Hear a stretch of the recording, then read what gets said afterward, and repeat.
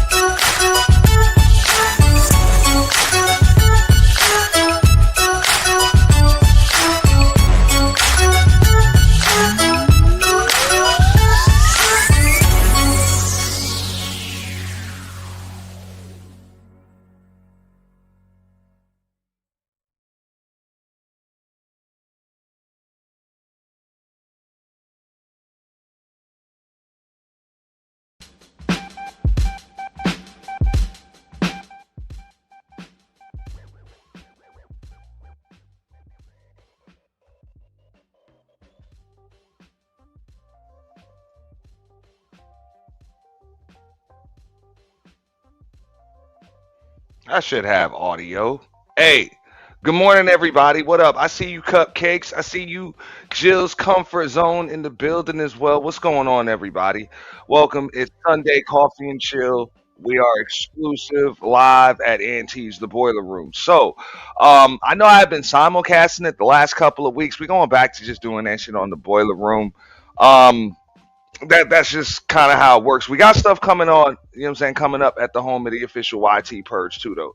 So y'all do make sure that well, you're all already subbed over there, but make sure y'all cop memberships too, because we got you know what I'm saying, members only content exclusive. We also got members only content coming over here too.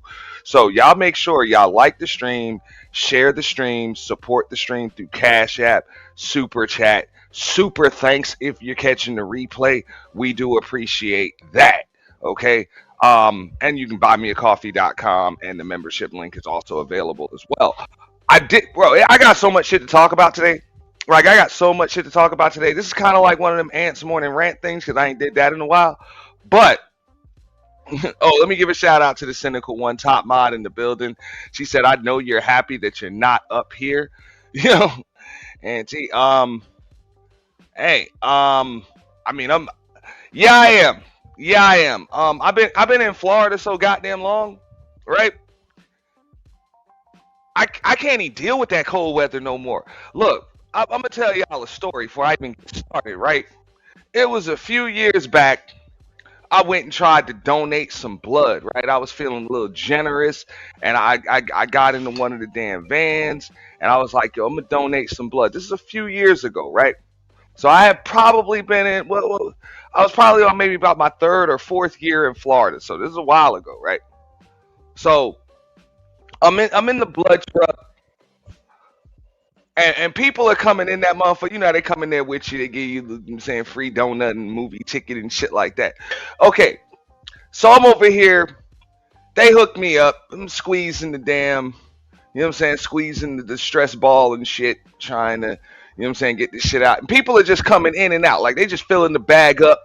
And my bag just filling up slow. Like, I'm like, this shit just filling up slow. Like three, four, five people just came in and out of that motherfucker, just filled that shit up.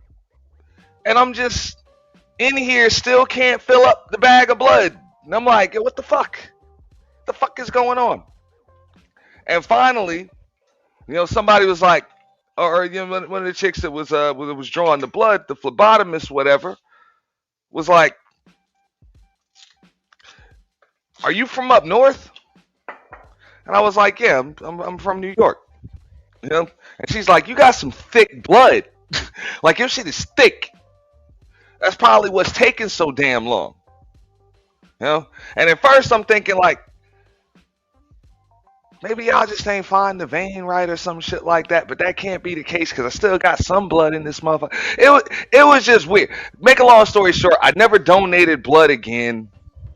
The shit be kind of annoying because it takes so long. But now, I think my blood is kind of thinned out. It's been a while. Like it really has been a while. Y'all forgive me. I'm about to come on camera in a minute. I'm just making my coffee right now, and I suggest y'all make yours too. I'm on my Cafe Bustelo. First thing on Sunday morning, Super Bowl Sunday. Y'all make sure y'all check out the big game. This is something that none of us really expected. We didn't expect the Seahawks and the Patriots to be back in the Super Bowl without the Legion of Boom defense and without Bill Belichick and Tom Brady. I'm not gonna get too caught up in sports because it's enough shit to talk about when it comes to sports. I don't know what team y'all are rooting for today, if you even rooting for a team at all, but I'm pretty sure everybody's gonna be watching the big game. Everybody's got an excuse to eat good chicken wings, drink good beer, liquor, get together with the fam, the friends, all of that shit. And those are the Super Bowl memories that I got, and I hope everybody enjoys that. That's one of the reasons why I made sure I was not too late getting started with this show today, because it's just so much shit to talk about. All right. Now, the first thing I want to talk about today, y'all forgive me, I'm not near my computer. I'm on a Bluetooth headset, so I can't see any new people that done came in the chat, but shout out to everybody. Shout out to everybody. I see you, Jill's Comfort Zone. I saw a Cupcake earlier. The Cynical One, Emperor Kojak, also in the building, too. But now, the first thing we want to talk about, which I couldn't even put this shit in the title. Forgive me, it was so much shit I couldn't even put in the thumbnail. What's up with your boy Trump talking about he the least racist president ever? Like, that's some wild shit. See, this is one of the reasons why I'm like, I don't really endorse that motherfucker. Like, I don't really like Democrats and shit. I think they be full of shit. But I told y'all, the Republicans be full of shit too. And Donald Trump definitely full of shit. I don't know if he's either. I don't think he's either. I think he's just like just a white billionaire to go where the money's at, or tries to get the money to come where he's at. But at the end of the day, when a motherfucker tells you they are the least racist person in the room, or they the least racist person in the group, that shit should tell you plenty. Like, that shit should tell you plenty. Like, you hear this shit? This nigga said, I am the least racist president.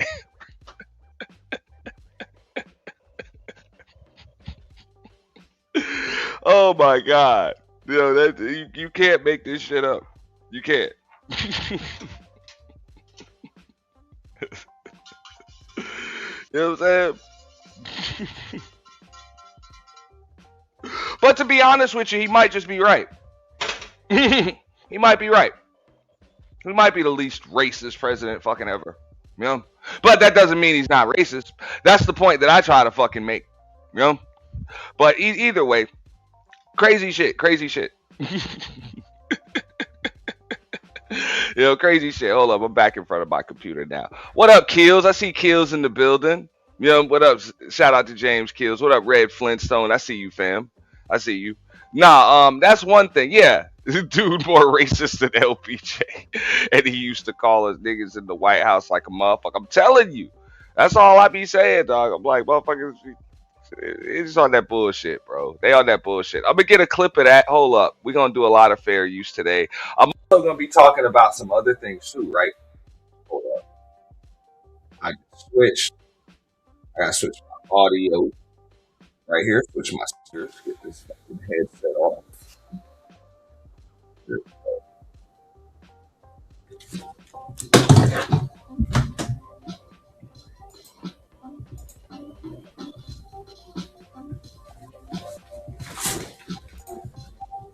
There we go. Forgive me if my lighting's a little bit bad. It's early. It's early in the AM over here. You know what I'm saying? I'm just getting up, a little fucked up. Yep, a little hungover from the night before. But yeah. So we'll be talking about that. Also, we're gonna be talking about the anchor. What is she from? Good Morning America or something? Savannah Guthrie. Her mother is kidnapped and held for ransom. And I know a lot of people are like, "Yo, what the fuck? Kidnapped, held for ransom?" Yo, that's like normal shit where I'm from. People be getting kidnapped and held for ransom out this bitch, man. Like for real. For real. Anybody else from New York where people get kidnapped and held for ransom? That shit happens, man. That's common shit. And then in other countries, people be getting kidnapped and held for ransom. So right now, the ransom note is out. These people want $6 million in Bitcoin. So we're going to be going through that story. I don't know if you guys have been following the I want to say WNBA, but the NFL, NBA. Either way, there's an NFL player, actually two NFL players that have been charged with some crazy shit, but one of them's been charged with deletion. You know what I'm saying? Been charged with deletion. You know what I'm saying? He deleted a chick. And the other one been charged with just straight up domestic violence because he was stalking his WNBA ball player girlfriend. So he was a rookie this past year. She just finished her second year in the WNBA. Wild shit. And she definitely one of the up and coming stars. Crazy shit. Yeah, hey, might sound like a play, but I don't know, man. This is an 84-year-old woman. These people up here crying and shit, man. You got a theory about it? Something to think about. It's something that I haven't really seen many people reporting on, so I'm definitely going to report on it. Also, 600 people arrested in the sex trafficking ring. How come ain't nobody in this space talking about that shit? 600 motherfuckers arrested at the same fucking time? At the same damn time? And nobody notices that shit? That's weird. In the sex trafficking ring. So we're going to talk about that as well. You know what I'm saying? A lot of crazy shit. But before we get started, again, let me remind everybody, make sure you guys like the stream, share the stream, support the stream through Cash App, Super Chat, Super Thanks. A shitload of people. You know how that shit is, man. Super Bowl Sunday weekend. A lot of people end up going to jail, man. That's usually how the game go. You remember how Warren Sapp got fucking bammed? You know what I'm saying? On Super Bowl Sunday? And I think they let that motherfucker commentate the Super Bowl. And he got blasted. You know what I'm saying? Caught up with that shit, man. But for real, we are exclusively streaming at the Boiler Room. Share it on your community tab. Share it on your Facebook pages. Share it on your IG. You know what I'm saying? Share it from your troll accounts, man. Share. You know we trying to run it up over here. What up, Nisa? You know what I'm saying? I got my real supporters over here, and that's the way we like it. But we need some more of them, man. So that's always appreciated. Shout out to everybody. Hold up. Let me get some of this content up. They talking about, matter of fact, let me check this shit out right here. What up, Stack? Big Stack? I say in the building.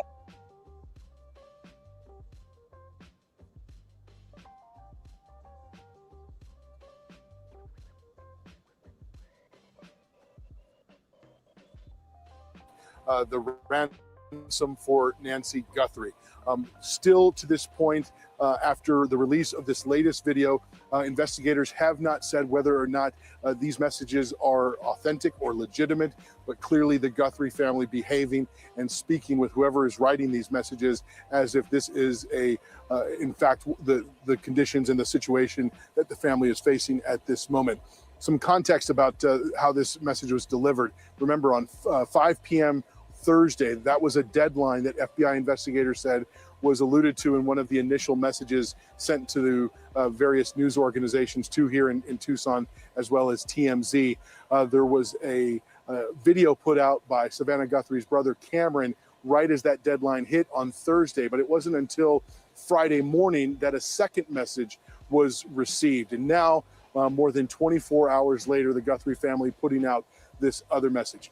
It's also important to explain that this is a situation where... All right. Now I'm about to check out some of my shit because this is just going to go on and go on and go on and go on and go on. You know what I'm saying? Forever. You were in Detroit. Now, Kojak, you in Detroit. I'm going to get into this story in a minute. We're going to talk about Rakia Jackson. Now, I'm sure you're probably familiar with that. You know, a lot of shit going on in Detroit. Not too long ago, this is about 6 years ago, if I'm not mistaken, she was the first ever woman's All-American or girls All-American, you know, McDonald's All-American. You know what I'm saying? In Detroit.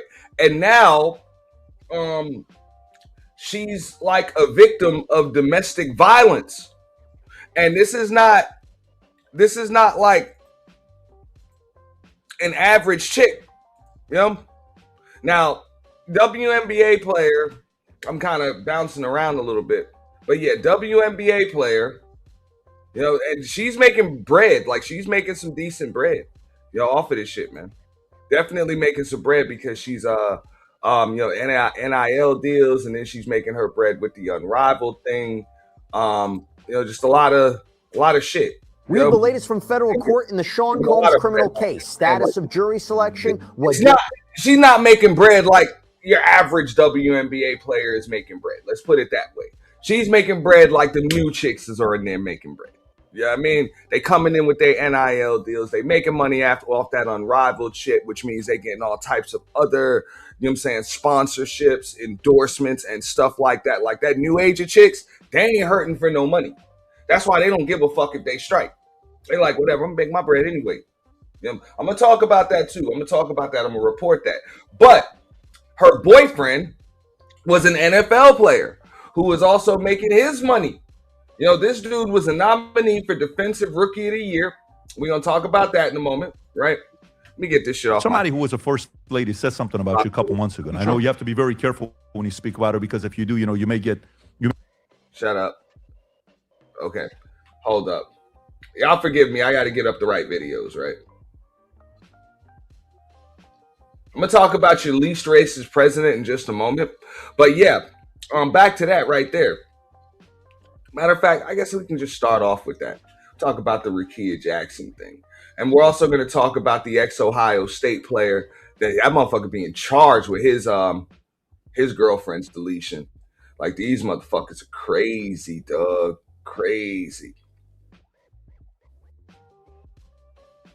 Damn, I got some other shit to talk about, too. This is going to be a long morning. Long morning, but we're going to squeeze it in real fast. So check this out, right?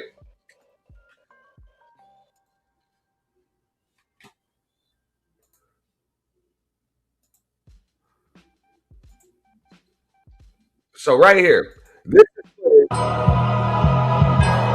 Rakia Jackson, all right, who's I think she's like a small forward or something like that for the Los Angeles Sparks. Hell of a player though, hell of a player. I remember she got drafted like a couple of spots behind Caitlin Clark. I think she was like the number 4 pick in the draft. Caitlin Clark was the number 1 pick, of course. She got drafted like right behind her. You know what I'm saying? Quick, you know, very, very heavily scouted, highly touted. You know, pick, went to Tennessee, you know, played for the Vols, and that's her boyfriend, you know, on like, I don't know if this is draft night or whatever, but he's wearing his Falcons hat because he played for the Atlanta Falcons. All right. So we're going to go to the next video because this is just a quick TikTok post. This is them, you know what I'm saying, posting their shit, right?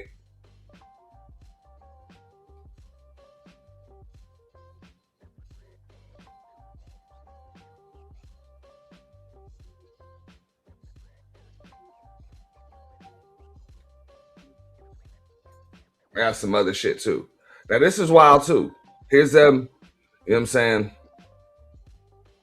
I'm WNBA player Rakia Jackson. In real talk, I'm my own best friend. I stay connected with myself by journaling. I do video journaling. It's so worth it being able to connect with yourself on a different level. As a professional athlete, I spend so much of my time in high pressure situations, surrounded by thousands of people, which means when I'm off the clock, I like to be alone. My video diary has helped. Like I said, she modeling a lot of stuff.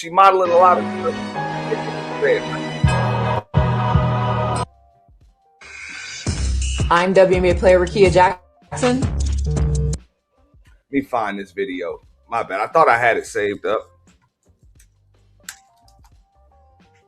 Now, we're going to talk about the boyfriend because, you know what I'm saying, I guess he's the star of the show right now. Okay, yeah. So that was him on draft night. That was definitely him on draft night.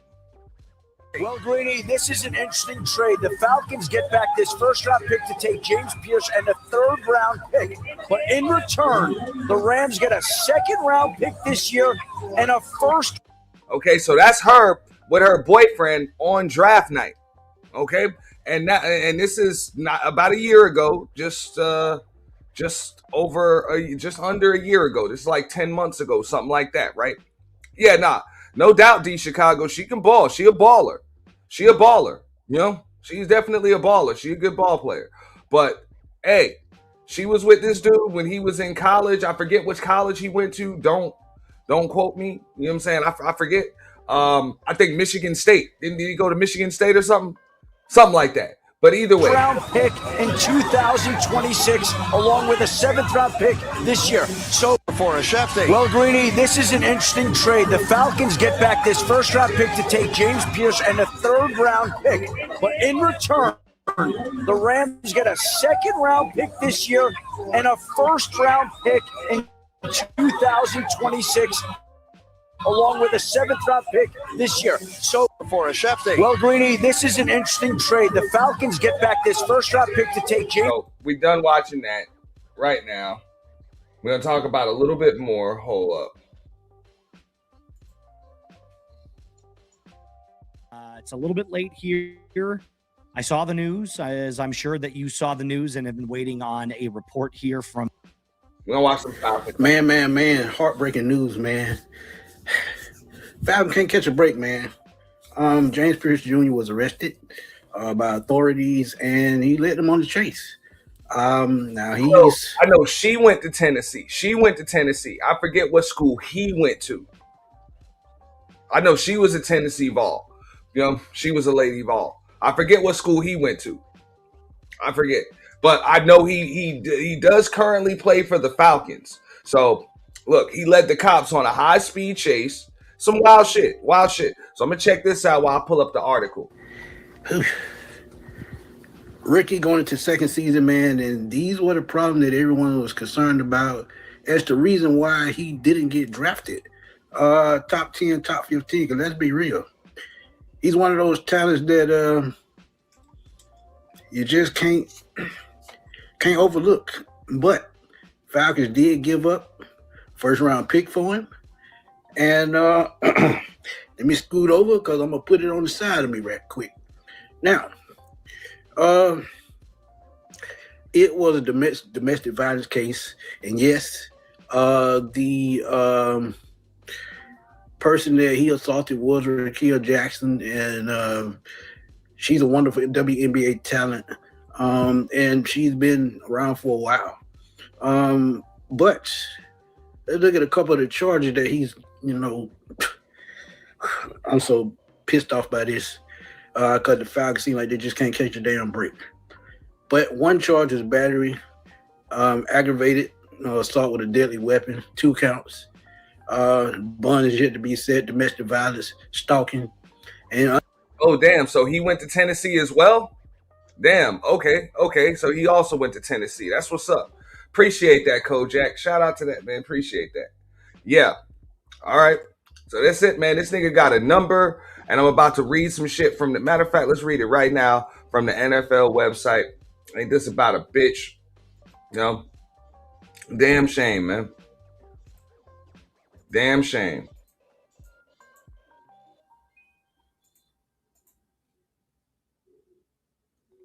Says Atlanta Falcons rookie star James Pierce Jr. was arrested near Miami on Saturday night after fleeing officers and then crashing his car. Like, this motherfucker got into a high-speed chase with the cops following what police said was a domestic dispute with WNBA player Rickea Jackson. Pierce, the first-round pick who led the Falcons in sacks and was third in NFL Defensive Rookie of the Year voting, was booked into the Turner Guilford Knight Correctional Center after Doral police were summoned to investigate a reported domestic dispute between a man and a woman. According to jail records, Pierce is facing charges of 2 counts of aggravated battery with a deadly weapon, as well as aggravated stalking and fleeing or eluding police with lights or siren. Bond was not immediately set on all charges. Now, this is on the NFL's website I'm looking at right now. All right? What up, Illa? Salute, Illa. Shout out to Illosophical. You know, this is the NFL's website we looking on right now. So if it's here, you already know. That's a damn shame, man. Your career gonna be over just as it started. Over some domestic shit. Some domestic shit. Man, we done seen the NFL forgive junkies. We done even seen them forgive white boys when it comes to the domestic shit.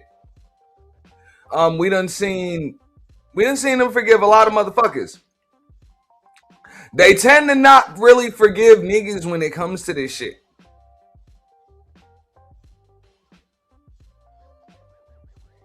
I'm just saying. Like, we know about the Ray Rice shit.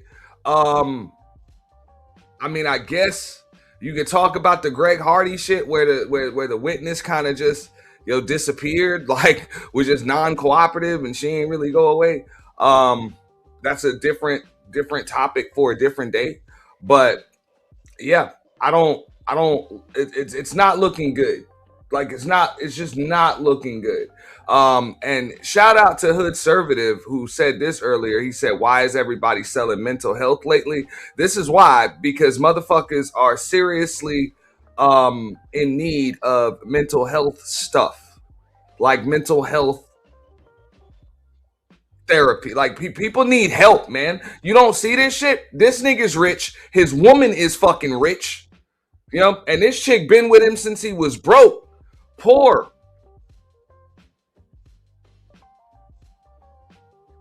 Like, I just showed y'all her sitting next to this dude on draft night. Before he was drafted, they asked him who his favorite athlete was. He said Rickea Jackson. So they obviously done had something going on for a minute, right? At least a year. This nigga about to fuck up his bread.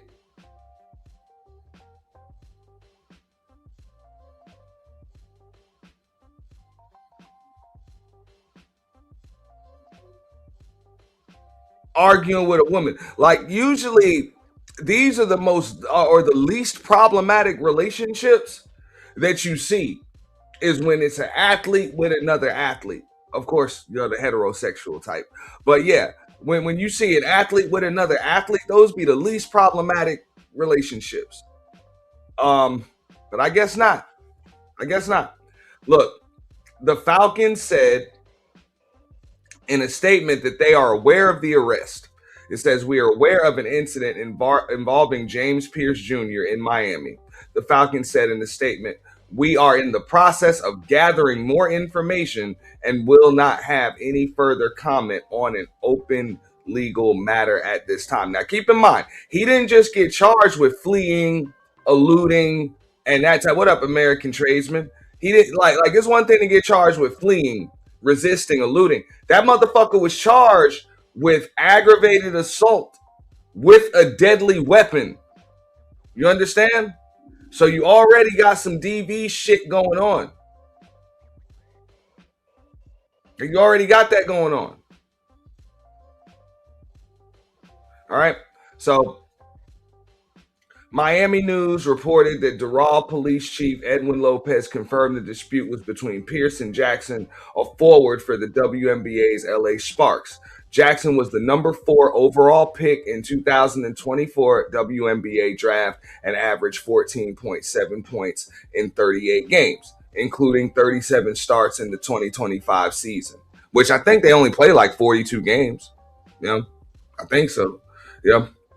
Jackson played for Tennessee and Mississippi State. Yeah, she played for Mississippi State and then she transferred to Tennessee. They getting that NIL money, man. So you got a little bit more. But this is what they said on the NFL site. Let's hear what the Falcons fan had to say.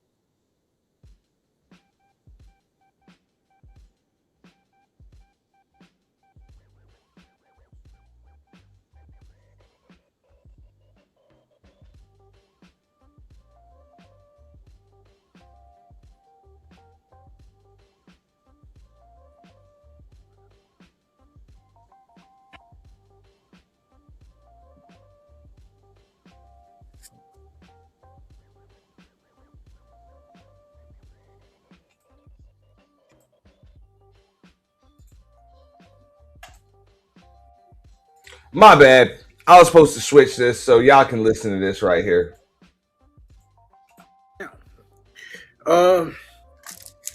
It was a domestic violence case, and yes, the person that he assaulted was Rakia Jackson, and she's a wonderful WNBA talent, and she's been around for a while. But let's look at a couple of the charges that he's, I'm so pissed off by this because the Falcons seem like they just can't catch a damn break. But one charge is battery, aggravated assault with a deadly weapon, 2 counts. Bond is yet to be set, domestic violence, stalking. And honestly, I just seen them together a couple weeks ago and already things that went left. And this how fast life changed, man. Fleeing police, eluding police, license sirens, $2,500 bond. It's just pissing me off so bad. Citation. Aggravated battery with a law enforcement officer. Still Yeah, nigga. Now y'all already know how this shit gonna go. They're gonna have a non-cooperative victim, right? So more than likely, he'll be able to beat some of the DV charges. A non-cooperative victim. But yeah, I mean, you done wrecked your motherfucking car running from the cops. Yeah. I mean, hey, that was a bright spot. They said, look, as a rookie, he was like your best defensive player. He led the team in sacks. He was the Falcons' best defensive player. Fucking shame. To be said on that, resisting arrest, resisting officer without violence. As a rookie. Look, I just showed y'all this right here. This is old girl, next to him. And keep in mind, she already paid. Now, granted, just like he said, that old boy was a talent that you really can't, like, you knew he was going to get drafted. You knew he was going to get drafted. You knew he was going to have a solid, he was at least going to get one NFL contract. They knew that, right? But this is her next to him on draft night. on draft night. She's already got her bread. You know what I'm saying? She's already got her bread. She living it up in LA. You know what I'm saying? Los Angeles. You know, with the Sparks, because she was drafted by the Sparks. You know, she getting her NIL money, that unrivaled money, that Samsung money. You know what I'm saying? You know, I mean, the chicks already like 6'1", 6'2", or some shit. You know, maybe 6'3" or whatever. In great shape, so she already getting all that bread from all of them damn clothing companies to model her shit. You know what I'm saying? To model all that shit. Like she's doing well. Let's put it that way. She don't need this nigga money. And I know people gonna be like, oh, that don't have shit on NFL money. The fuck it don't. Hey, it don't have shit on NBA money. But NFL money that's not guaranteed, yeah, that got a lot on it. Okay? That got a lot on it. So if you with a dude that ain't even been drafted yet and isn't about to be like a number one pick in the draft, you must like that nigga if you already rich your goddamn self. That's all I'm saying.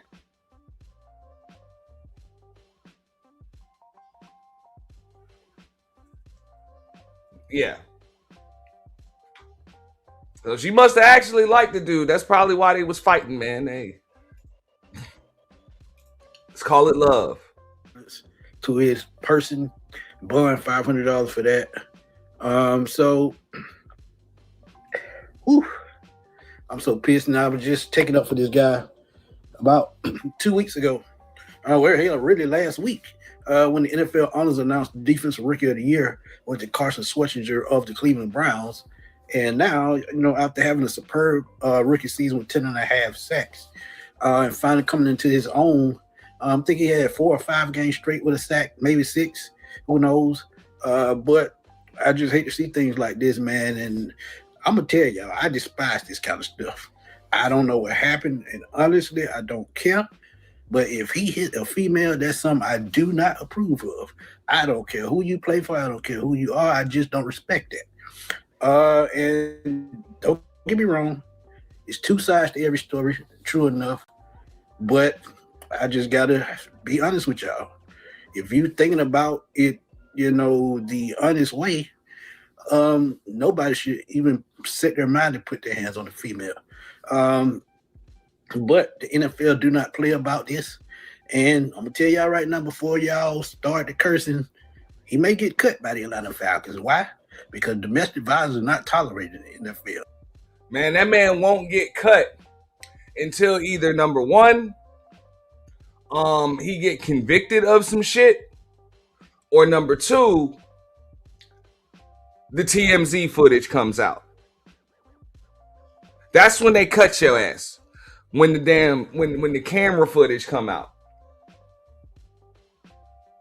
Now, the Atlanta Falcons, unless the NFL does some shit, like suspends that man, I don't see him getting cut, because the Atlanta Falcons ain't like stupid like that, because they already know what's up. You cut that motherfucker, somebody else just gonna pick him up and take a chance with that shit.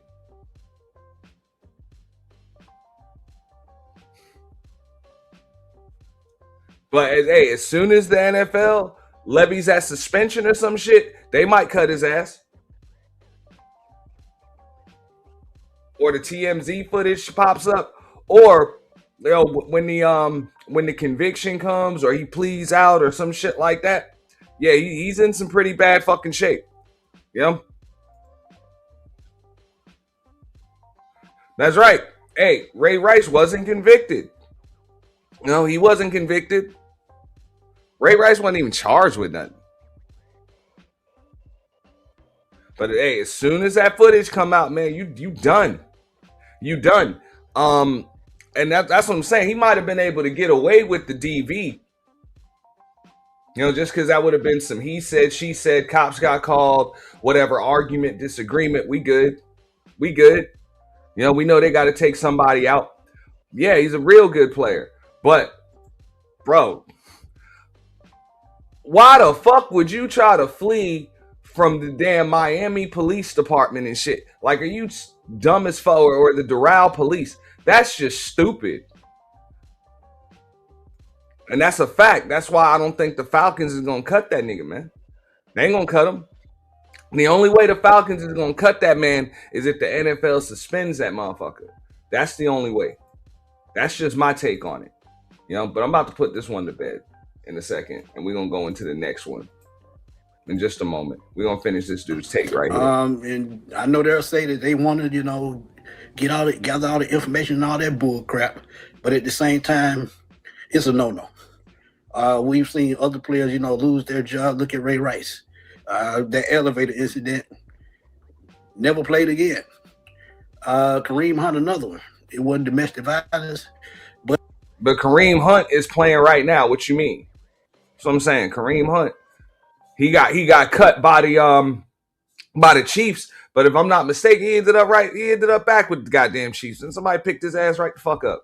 You know, motherfuckers don't be out of the league over that shit. But that shit wasn't fleeing from the cops. You know, Greg Hardy, like, these people were still cooperative with the cops. You was fleeing from the cops, and then you tore up your fucking car. Like, keep that shit in mind. This man was arrested on charges of aggravated battery with a deadly weapon. All right, 2 counts of that. And then aggravated stalking and fleeing, eluding police. I'll bring that shit up here so y'all can see it again.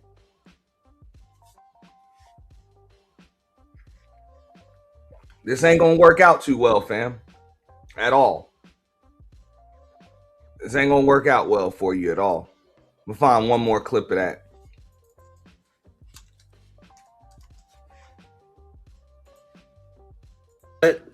And maybe, yes, it was domestic violence. I'm sorry, it was. But he luckily came back, resumed his career. But to me, he was never the Kareem Hunt he was when he came into the NFL. So he better pray to God that the Falcons give him another chance, because I'm telling y'all, it's likely he gets cut. And I couldn't be mad at him. This is the thing that they warned the Falcons about. It was on his scouting report that he had character issues. And hey, guess what? It showed. But, yeah, they want him on the field because that motherfucker like to hit people and shit. You know what I'm saying? He crazy as fuck. So hey, they like that. But hey, it ain't looking good for you, bro. It ain't looking good for you at all. You know, it ain't looking good for you. Again, you got to take that chance. You just got to take that chance. But James Pierce has been arrested and charged with domestic violence against Miss Rakia Jackson, and we will keep you updated. Yeah. So that is some Falcon stuff. So we're gonna check out some more, you know, right here, and then we're gonna go on to the next topic. But yeah, this is deep. And then we're gonna talk about something that's a little more tragic because there's actually a deletion in there too. Pretty bad. Doral shows officers struggling to arrest James Pierce Jr. He's a linebacker for the Atlanta Falcons. And before that happened, police say Pierce Jr. was at the police station and allegedly involved in a domestic dispute. This video that you see here shows the first round pick of 2025 being brought to the ground by several police officers. That motherfucker was fighting the cops, bro. You see that? It take 5 cops to put this motherfucker down, man. 5 of them. Like he is raging. Here shows the first round pick of 2025 being brought to the ground by several police officers. Doral police tonight telling us they first heard reports of Pierce Jr. and his girlfriend, WNBA star Rakia Jackson, having an argument at the police station. Investigators say Pierce left in his car, then crashed near Northwest 103rd Avenue and Northwest 66th Street. Pierce Jr. faces 6 charges tonight, 2 counts of aggravated battery with a deadly weapon, assault on an officer, stalking, fleeing, and misdemeanor resisting arrest. Tonight, the Atlanta Falcons responding to their player's arrest on social media saying, quote, "We are aware of an incident involving James Pierce Jr. in Miami. We are in the process of gathering more information and will not have any further comment on an open legal matter at this time." Yeah. There you go with that. Damn shame, man. Damn shame. So much talent. Looks like that shit's about to be thrown down the fucking drain. Down the drain.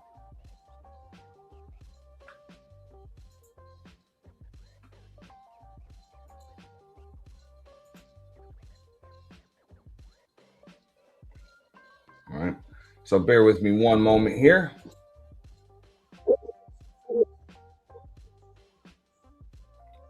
Yeah. Damn shame. And you know what? I think it's a shame for everybody involved. You know, not just him, but of course her. Because they both have promising careers, and it's a shame that they got to be going through this type of shit in their home life. You know, because life is supposed to be good. You know what I'm saying? You that young, you know what I'm saying? She's not very old. You know, she's probably about 24, 25 years old. He's about 23, 24, 25 years old. You know what I'm saying? Y'all are both millionaire status type shit. You know what I'm saying? They ain't mega rich, they ain't buku rich, but life is good. You know, life is good. You know, she does her post, you know, shows her nice cars and all that. And of course her, and it's just you have to, you know, it really is. It really is. I'm just pulling up some more stuff right here.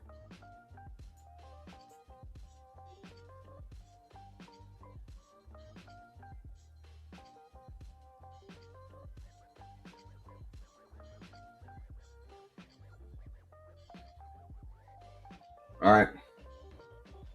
Now, all right. So we got this right here.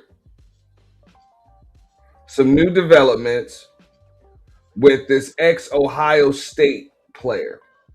All right.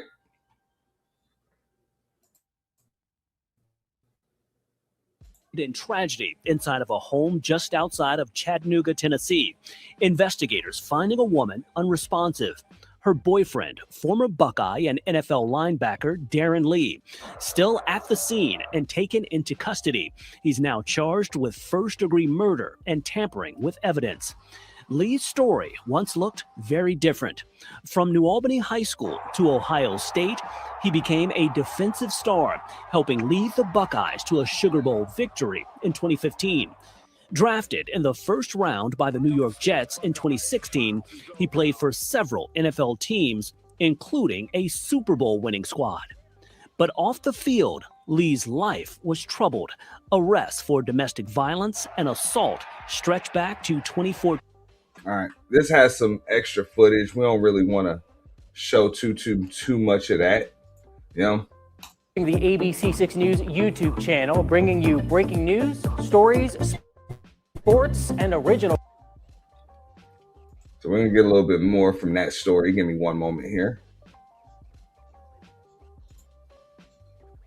Former NFL linebacker sits in the Hamilton County Jail charged with murder. Good evening and thanks for joining us. I'm Kim Chapman-Whitfield. He was drafted by the Jets just the other day. He was charged with deletion of his girlfriend. Okay, this is bro. This is and this is why the James Pierce and Rakia Jackson story is like, yo, y'all need to get a handle on this shit really fast, because somebody can not just end up hurt, but somebody can end up deceased. Get a fucking handle on it. You know, that domestic violence shit ain't nothing to play with. That's why usually when they gotta come out there, yo, somebody's going in. Like, somebody's going in. They don't give a fuck. Man, I break down body camera footage. Shout out to Just My 5 Cents. Y'all make sure y'all hit the notification bell for that. We will be back with body camera breakdowns and reactions, but we done seen plenty of domestic violence situations where women have gotten locked the fuck up, just like dudes get locked the fuck up. They got to separate these people, man. Separate these people before somebody fucking gets hurt. Like, somebody gets hurt beyond recognition or beyond repair, because this type of shit can get out of hand.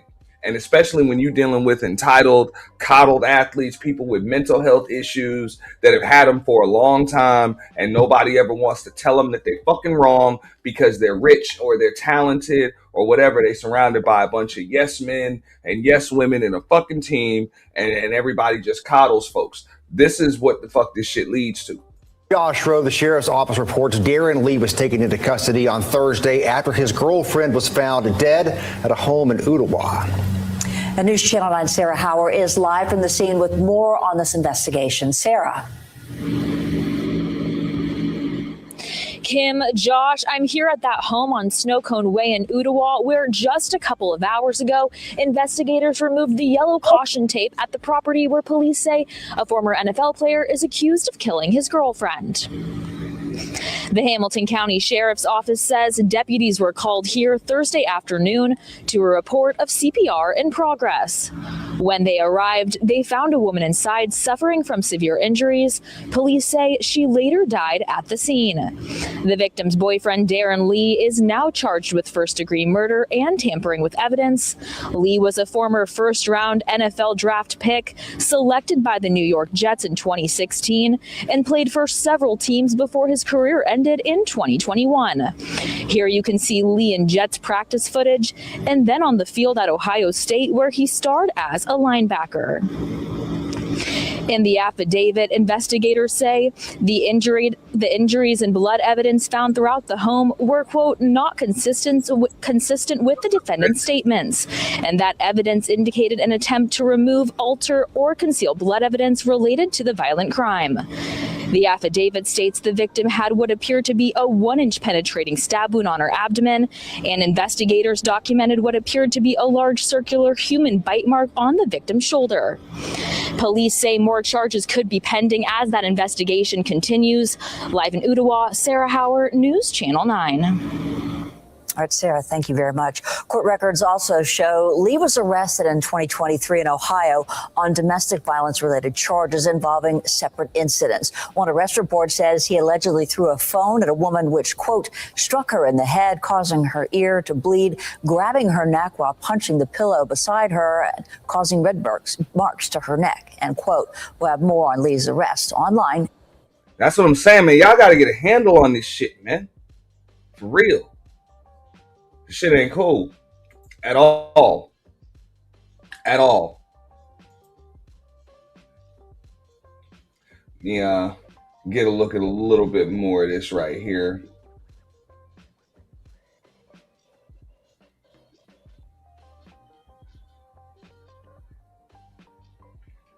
This is sad enough, so I don't really want to spend too much time on it, but it's definitely out of hand.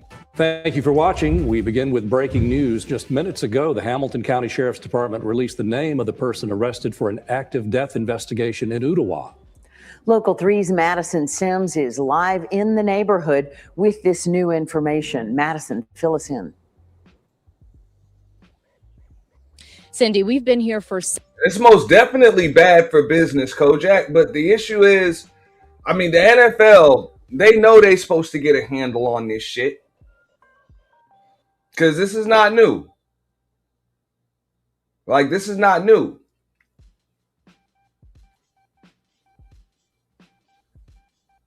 You know, this is a bad look for business. This is, of course, it's definitely a bad look for just black men as a whole. You know, and then black men with money. You know what I'm saying? It's just a bad fucking look.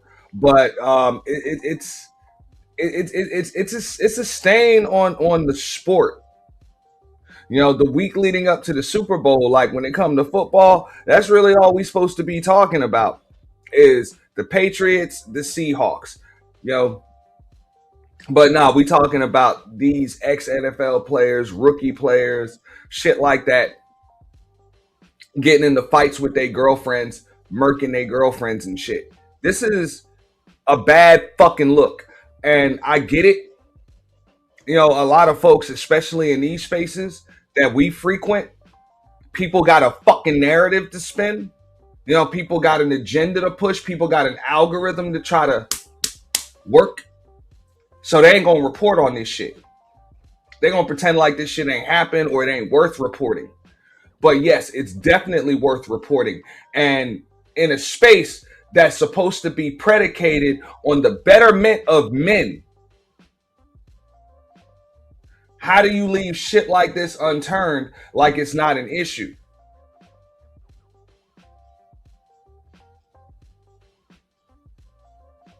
So yes, mental health needs to be addressed.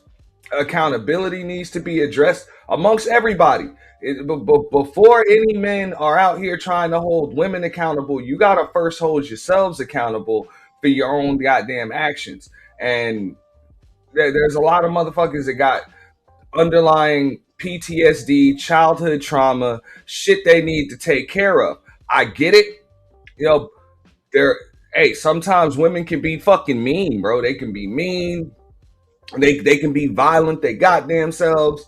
The shit can happen.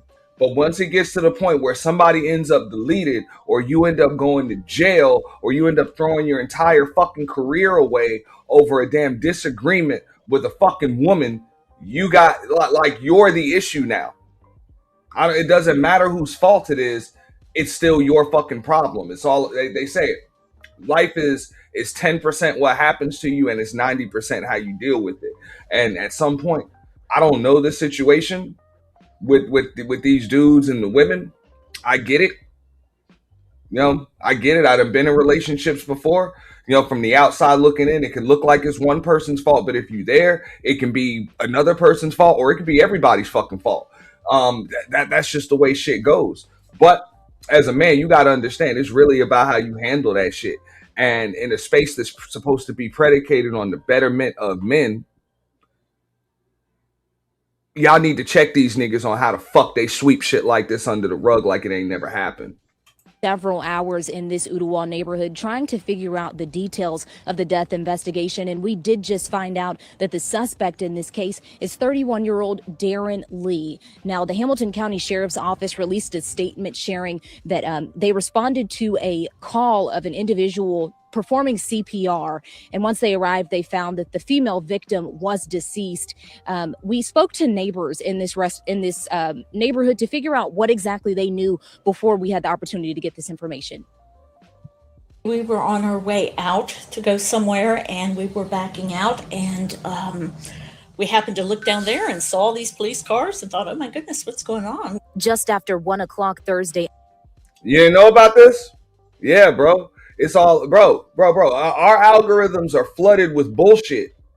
It ain't your fault, bro. Our algorithms are flooded with bullshit.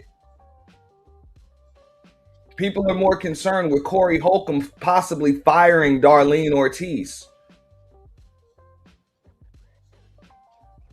or Anton Daniels doing an interview with Tasha K than they are with shit like this. It's a fucking shame. It's a damn shame. Yeah, if you didn't know, Anton Daniels has I believe he's already done the interview with Tasha K. It just has not aired. I believe it was a pre-recorded interview because they did both post pictures together and stuff. So yeah, the interview's coming soon. So you'll probably see that in about a week or so. But our algorithms are flooded with bullshit. So I'm going to get back to what the fuck is supposed to make this space great again, which is journalistic integrity, not just gossip news. Oh, and Darlene fired. Yeah, I'll probably talk about that too, a little later, because she didn't want to hold up the shirt. Corey told her to hold up the shirt, to leave my family out of this shirt, and she refused to do it. And he said, all right, I'll have another bitch in here to hold up this shirt next week. That's pretty much that. So I think, yeah, for the most part, it's not about what she did. It's about what she didn't do. So O'Shea did a video about it too. But I'm going to talk about some shit like this. And of course, you know what I'm saying, our least racist president. I'm about to talk about the 600 people that were arrested in an ex-trafficking ring, as well as the, Mama Guthrie, being kidnapped and held for ransom, which is some wild shit because people doing that shit and these people about to pay $6 million ransom. Afternoon, Hamilton County Sheriff's deputies were dispatched to a home on Snow Cone Way in Ottawa for a death investigation. One of the residents we spoke with lives just a few doors down from the home. She tells us a couple lived there and they had only moved in just a few weeks prior. This individual declined to do the interview on camera, so we won't be sharing her identity. As I was backing out, I looked down there and I saw a very tall man with handcuffs on behind his back, and police were escorting him out. And then I couldn't see anymore. They went behind a car. That resident shared this footage from her home's Ring camera with Local 3 News. In it, you can see an ambulance and sheriff's deputy vehicles leaving the home. Later that evening, law enforcement is still seen there. Now we're also... And trust me, it's never that good when they're just there. Like, the longer an ambulance is there, the worse that shit is.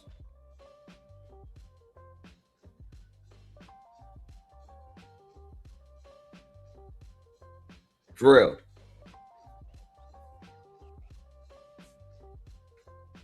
No, I've been in...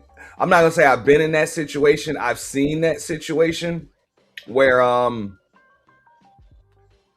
know, of course, you know, people's first thing when they stumble upon some shit, you know, the first instinct, of course, you're gonna call 911. They're gonna come with fire rescue, the ambulance, whatever. And when that shit is sitting out there for a certain amount of time, I remember this shit happened with my next door neighbor. They were sitting out there for a certain amount of time, and yo, I was pretty scared because my next door neighbor,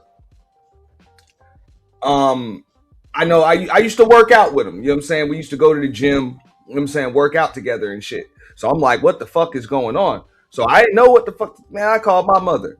You know what I'm saying? I called mom. I'm like, Mom, yo, this is pretty weird. You know what I'm saying? I was just, I was like, I was working out with John just 2 days ago.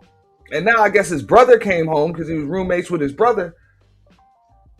And I guess his brother came home and now it's fire rescue. And mom's like, how long they been out there? I was like, shit, about a half an hour now. She's like, that ain't good. He was like, they about to come out there with a body.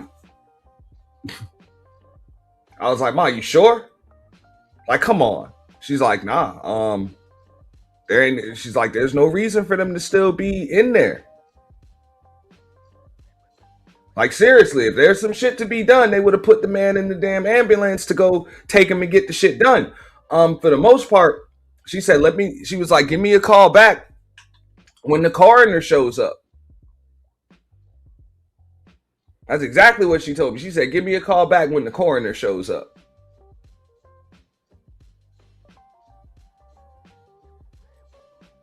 Sure enough, I called her back about 20 minutes later. Like, yeah, you ain't wrong. Yeah, coroner just showed up. You know what I'm saying? Pulled the body out the house. So yeah, they talk about, you know what I'm saying, fire rescue, ambulance and shit, police and shit still there. And they ain't pulled nothing out yet. That's just because they taking pictures, they doing everything that they gotta do. But yeah, there's a body in that bitch. When there's somebody alive in that motherfucker, you gonna see some movement and shit. But when that shit is just dormant like that, yeah, that's a body in that motherfucker, man. Yeah. He said the ambulance pulled off, lights and sirens. He said then when they got to the traffic light, they turned it all off. Yeah.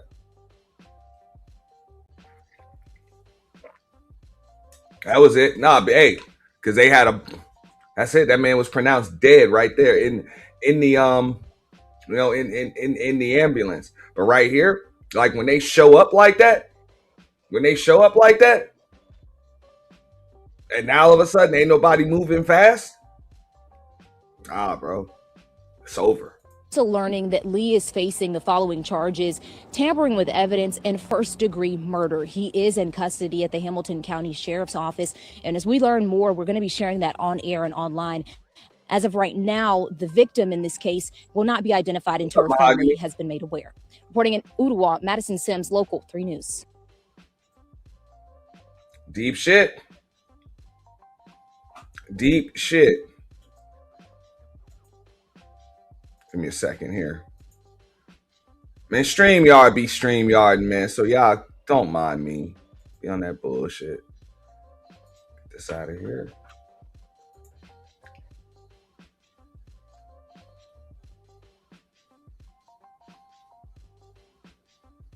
Trying to get something that doesn't have too much like actual footage of this shit. Because I'm gonna get on to the next topic in just a moment.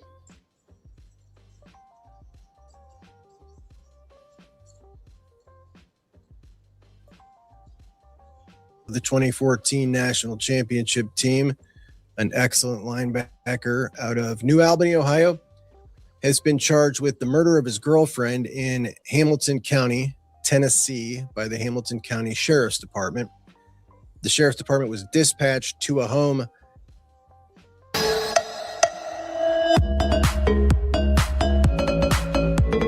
He was an Ohio State Buckeye, so this is some Ohio State Buckeye news. And one of the things that I refuse to do is stick my head in the sand when things are not well, are not good.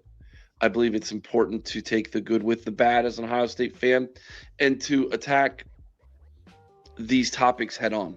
So that's what I'm going to do. Let's start with the beginning. The first time I became known, known of Darren Lee, knew who he was during his high school days at New Albany. They were playing my alma mater in football, Mount Vernon, and dominating Mount Vernon. And when I was in school, New Albany was just this little school that was growing into a much larger high school on the outskirts of Columbus, between Columbus and Johnstown over in Licking County. There was this little community that Les Wexner had basically built up, known as New Albany. And New Albany had themselves a really, really good football team with a really, really good football player, that player being Darren Lee. He was quarterback. I think he played in the secondary on defense. He was everything to that team. And but was he Ohio State caliber good? A lot of people didn't think so. But Luke Fickell did.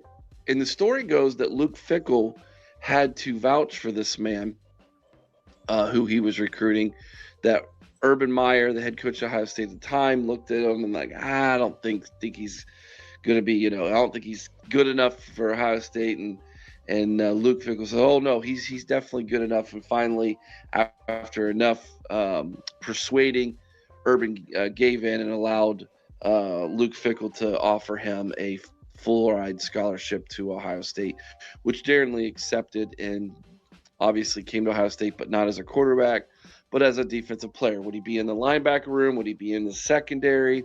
That was the question at the time. So he comes into Ohio State in 2013, suffers an injury, and is redshirted right away, and then gets moved to Luke's linebacking room, where Luke started to train and mold him and get him ready for what was going to be a 2-year wild ride at Ohio State with him at linebacker. By now, a lot of people knew who he was, but he wasn't the most famous Lee in Columbus before then. Here he is with a picture of being interviewed by his mother, Candace Lee, who worked at the time at NBC4 here in Columbus. And I remember her, and I remember that a lot of people were super excited for her, especially when Darren got that scholarship to Ohio State. This is a wonderful picture of Candace interviewing her son for the news station, and just an amazing thing for the Lee family. Now, Lee goes on in 2014 to have a really, really good season. And I think the moment when Darren Lee kind of really exploded on the scene, where everybody knew who he was now, he was having a good season. All right. That's kind of enough with that. I'm going to go into the next topic here, right? So this is a little bit more lighthearted, but it's still some deep shit. I couldn't really put this in the title, but I did want to. I did want to touch on it because it's a lot of shit, and I don't want these topics to get too old, stale, and bland, right? So we done heard, and a lot of us done seen a lot of shit, right? As far as, like a restaurant or a store that's kind of like one thing. You know what I'm saying? It's supposed to be one thing on paper, but it kind of doubles as another thing. You know what I'm saying?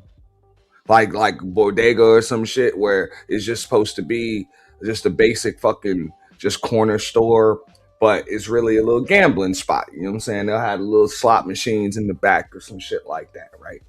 But check this out, right?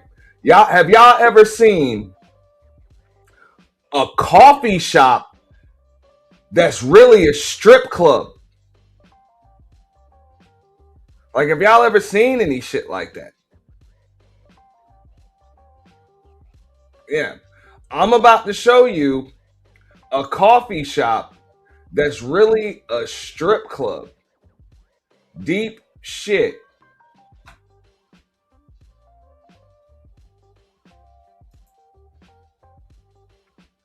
I'm gonna see if I get a couple more, stories about this, because I only found one, but it is deep. It is deep, and it's definitely worth checking out and bringing up here.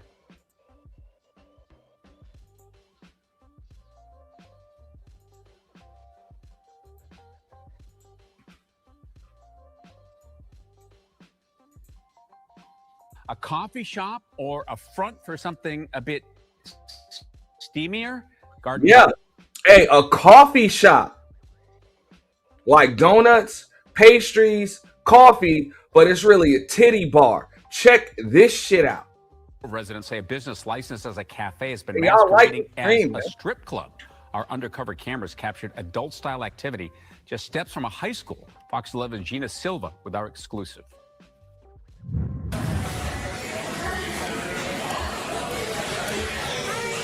Inside DD Cafe in Garden Grove. I love my coffee. That would fuck me up, man.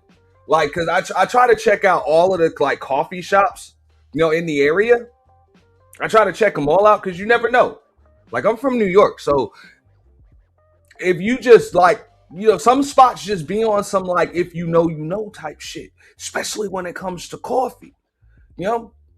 Like when it comes to coffee, because some spots downtown, especially out here, it might be a little Cuban spot that's way ducked off in the corner. Could be like a bakery or, could be a little pastry spot, or sometimes even, it's just a little Cuban restaurant or Colombian restaurant or whatever, but they'll have the best espresso like first thing in the morning. You can just go, you can get it, boom, boom, boom.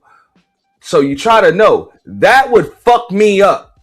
Going to this shop to check out what kind of coffee they got, and then going in there, and these motherfuckers is offering me lap dances and shit when I'm literally trying to get out of that bitch with my coffee. I know people be like, hey, you would like that. I'm like, maybe on a Saturday morning, but if I come through on a goddamn Tuesday or a Wednesday and I just want to get my coffee and get the fuck to work, I'd be a little pissed off. You got titties and booty up in my motherfucking face, man, because I'm probably about to be late. I'm just Residents say saying. a business licensed as a cafe has been masquerading as a strip club. Our undercover cameras captured adult-style activity just steps from a high school. Fox 11's Gina Silva with our exclusive.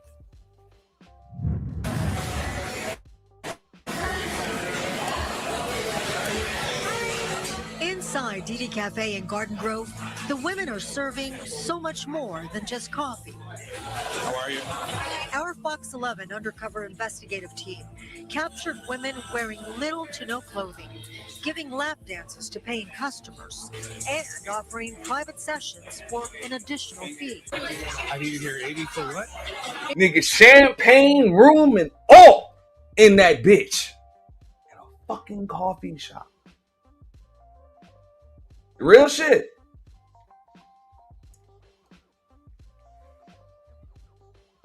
The place doesn't serve alcohol, but for a small fee, customers can bring their own. No bar? And they kind of like doubling like a liquor house because, hey, they ain't got no alcohol license, no beer, no wine, no liquor, no nothing. And I can tell you, like, most of these spots will at least have a beer and wine license. At least a beer and wine license where it's like, okay, you know what I'm saying? If they serve food, then you'll at least be able to buy a beer or something if you're able to sit in that bitch. But nah, they ain't even got that. And they like, fuck it. You just pay a little extra and we'll let you bring your own shit up in this motherfucker. You can bring in your own alcohol. They'll charge $30 for a bottle. City records show DD Cafe is licensed. And here go his license. See, that's why you got to be careful, man. Motherfuckers be blowing the whistle. Now, y'all already know I wouldn't have been out there blowing the whistle. But look, man, they done pulled their goddamn occupational license. You know what I'm saying? Their business license look up. They are zoned, of course, no alcohol. You know, here you should be able to see all of that other shit. Their maximum occupancy, all of that shit, right? What state is this? Hold up. I'll tell you in a second. California. 10552 McFadden Avenue in Garden Grove, California, 92843. Okay? Doing business as DD Cafe.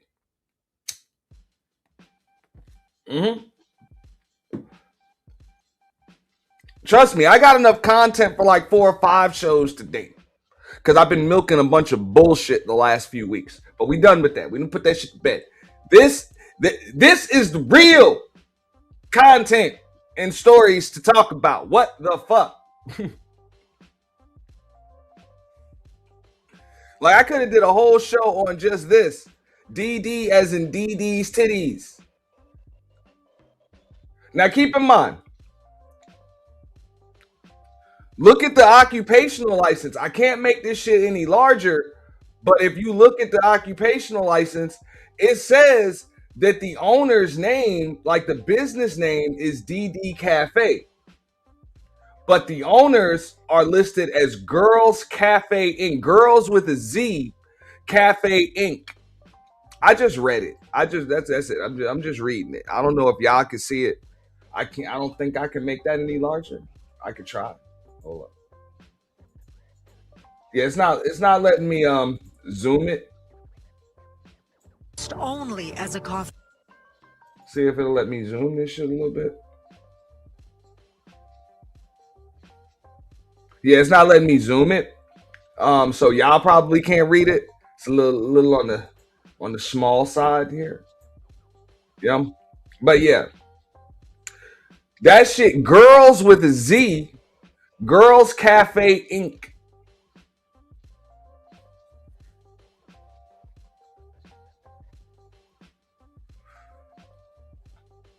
Yeah.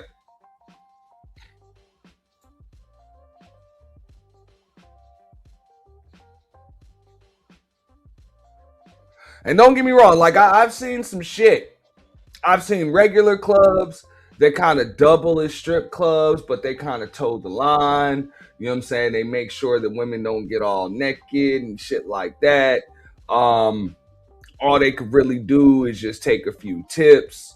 Shit, you know, just different shit. I've seen the shit in Vegas where they might not be able to sell alcohol, but then the shit be some crazy ass, brothel shit, and they gotta put you through all types of fucking weird ass disclaimers, but then they gotta do crazy ass shit to try to get customers in. It's weird. It's weird. I could tell you, I took a trip to Vegas one time, and they go through a lot of shit to get you in these places. A lot of like bait and switch shit. So, usually if you walk down the strip, I don't know if shit's still like this because I ain't been there in a while, but you just get a bunch of different like cards. Just business cards and shit. Free drink cards and free limo ride cards and shit like that. So I was like, that's the lick, that's the hustle. Fuck it. I'm going to take these free drink cards and these free limo cards, and we just going to hang out all motherfucking night. You know what I'm saying? So me and the homie, we just like, wherever the fuck we go, we're going to go where there's a free drink, sit in there, have that. Hey, if it's chill, whatever, we'll have a couple of them shits. And if not, we'll just call another one of these motherfucking cards and have them send a limo to come pick us up and take us to the next spot. And we'll just do this shit all night until we don't feel like doing this shit no more. And you just walk down the street and just get that shit and get the whole Vegas shit. So we end up in some fucking spot, right? Where as soon as we get there, they're like, oh, you guys want anything to drink? I'm like, yeah, let me get a Heineken. And they're like, oh, we don't sell alcohol. I'm like, what the fuck do you sell? Okay, so you don't sell alcohol. What the fuck is this? All right. And they're like, we got a Red Bull. We can sell you a Red Bull. I'm like, okay, whatever. I'll just take the Red Bull, whatever. Kind of not feeling this shit already. And then they got a lineup of chicks on the fucking stage. And then off rip, like we kind of see what the fuck is up. And we're like, nah, man, niggas ain't, we ain't in the market for buying no pussy tonight. Like, niggas don't want to buy no box tonight. You know? And they're like, wait, but you got to go through the tour. You got to go, you got to go through the presentation first. Like, real shit. Like, you think these motherfuckers was trying to sell you a timeshare or some shit. And they're like, anything that happens between you and the girls is consensual and this and that. And you're not paying for anything. It's all consensual. I'm like, yo, I don't want nothing. Like, I don't want nothing. Like, y'all don't. The one thing I actually wanted in this bitch, which was a fucking beer, y'all don't even sell that. Like, I'm telling you. So I've seen all types of shit, but this is new. A coffee shop that doubles as a strip club. This is legit new to me. Like, really new to me. No bar? You can bring in your own alcohol. Now, this was in Las Vegas. Right in Las Vegas. Ski Mask said it's still like that. I know you know what I'm talking about, man. You know, because you'll be here, you'll be there. You know what I'm saying? And yeah, some of them spots be strip clubs, some of them be regular clubs, some of them just be, you know what I'm saying, little hotel rooftop parties and shit. You know what I'm saying? You can end up any fucking where taking them cards and the free limo rides and the free drink cards and shit like that. So that's pretty much what the fuck we, you know? I don't know. I was like, that's the lick. Like, you go out there, you just, fuck that, man. You just walk down the strip because the strip long as fuck. You walk down the strip and let these people just give you your cards. By the time you get back to your hotel room, you got a thing of fucking free drink cards and free limo rides and shit. This damn thick. You know, this thick. You just keep your cell phone charged. All you doing is shelling out tips all night. You drunk, you meeting people, you partying, you doing all that shit, man. And you riding around in limos and shit. You know? And also, you know, when I get out there, you know, stripping so damn long, you can rent a car anyway. You know what I'm saying? I heard they charging for valet now. I know that's a little bit off topic, but I heard they charging for valet. I'm like, I ain't got no inclination to go back to Vegas no time soon. For real, y'all charging for valets and shit? Because real shit, motherfucker, you just drive, park that shit, and then just start moving. Whatever. And that's it. You know what I mean? The homie just remember, we got to get back to the MGM. We got to get back to the Bellagio. We got to get back to some place on the strip because that's where the car is. You know, we just make sure we get back there at some point. They'll charge $30 for a bottle. City records show DD Cafe is licensed only as a coffee shop. Yet on their social media account. Look at this shit. This they social media. This the coffee shop social media.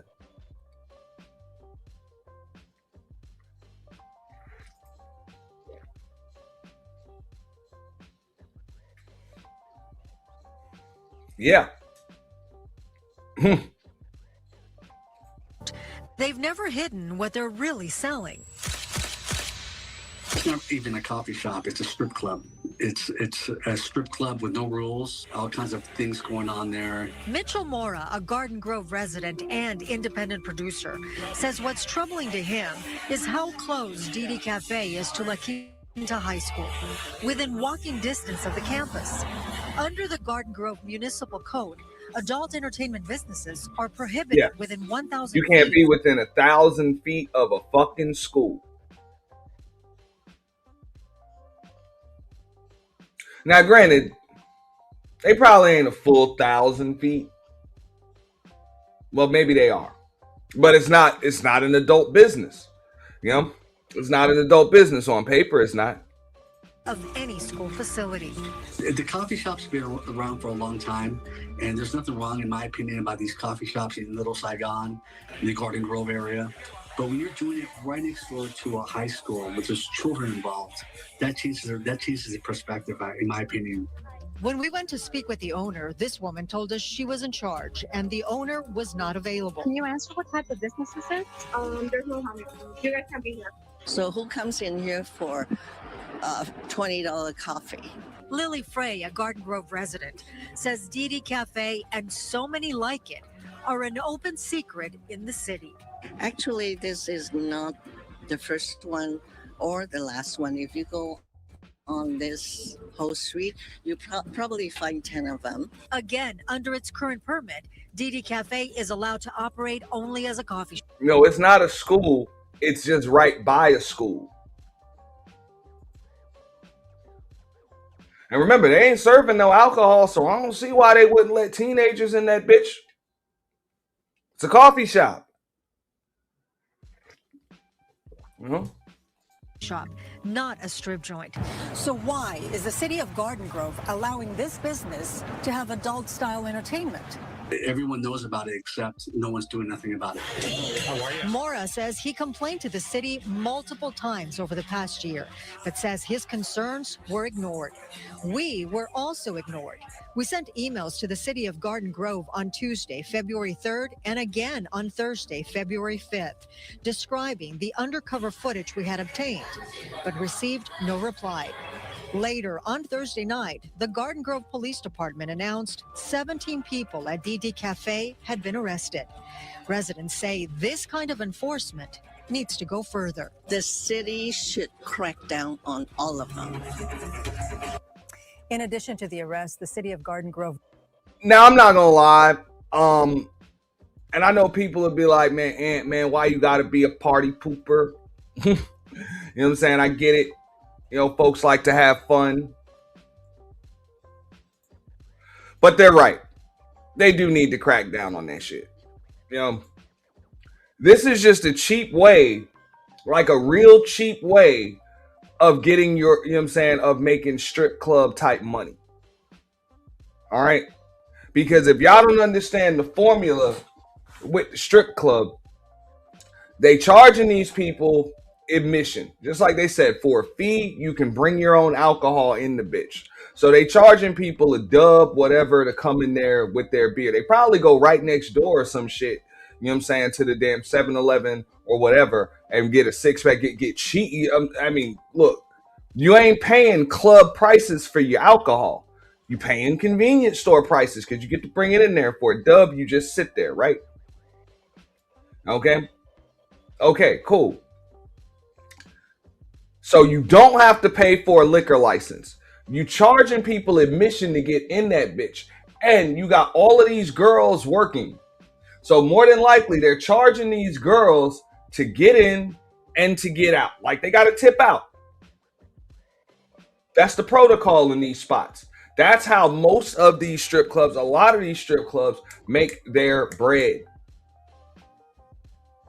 They make it either selling alcohol, which this one doesn't do, or they make their money with the girls tip out. You know, they charge them 20, 30 bucks or whatever the fuck to get in, and they charge them 30, 40 bucks to get out.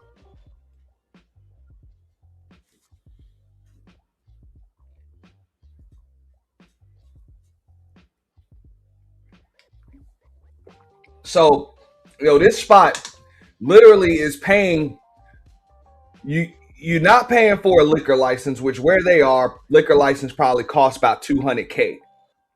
Something like that, about 200 grand. What up, SD? You know? Yeah, probably about 200 grand, maybe more, right? You don't have the maximum occupancy to just get one. You know, likely don't have a full kitchen in that bitch neither. You paying a coffee shop's rent, you know, on your lease, not a strip club's rent. You know, that's the difference. You know, a coffee shop, you're probably paying about $2,500, $3,000 a month or some shit like that, depending on the goddamn square footage. But, and I'm just spitting out an estimate. But a strip club's paying north of $10,000, $15,000, $20,000 a month on a fucking lease. You know? Just to have it. So y'all are making borderline strip club money and you paying coffee shop you got coffee shop expenses.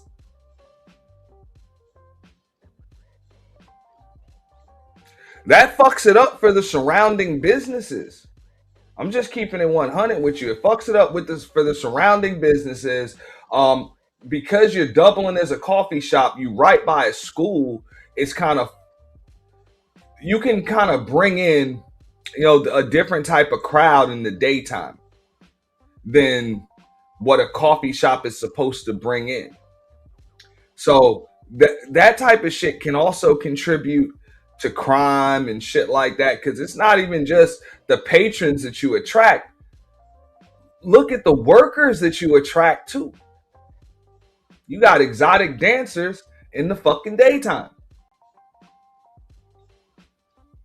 For real. There's drugs, there's alcohol. Like, this is a lifestyle, Anybody that knows how this shit works, you understand that whole strip club atmosphere, that shit is a lifestyle.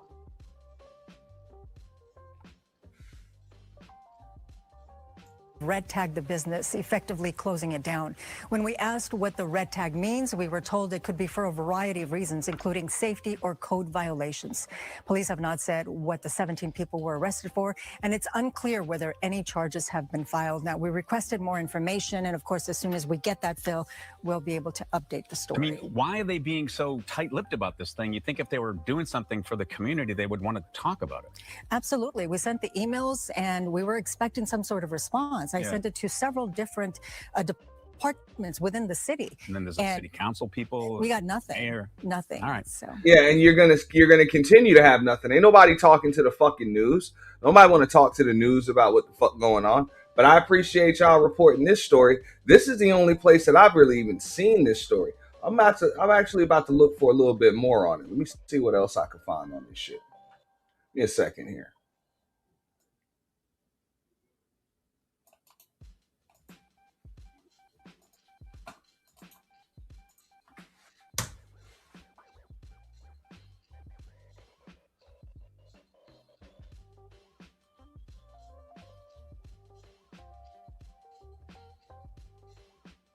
Damn.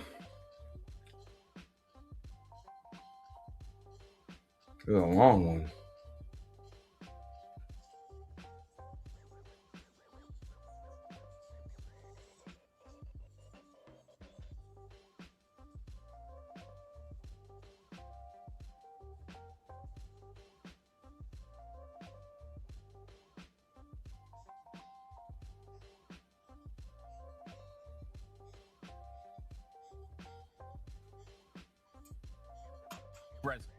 Say a business licensed as a cafe has been masquerading as a strip club. Our undercover cameras captured adult-style activity happening just steps from a high school. Fox 11's Gina Silva joins us to explain what's really brewing behind closed doors. Gina?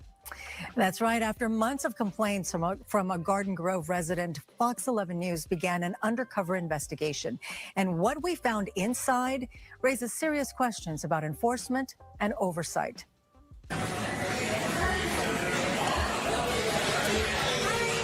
Inside DD Cafe in Garden Grove, the women are serving so much more than just coffee. How are you? Our Fox 11 undercover investigative team captured women wearing little to no clothing, giving lap dances to paying customers, and offering private sessions for an additional fee. I need to hear 80 for what? 80 for nude. The place doesn't serve alcohol. 80 for nude. Hey, they get naked in the coffee shop, y'all. I know. Alcohol, but for a small fee, customers can bring their own. No bar? You can bring in your own alcohol. They'll charge $30 for a bottle. City records show DD Cafe is licensed only as a coffee shop. Yet on their social media account, they've never hidden what they're really selling. It's not even a coffee shop. It's a strip club. It's a strip club with no rules, all kinds of things going on there. Mitchell Mora, a Garden Grove resident and independent producer, says what's troubling to him is how close DD Cafe is to La Quinta High School, within walking distance of the campus. Under the Garden Grove Municipal Code, Adult entertainment businesses are prohibited within 1,000 feet of any school facility. The coffee shop's been around for a long time, and there's nothing wrong, in my opinion, about these coffee shops in Little Saigon, in the Garden Grove area. But when you're doing it right next door to a high school with there's children involved, that changes the perspective, in my opinion. When we went to speak with the owner, this woman told us she was in charge and the owner was not available. Can you answer what type of business this is? There's no harm. You guys can be here. So who comes in here for $20 coffee? Lily Frey, a Garden Grove resident, says Didi Cafe and so many like it are an open secret in the city. Actually, this is not the first one or the last one. If you go on this whole street, you probably find 10 of them. Again, under its current permit, Didi Cafe is allowed to operate only as a coffee shop, not a strip joint. So why is the city of Garden Grove allowing this business to have adult-style entertainment? Everyone knows about it, except no one's doing nothing about it. Mora says he complained to the city multiple times over the past year, but says his concerns were ignored. We were also ignored. We sent emails to the city of Garden Grove on Tuesday, February 3rd, and again on Thursday, February 5th, describing the undercover footage we had obtained, but received no reply. Later, on Thursday night, the Garden Grove Police Department announced 17 people at Didi Cafe had been arrested. Residents say this kind of enforcement needs to go further. The city should crack down on all of them. In addition to the So you got 17 people busted. You know, that's the game. arrest, the city of Garden Grove red tagged the business. They red tagged the business. Yeah. All right, so what else we got here? We're going to put that one to bed for now. All right, so we're going to talk about Mama Guthrie, right? This was pretty deep, pretty fucked up, situation. You got 84-year-old woman, that, hey, they don't know where this chick is. Residents after an all-out search of her home. New urgency in the search for Savannah Guthrie's frail elderly mother, Nancy. Investigators seen towing a car from her residence after an all-out search of her home throughout the day. The FBI combing the house, agents on the roof examining security cameras, other agents going door to door in the neighborhood after a Tucson television station received a new message about Nancy Guthrie. The station said it contains something the senders seem to think will prove to investigators they're the same people who sent the first note. The one that mentioned Nancy Guthrie's Apple Watch and possible damage at her home, demanded Bitcoin, and included 2 deadlines. The first has come and gone. The second is in just 2 days. The FBI and Pima County Sheriff's Department said investigators are actively inspecting the information provided in the message for its authenticity. The message arrived after Savannah's brother Cameron pleaded for direct communication with anyone who might be holding his mother. Whoever is out there holding our mother, we want to hear from you. We haven't heard anything directly. We need you to reach out, and we need a way to communicate with you so we can move forward. Hey, it's not that simple, ski mask. When it comes to that strip club shit, look, I went through this shit just trying to open up a damn billiard parlor, you know what I'm saying? Just a pool hall and billiard parlor.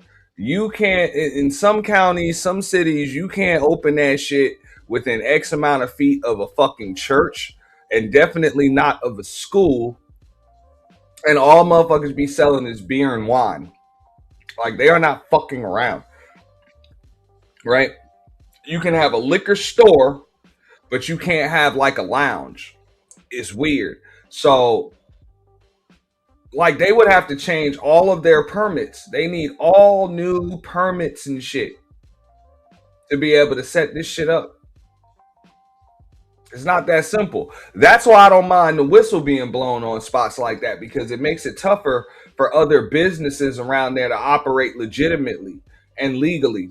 And if you have everybody kind of going around shit, it just fucks up, the business economy of things, which if the businesses in the area aren't thriving, and the neighborhood or community isn't like just extremely wealthy, where you got just a bunch of wealthy people that just live there, and the cops get paid for the most part from property taxes and shit. That shit can contribute to a lot of things, because especially a crowd like that is going to bring in crime, because let's keep it real, bro. You got hoes and you got tricks, man. So hoes and tricks bring fucking drugs. It brings thieves. It brings robbery. You know what I'm saying? It brings just a lot of other shit along with it. It just does.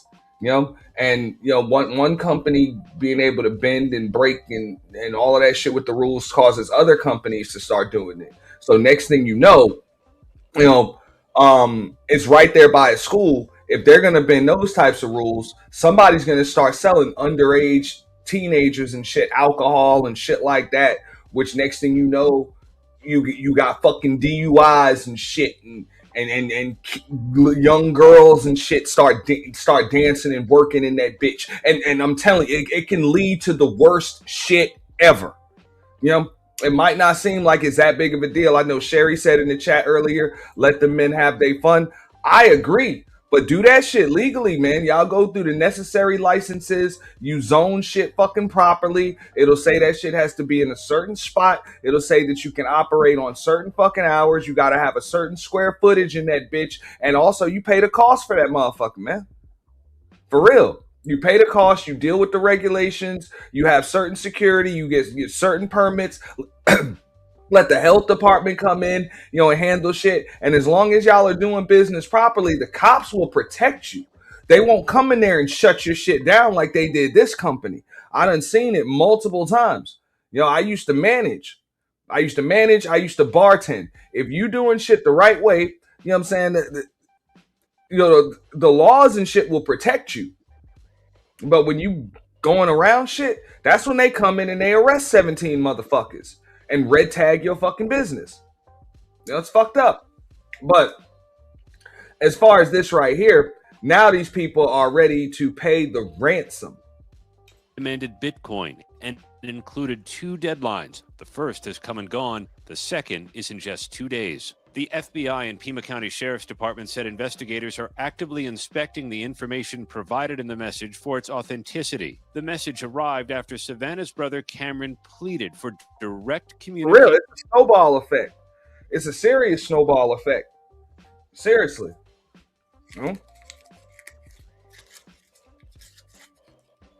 Serious snowball effect.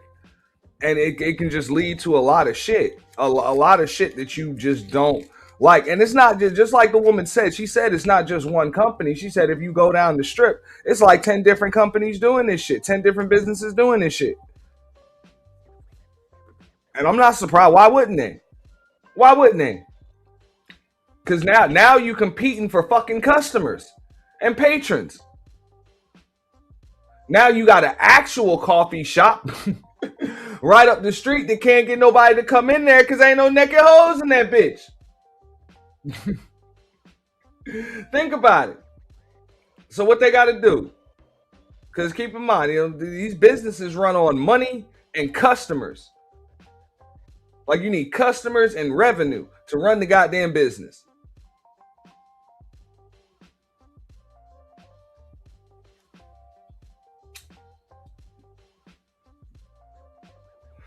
So shit becomes it makes it really, really tough to do business, and it can just contribute to a lot of bad things. And when companies are willing to break these types of rules, trust me, they'll break other types of rules too.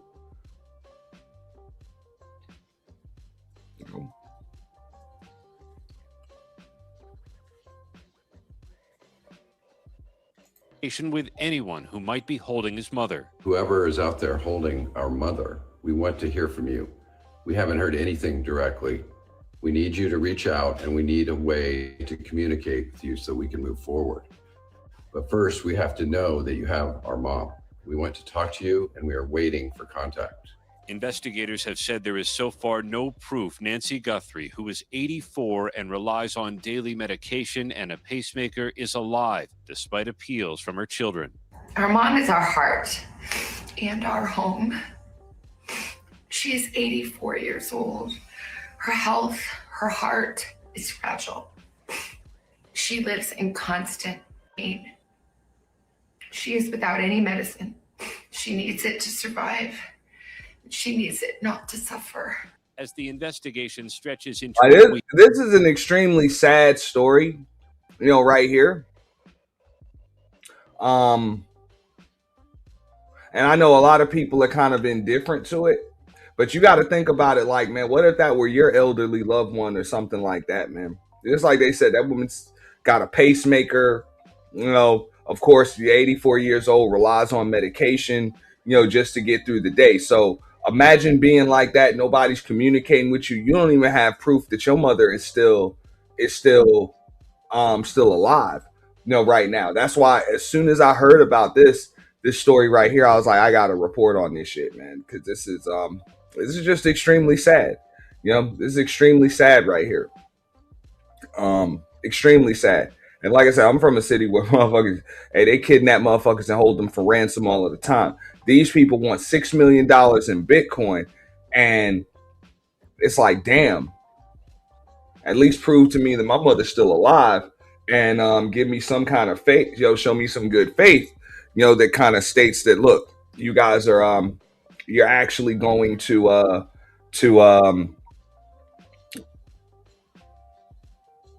like you're actually going to release this woman when it's time to do so, like when we pay you, if and when we pay you. So this can be this is a sad story right here. The sheriff told us he is holding on to hope that Nancy Guthrie is still alive. That is a devastated family who is doing all they can to just get their mom back. My message to you, if you're holding her, listen to the family. Let go of mom. No questions asked. Call us. Just get her home. The sheriff told us that investigators have now finished talking to people who worked around the house here. Overnight, we heard from President Trump, who sounded optimistic, Gio. He said that we might hear something, maybe get some answers fairly soon, although, Gio, he did not get specific. And we're going to talk about our least racist president a little bit more in a moment, too.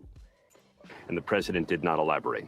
Gio. Oh, it is also devastating, and our thoughts, of course, are with Savannah and the Guthrie family. Aaron, thank you so much. Joining us now is ABC News contributor and former FBI agent Brad Garrett. Brad, thank you so much for joining us here. So what do you make of the latest developments here? The FBI going door to door in the neighborhood and that latest message. So a couple things strike me, Gio, that we still don't know how the bad guys got into the house and out of the house. They've expanded the search around the house. They may be interested in the topography from her house to other directions. Did they walk basically into the house, had a car parked someplace else out of view, and take her to that car or van or whatever it might be? The other aspect about going back in the house, if the ransom note talks about specific things in the house, like things broken, things moved, cameras removed or smashed, whatever it might be. If that's the case, they're going to go back and double check they've got to see if it matches what the bad guys are telling them. And Brad, with focusing on those reported ransom notes, one deadline passed Thursday, another deadline comes Monday. What does the past Thursday deadline tell investigators? Well, I think it tells you a couple things. They're giving the family, I guess, an option of we're going to extend this. What's fascinating, and again, I don't know if this is true, it's been reported that there is no way through the note that they, the law enforcement or the family, can communicate with the bad guys. They have a dollar amount set. I think they may supposedly talk about consequences if it's not paid. I wouldn't be surprised if there is not a proof of life. And they're going to bet that they'll pay, and she'll either be released or not released, but it certainly leaves all the power with the bad guys. Brad, how common or even uncommon is it to hear from the kidnappers once a ransom note is actually sent? Well, I'll tell you, in the past, Gio, it's fairly common that you hear from the kidnappers because they may show you proof of life, and there may be a money exchange. They may want to drop. They want money sent. In this case, I think it's Bitcoin's crypto, so they'd have to give an address for that. But Queen Shay. I'm just suggesting that. Yeah, a lot of people are saying that. They're like, something looked fishy about that. She said she think it was an inside job. I don't know. Okay, so an inside job sounds like one thing. It's just, it seems like it's a crime of opportunity, right? Like nabbing an 84-year-old woman, elderly woman. It seems more like it is like a crime of opportunity. Yeah, the dollar amount, exactly $6 million. I mean, you got to pick a number.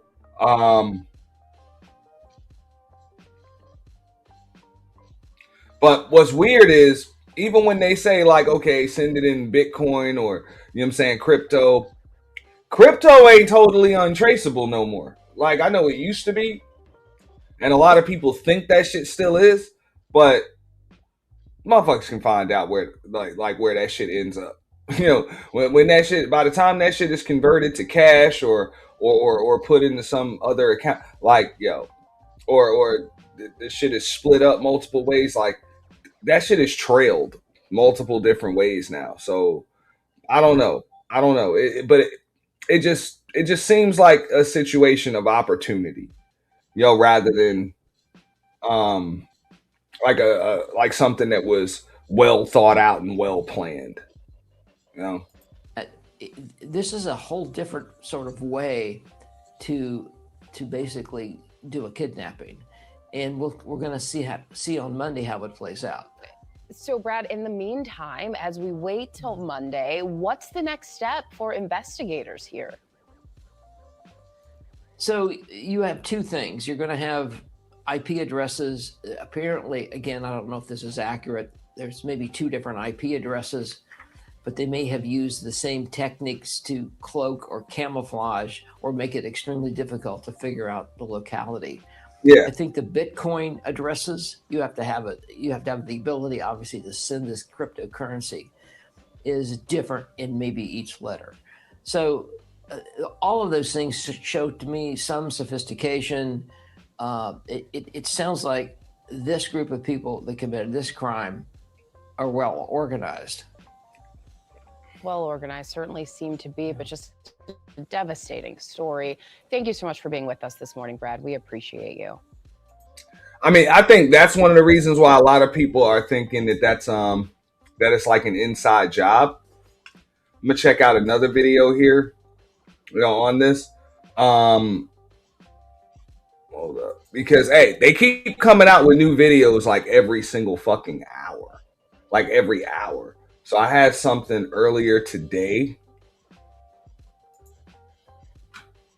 Major developments in the abduction of Savannah Guthrie's mother, Nancy. The family now saying they will pay the ransom. At the same time, News Nation capturing a number of police cars coming in and out of the 84-year-old's Arizona home overnight. But there is more to this story, as we also know a critical deadline is fast approaching. News Nation's Nancy Liu is live in Tucson this morning with this new plea from the Guthrie family. Nancy, good morning. Good morning, Brooke. The new video message, yet another heartbreaking thing to see and hear. Y'all make sure y'all get y'all coffee, right? Get y'all coffee. I'll probably drop the link in a little bit. I don't know if we really want to drop the link. People be coming up here derailing the shit. But I'll drop the link in a little bit, whatever. But get your coffee, hit the super chat, hit the Cash App. Look out for your boy, because I'm not going to be up here all day. This ain't going to be one of them 8-hour-long live streams and nothing like that. It's Super Bowl Sunday. So I'm about to get drunk. Okay? I'm about to get drunk. I'm in Florida, so I'm firing up the motherfucking grill today. Okay? I know it's cold as fuck where a lot of y'all are at, and I got love for y'all, man. I know y'all got y'all boots with your fur and all that shit, and your triple fat gooses and your full-fledged scullies and scarves. Hey, I got love for you. I ain't mad at you, but I'm firing up the grill where the fuck I'm at. All right? Savannah Guthrie speaking directly to the person or persons who've kidnapped her mother. We received your message and we understand. We beg you now to return our mother to us so that we can celebrate with her. This is the only way we will have peace.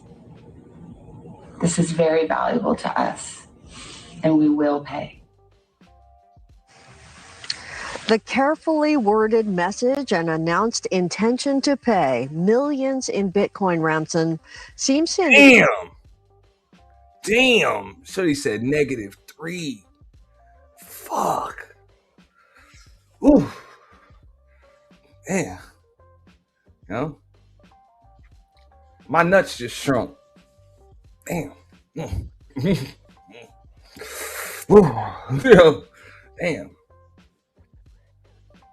All right, they back low, but let's go. The family may have received proof of life recently. Sheriff's deputies were back at Nancy Guthrie's house not long after that video release, and a new law enforcement presence was also spotted at the home of Annie Guthrie, several miles away, with unmarked cars there for several hours. Through the shaded windows, photo flashes could be seen going off numerous times. And after nearly 3 hours, deputies were seen coming out of the home with blue gloves and brown bags.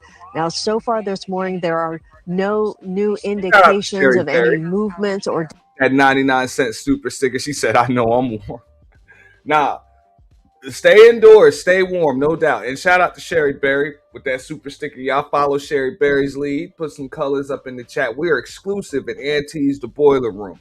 So y'all know this is not as large as the Purge channel, but we are fully monetized over here. So memberships are available. The Cash App's available. The Super Chat's still the same. Yeah, I'm a broke motherfucker my goddamn self. It's all good. But please support good content. Support this channel. We do appreciate it. Yo, and we're going to be here for a little bit longer. So, like I said, hit the Cash App, hit the Super Chat, support the show. We appreciate that. Developments overnight. Savannah Guthrie and her siblings have largely remained sequestered at her older sister's home, which is several miles away. Brooke? Nancy, we know all of this is happening as we have a deadline fast approaching in this case. What can you tell us about that and any new information about this ransom? Yeah, Brooke. Supposedly that second deadline is looming, closing in tomorrow.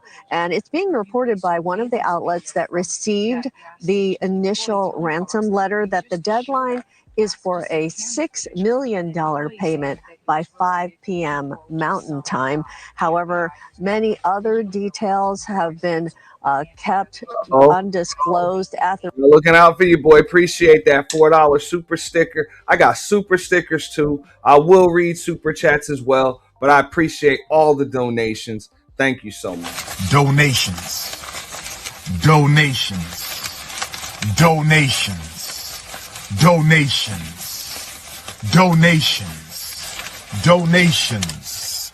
Gifts.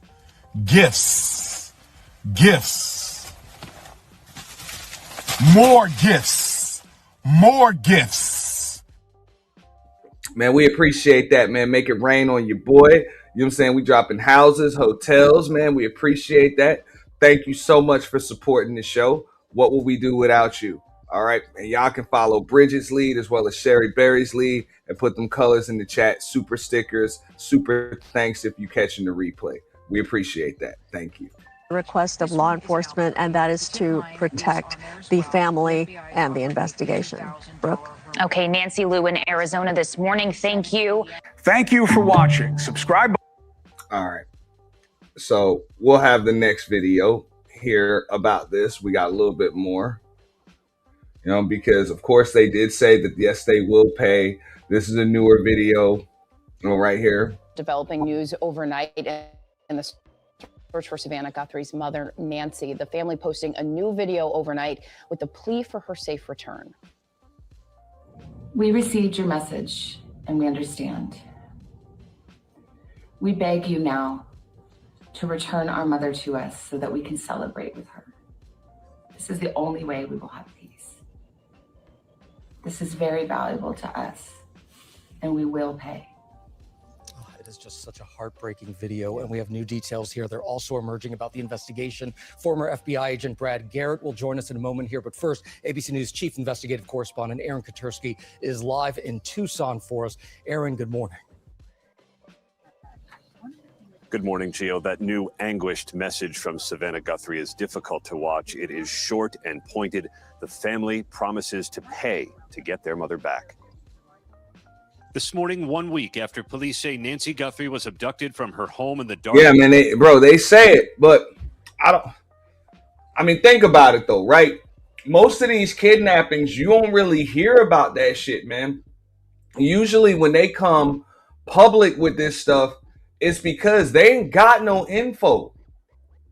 Like, yeah, the FBI is on this shit, but they don't know nothing. That's what I'm saying. When they come public like that, and all of this shit, like, I get it.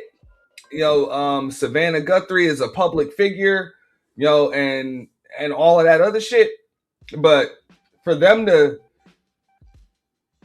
put this all over the airwaves and national news and everything else, that tells me that the FBI has nothing. Because usually all of this media attention can fuck up an investigation when you're trying to keep shit under wraps. But in other cases, the only time when all of that media attention can help an investigation is when the FBI don't know shit. That's just my take on it. So it tells me that the FBI don't know shit. Like, this is literally some cold case shit. And that's a shame. That's a shame. And I think that's where, and this is all my opinion. This is my opinion. I don't know. I'm not a federal agent. I don't know the protocol to handling kidnapping cases and shit like that. I'm just giving, my assessment as a human being, as an American citizen, as somebody that's observant and has some level of decorum when it comes to journalistic integrity, right? So I'm just stating my opinion. Even when they say that they'll pay the ransom, which they are probably willing to pay the ransom. They've probably been willing to pay the ransom since day one. But because they have no proof that that woman is still alive,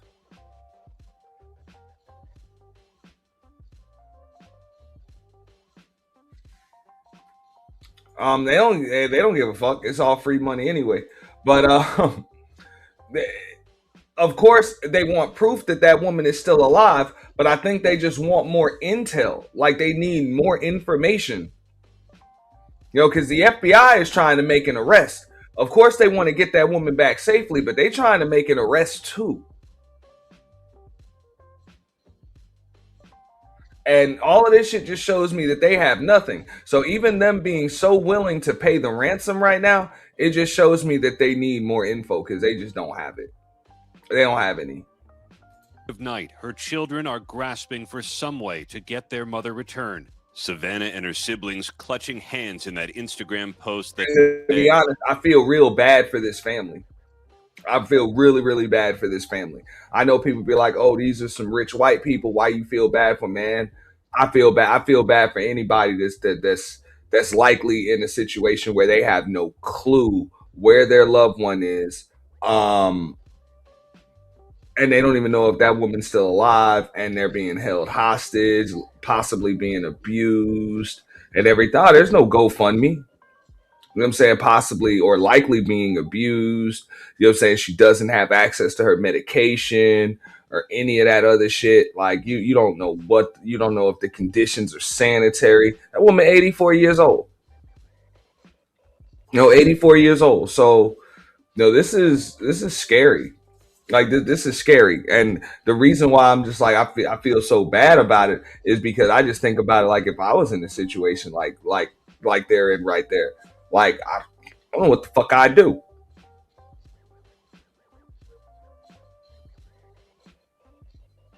I don't know what I'd do. And it's a damn shame that they gotta have their faith in the federal and Bureau of Investigation.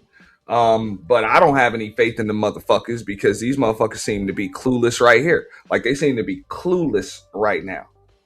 Clueless. So I don't think there's a GoFundMe. The kidnapper should have asked for a stable coin like RLUSD or USDT or USDC. Yeah, Bitcoin, I'm not gonna lie. Bitcoin does sound like it does seem a little elementary. You know what I'm saying? As far as because you could have really just gave like any crypto account number and that kind of would have worked. They, you know what I'm saying? They could have converted. But I mean, it's so many different coins that you can use. Bitcoin does seem pretty basic, and the exchange rate on Bitcoin itself is pretty fucked up compared to that of other crypto coin. But I mean, sometimes you kind of do want to stay basic, so maybe that's what kept these kidnappers off the FBI's radar. What up, Genesis? Shout out to Genesis. I am, in the building. See, you got you a new avatar up there, new graphics. Keep doing your thing, building that. But yeah, I'm not cool with exploiting the elderly and shit. I'm not cool with that at all. Bring her home. We received your message and we understand. We beg you now. What's scary to me is, and I'm just going to keep it 100, and I'm going to also knock on, wood. I don't think that woman's still alive. I mean, I hope she is for the sake of that family. But I just don't think so. It's a shame. It's a shame. To return our mother to us so that we can celebrate with her. This is the only way we will have peace. Yeah. That's what I'm saying. I hate to say it too, bro. I'm like, I just don't. Because I don't see it. This is very valuable to us, and we will pay. Law enforcement sources told ABC News the message is the same one received Friday by a Tucson television station. The FBI and Pima County Sheriff's Department said they had been analyzing it, but the sources said they have not determined its authenticity. An earlier, also unverified message included a deadline of tomorrow. While we advise and recommend from a law enforcement perspective, any action taken on any ransom. Yeah, bro. Her medical conditions, the fact that she needs a pacemaker, her meds were left behind.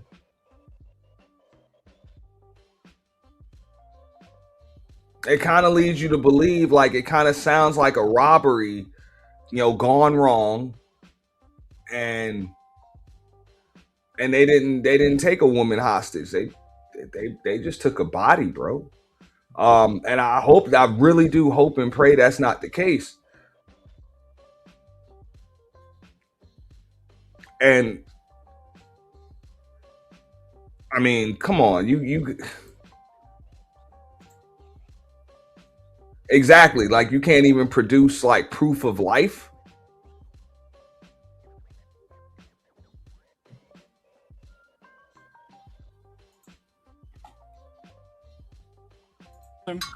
Is ultimately decided by the family.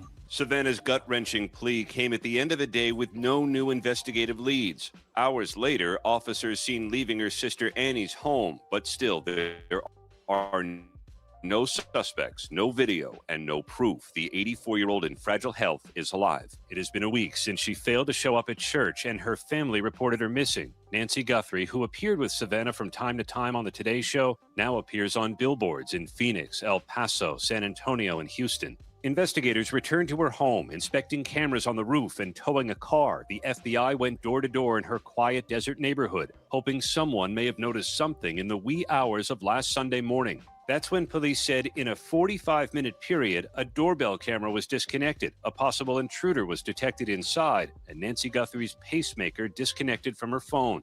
The sheriff told us he has to believe she will be found. Why would I operate from any other position than My team is operating from the same position. She's out there. We're going to find her. We have to operate from that position. You have to have hope. Absolutely. The And French. to be honest, I personally wouldn't give a fuck what the goddamn sheriff has to say at this point, because this is a kidnapping hostage situation. So fuck, that's the FBI's. You can fuck what the sheriff got to say. Like, yeah, you got a silver alert. I get that, but nah. And just like Kojak said in the chat, like, you can't produce proof of life. Like, if you really want your money, you would have did that.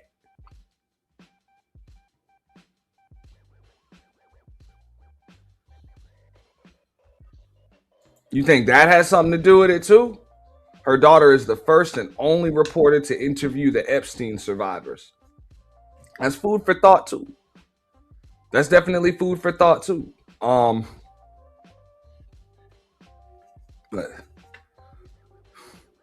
that's what I'm saying. Like, if you really actually want to get paid, why wouldn't you produce proof of life?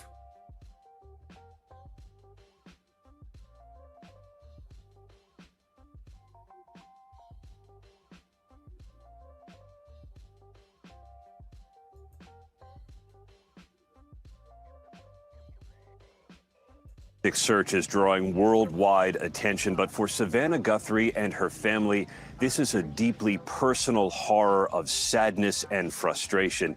Guys, the police were tracking a possible vehicle of interest at a nearby convenience store that may have been spotted during that 45-minute window when police believe Nancy Guthrie was taken. But Janae, there are no new leads this morning.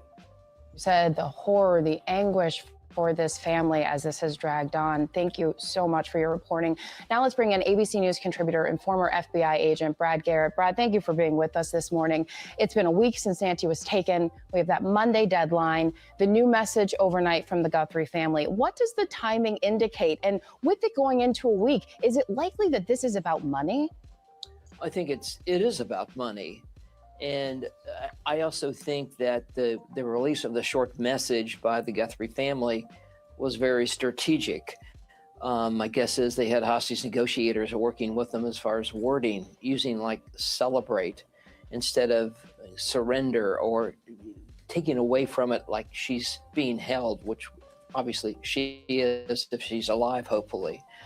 But it also tells the bad guys that we are serious about this, and maybe most importantly for the they left behind, because more than likely the pacemaker was connected to the Apple Watch and shit, and the phone, and they left all that shit behind, because of course you could track all that.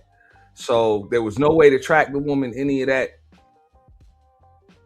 It is a lot of coincidental shit.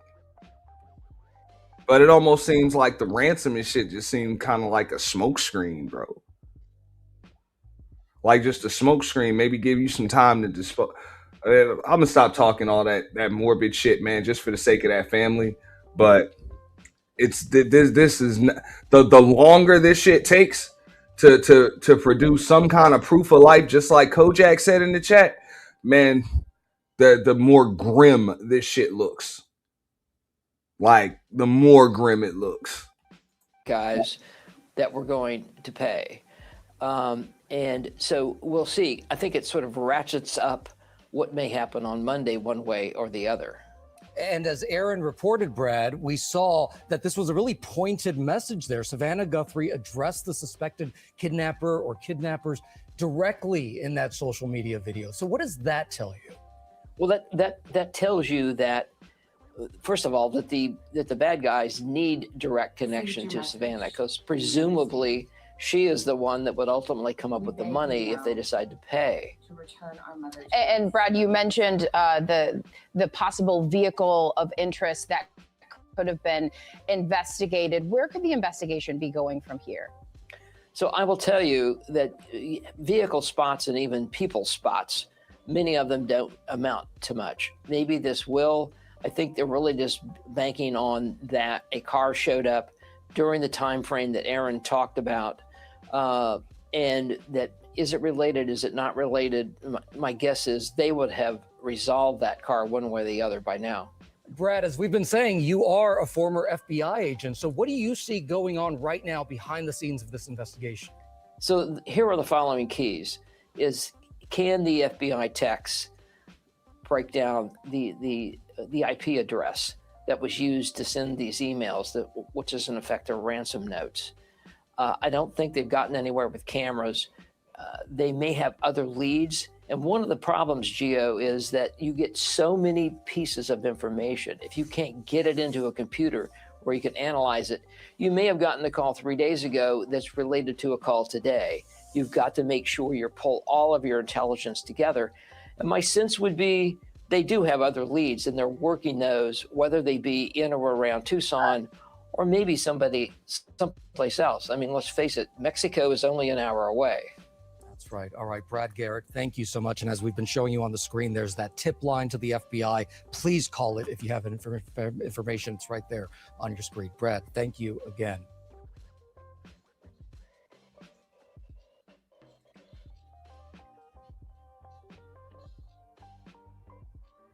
Let's see what else we got. So now they got some other stuff. It's 6 a.m. on the East Coast. It's Sunday, February 6th, and this is Fox and Friends Weekend. We begin with a Fox News alert, a major development in the desperate search for Nancy Guthrie as her children have released a new video begging for her return.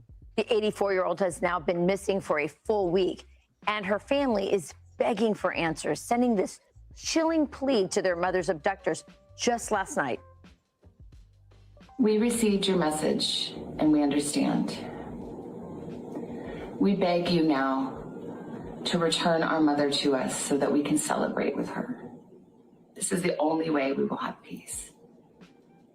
This is very valuable to us, and we will pay. Police returning to Annie Guthrie's home last night, where they appeared to be taking photographs in the garage, but still haven't been able to give the public many details. Releasing a new statement saying, quote, "At this time, investigators have not identified any suspects, persons of interest, or vehicles connected to this case." This all comes ahead of the second report. Which is weird. Hold up, let me bring that shit back. Look at this shit. At this time, look at this shit. Not identified any persons, no suspects, no vehicles in connection with this shit. Nothing. Nothing.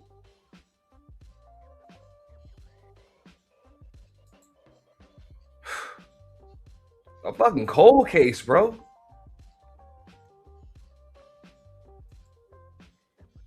Investigators have not identified any suspects, persons of interest, or vehicles connected to this case. This all comes ahead of the second reported ransom deadline, which is apparently set for tomorrow evening. For the latest on the ground, we go to Alicia Cunha, who is live right outside of Nancy Guthrie's home in Tucson, Arizona. Alicia. Good morning. In the hours after Savannah Guthrie and her siblings released that video, we saw a significant amount of activity outside of her sister's and inside of her sister Annie's home. Our Fox News Digital reports at least 4 investigators from the Pima County Sheriff's Department arrived at the house that's located about 4 miles from Nancy's place. At about 8 o'clock last night, they went inside, and our team saw what appeared to be flashes coming from a camera inside the garage and then again in another part of the house. They spent about 2.5 hours there. When they arrived, a deputy was carrying a white case of some sort. That case came back out with them, in addition to what looked like a brown paper bag. One of the Pima County deputies was wearing latex gloves as they were leaving the home. It did not appear that any family members were at the house at the time. Adding to this, officers arrived at the Sheriff's Department in the afternoon on Saturday, carrying what appeared to be a large printout of a map, some sort of blueprint. And Fox Digital spoke with an employee at a Circle K here in Tucson who says federal and local agents reviewed a surveillance video from that gas station. The employee telling Fox they just showed up asked to see camera footage and an employee saying that it was related to, quote, some guy. The FBI has now placed digital billboards in nearby states with Nancy Guthrie's photo, her height, weight, and age. This one is in Albuquerque. The tip line is on there as well. The FBI is offering a $50,000 reward in the case. Now, last night around 7 p.m., guys, 2 sheriff's deputies also showed up here at Nancy Guthrie's house. It is unclear exactly why. The sheriff's department, as you mentioned, has put out a statement saying that they are aware of the newest video. They are not holding any news conferences, and Sheriff Chris Nanos isn't planning any one-on-ones. Back to you. Yeah, that's right. No press conference coming. We did see the sheriff at a basketball game. We'll talk about that later. But let me ask you, you said that the deputies came back, Alicia, to Nancy's home. We saw in the last 24 hours, we saw, the searches sort of in the brush in the area around that. Have we seen any more of that, or has it really just been focused on just the homes? Mm-hmm. We have not seen it. I have not seen it myself, and we haven't heard from our crews. We've seen the deputies come up, drive up, and go into the property area. But it sounds like you're referring to what we saw, I believe it was on Friday, when they were out with flashlights out in the brush and searching the area. We haven't seen any more of that. The most amount of activity we've seen in the last 24 hours was at Annie Guthrie's house. And then if I could just follow up, and forgive me if we know this, but do we have any more information on that Circle K gas station surveillance video? They were looking at a vehicle that was perhaps of interest. We know, so it's interesting when you bring up that vehicle of interest, because initially NBC was reporting that there was a vehicle of interest possibly that they were looking at, and it was related to the Circle K, possibly the surveillance video. The sheriff's department later came back and said that they didn't have a vehicle of interest. So those are in conflict because NBC had sources related to law enforcement. So we have that part. All we know, we've seen that video of the officers going in. You have to imagine, Griff, though, that there are a lot of businesses on that street. That was on Oracle. And so you're going to have a lot of surveillance videos. Well, maybe the feds got something, but they trying to keep the media from spitting out all their shit. That's kind of what it looks like here. It's like, bro, come on, man. Y'all kind of fucking with the goddamn investigation. Like, we can't, like, y'all letting us know, like, if we let everybody know that we on to them, you know what I'm saying, they're going to be able to cover up their tracks. Stop it. So the question is, were they trying to match up whatever they saw at this Circle K video, if they saw anything at all from their surveillance video, and then went to other businesses along the street and followed a path?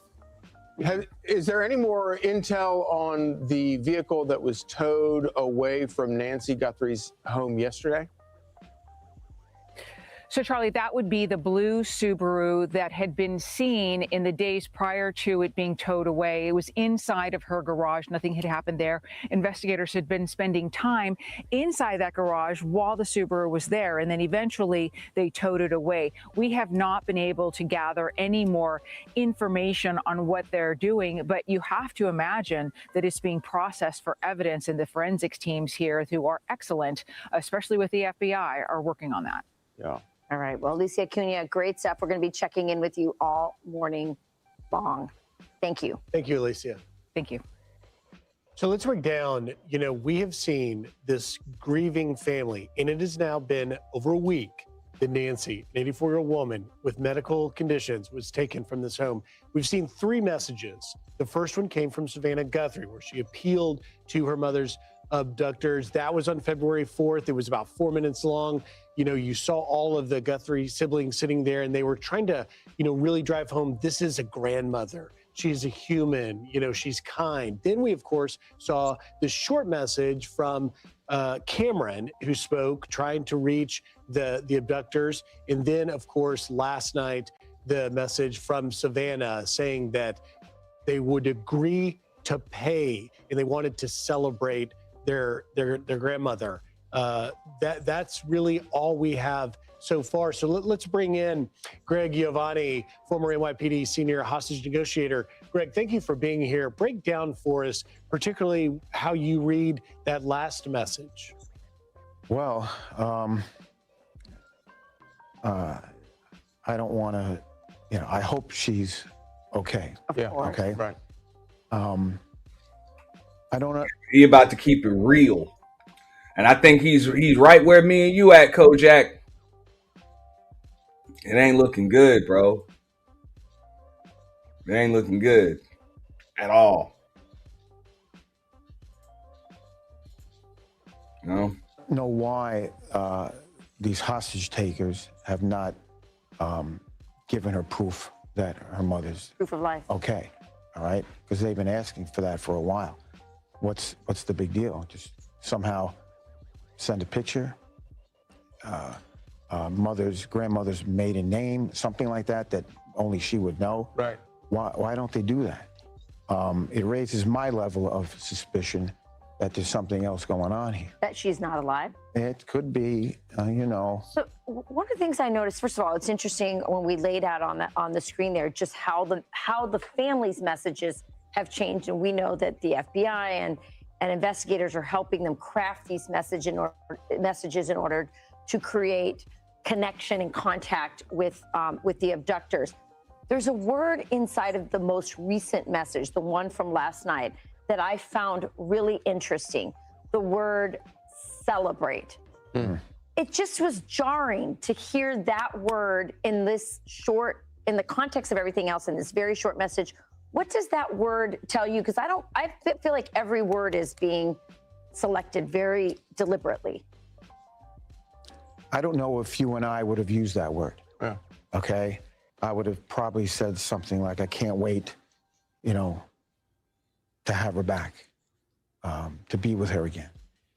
I don't know if she knows more than we know for some reason. I don't know. What did it tell you when they used that word? What was your thought? My thought was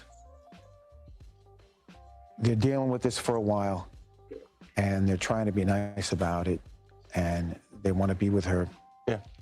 Just to have her back. So it's really interesting because it does suggest that that word was used in a way to send some sort of special signal to the abductors. But in the range of things that we don't know that they're dealing with, is one of them that maybe we haven't actually been in contact with the actual abductors? That maybe that what we've heard from so far is not actually the abductors? I'll be honest, that kind of fucked me up a little bit too.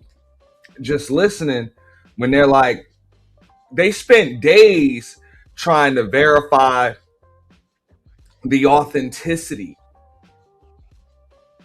of the original message that they got. And it's like, fuck you mean authenticity? You trying to verify authenticity? Yo, that woman's obviously been kidnapped.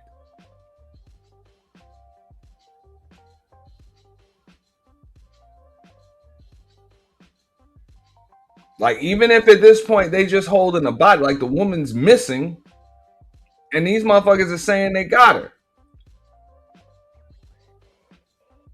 Ain't nobody else telling you that they seen her or stumbled upon her or anything. You got a silver alert. You got billboards. You got all of that shit. This shit getting national attention, and nobody's. Come on, man. How much time are y'all really spending trying to verify authenticity rather than just trying to find this woman? See, that's a problem. And hostage negotiations, we always have a location. Yeah, I know they're in that building, right, and we're going to talk them out. And if we can't talk them out after a period of time, I'm going to say to the hostage takers, we're going to send my tactical team in. You want to do things the easy way, or you want to do things the hard way? We're going to go in and we're going to get you out. But we don't know where they're at. We don't know where they're at, and they're holding the cards in their hands. Okay, that's what we were saying, Bridget. It's like, I mean, if they could show her alive, I think they would. So, we don't want, like, nobody really wants to say morbid shit, on of course on Fox, on CNN, on other platforms and shit. But y'all hear the way, even when they use terms like celebrate, we'd like to celebrate her and stuff like that. I think we all know that the worst is the worst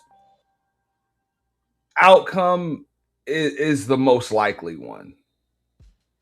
And that's a shame. That's a shame. You know, that is really a shame. That's sad.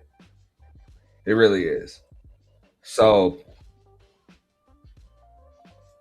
we don't know where they are. Could this be that they're a more sophisticated group than we think? I mean, so I think about a hostage taker in a building. This is somebody maybe who, who's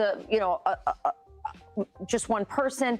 Could this be a network? I'm like, look, just like you said, they need to show her alive or something. I'm like, if y'all really wanted your money, why wouldn't you fucking do that?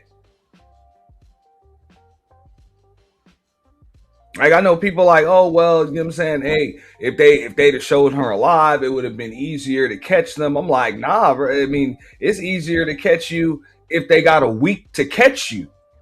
They got a week to catch. The more time they fucking have. Remember, they used to say this shit. I used to watch that show, To Catch a Fugitive or some shit.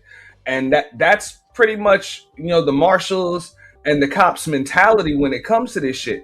Like a fugitive or somebody they're trying to find, this is somebody that's on the run or trying to elude, they have to continuously get lucky. Like you have to keep getting lucky to not be caught. But the cops, they just have to get lucky once and you're caught.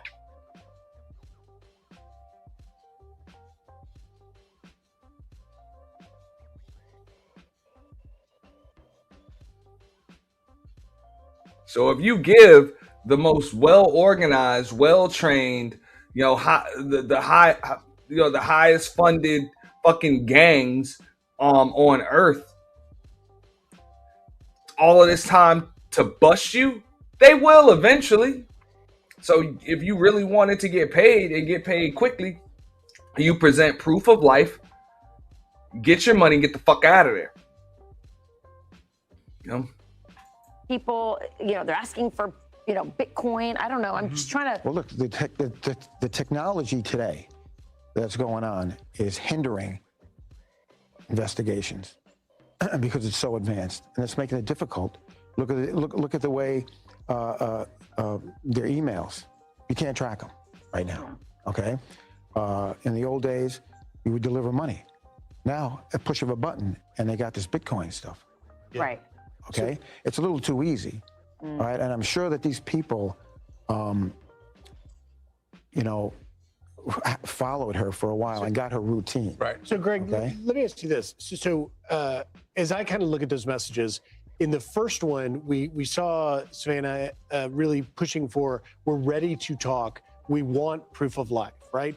This last message, and Rachel's so right, celebrate really stands out in that. But setting that aside, that message last night sort of said to me, we're ready to pay now. We're ready, like no questions asked, no nothing. We're just going to pay.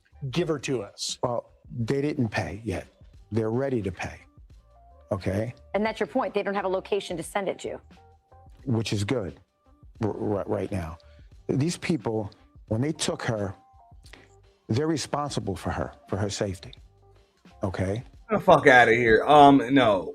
And look, this is just me. I wouldn't pay what up, Tree TV? I wouldn't pay fucking 6,060,000, 6,000 until you prove to me that my mother's still alive. Y'all pay whatever amount I possibly can to get her back alive. But I'm not going to fucking pay this shit unless you can prove that she's alive, because if for whatever reason she's not, once I pay the first one, you're going to demand some more and some more and some more and some more. Or you might just go ghost. You just get the fucking bread and just dip. Prove to me that my mother's still alive if you want this fucking money. Like, you got the fuck out of here. If there's something if something happened to her, if she's not around, something that we could verify that it ain't AI, real shit. Because I know you can do some AI shit, have her holding up today's newspaper or some shit, But no, we got to be able to verify that shit is not AI, that shit ain't photoshopped, none of that. Salute, fam. But I wouldn't pay shit until you prove to me that she's alive. That's just me, and I think that's most people. You're gonna have to fuck that. Like, so I get in their message that, look, yes, we will pay, but this is what we need from you. Like, for real. Like, you're not getting, you're gonna present a receipt before I pay, not after. Anymore. We're going to be going into a different investigation, a homicide investigation. Okay. Are you struck by the fact that no one has seen? I think I should be investigating a homicide right now, to be honest with you.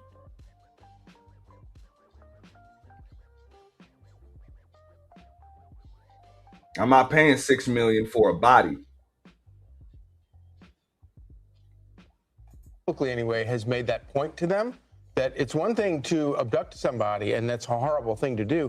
But if something happens to her, this gets raised to a whole different level. A whole different level. And I'm sure they're watching because they watch the news. Okay. They feel pretty confident, I guess, wherever they are. I mean, look, if they get money, how are they going to give her back? Right. Are they going to say, well, go to this location and go get her? Or they could leave. They're going to be gone. When they say that, they're going to be long gone. Yeah. But then there will be a location, and that'll be turned over. Yeah. Well, there'll be a location where she would be. Yeah. And then that scene is a crime scene. Yeah. And you're going to search that thing for evidence. Forgive me, we're running out of time, but appreciate your expertise, and we're glad to have you here on the couch. Let's see what else we got. Thank you for having me. Thank you so much. Appreciate it. Okay. You got it. I mean, they keep I'm getting. Steve Ducey. I'm Brian Kilmeade. And I'm Ainsley Earhart. And click here to subscribe. Like every single minute, more shit comes up.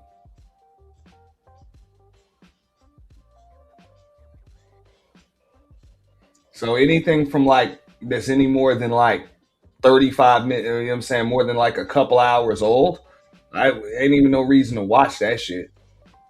Because shit keeps coming out every hour, if not even quicker.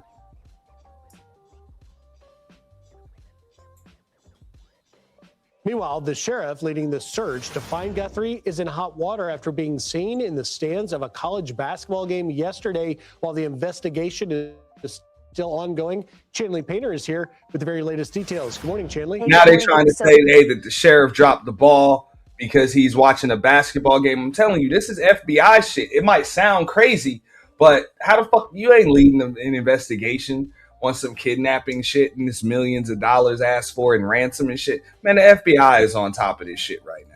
Pima County Sheriff Chris Nanos, who we have been seeing lead those press conferences in the abduction of Nancy Guthrie, is now under scrutiny after being spotted. Hey, great show yesterday, Candy.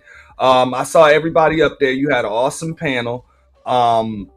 I couldn't drop down. You know what I'm saying? I was kind of multitasking and doing some other stuff. But great show. I was able to check it out from the clouds. Good job. At a college basketball game last night, nearly a week into the search for the 84-year-old mother and grandmother. You can see him here near the front row of the matchup between the University of Arizona and Oklahoma State, where only a few minutes after the game ended, Savannah Guthrie and her siblings shared a third video message pleading with the possible captors to return their mother. The person who took this video of the sheriff at the back. I mean, I kind of just looked at what was going on, what's the most recent. There are other channels covering it live. I could check some out. This is from about 24 minutes ago. So I tried to get the most recent, the most recent footage. I didn't want to go to anything that's over a day old or anything like that. News Nation's covering it, Law and Crimes too. And there's stuff from 35 minutes ago and stuff. Here's something from CBS. It's been nearly 1 week since Nancy Guthrie, the mother of the Today Show co-host Savannah Guthrie, went missing in what authorities believe was an abduction. Investigators returned to her home Friday, where they were seen taking a closer look at the roof of her house and at a vehicle. CBS News' Andres Gutierrez is in Tucson with the details. Sunday marks 1 week since Nancy Guthrie, the mother of Today's Show co-host Savannah Guthrie, was reported missing from her Tucson area home. Authorities have yet to identify a person of interest or suspect in the case, but on Friday came signs of progress as investigators returned to the residence. 2 agents were seen on the roof of Nancy Guthrie's house, and cell phone video shows a vehicle being towed from the home, reportedly a blue Subaru SUV belonging to Nancy Guthrie. A neighbor told CBS News authorities came onto his property Friday to conduct readings. I was putting a coating on the roof, and a Suburban drove up, and a gentleman had a badge and asked to park here and take readings of some kind.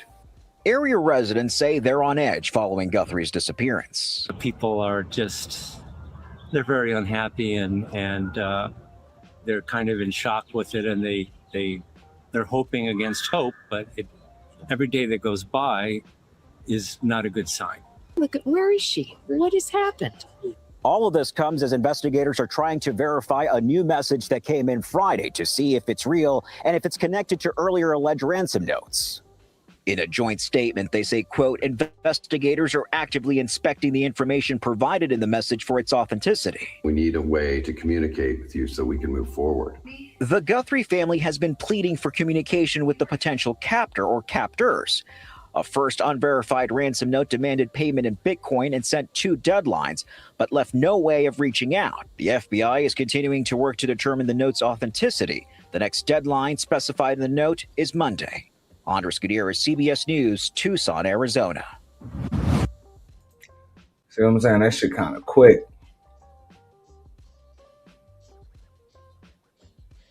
So I'm going back to Fox. Logan, thanks so much for joining us. What is your reaction to news that the family is willing to pay a ransom to get 84-year-old Nancy Guthrie back? It doesn't surprise me at all.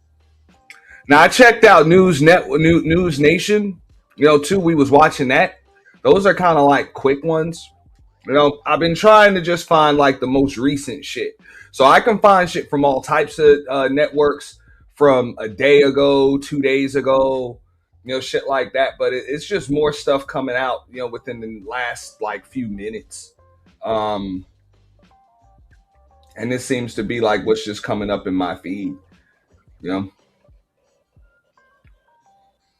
Even TMZ is taking too long. So like News Nation, has something. I'm trying not to, to find shit that's not too long either. If I was hired on a case, I would be advising them to do that. This whole thing doesn't make any sense. Whoever's done this is doing everything that you don't do in a kidnapping.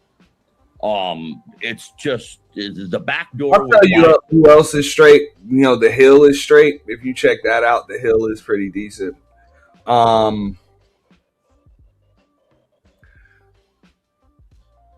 mean, there are other independent news networks, but you got to deal with independent news networks. I mean, when you're talking about political news, but just basic current events like this is pretty neutral. So this isn't going to be left leaning or right leaning or anything like that. They're kind of just going to have most of them are going to have the same information, and they're going to report the same thing on news like this. Now, if it's politics, if it has to do with Donald Trump, the White House, Democrats, Republicans, the Senate, and shit like that, yeah, I mean, you're going to get biases depending on what network you're watching. But shit like this, they're all pretty much going to report the facts. Open. The front door is where there were blood drops on like the porch area, but they didn't go any further. There was no trail of where they went to. And they towed away the sister's car, and I heard that there's a suspect in the brother-in-law. I said from the very beginning, somebody close to the family has to be involved in this.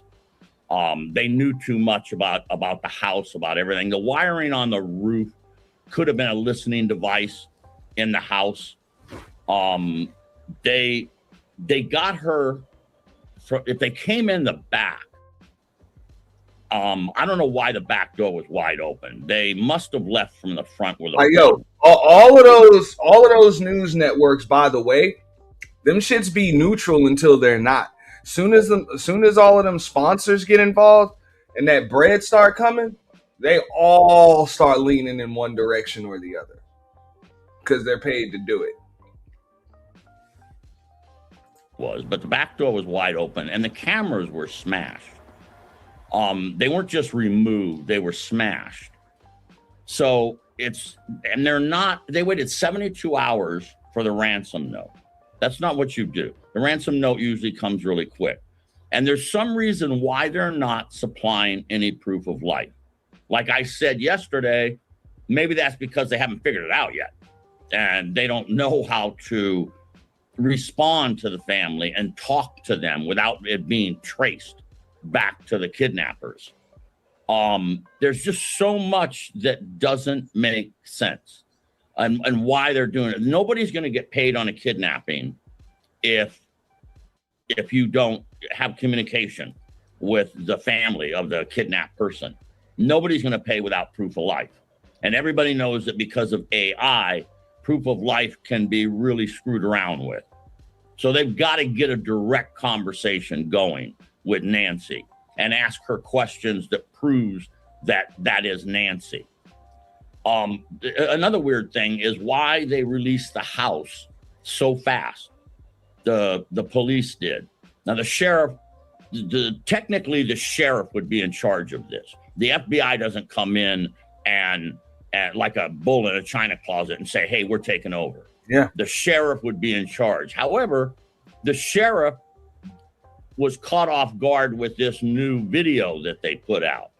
So I'm trying to figure out if the feds are guiding them on what to do, or a private detective. I've been called in on many kidnappings when the police were working on the kidnapping, and I spent more time with the family than the police did. There's just so much that is weird about what they've done and how they're continuing this thing. Logan, can I ask you, if the family is willing to pay the ransom, does that tell you that they have some sort of proof of life? No, I don't believe they have proof of life. They're just telling them that we're real.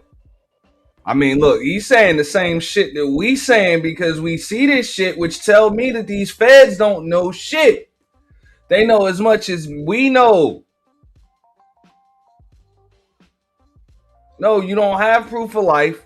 You ain't got no suspects. You don't know shit. You got you got footage from the Circle K. You got Circle K camera footage.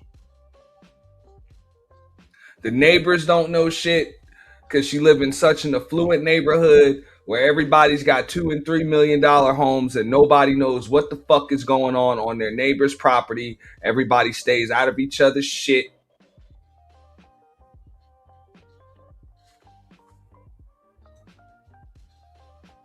That man said he was on his roof changing coating or some shit or putting on a new coating and he still didn't know what the fuck was going on.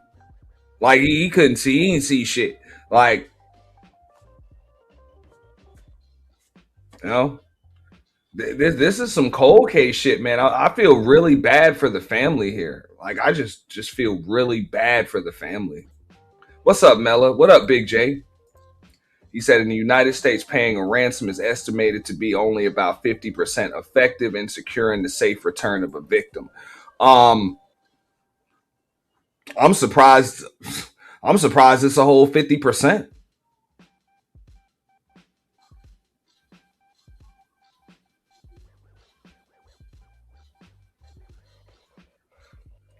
But I don't think there's a chance of a safe return of this victim. And I think even the experts and the authorities believe the same thing. I don't think there's a chance. Like, it's a 0% chance. Now, granted, I'm saying that I believe it's a 0% chance. That's obviously not the case because we don't know shit. You know, we don't know shit. But if that woman is, in fact, has passed away now, and I think even with the 50% effective in securing the safe return, I think that's even 50% is in cases where proof of life is actually shown. That's what I'm saying. But here, I just believe you haven't shown proof of life because you can't. You can't.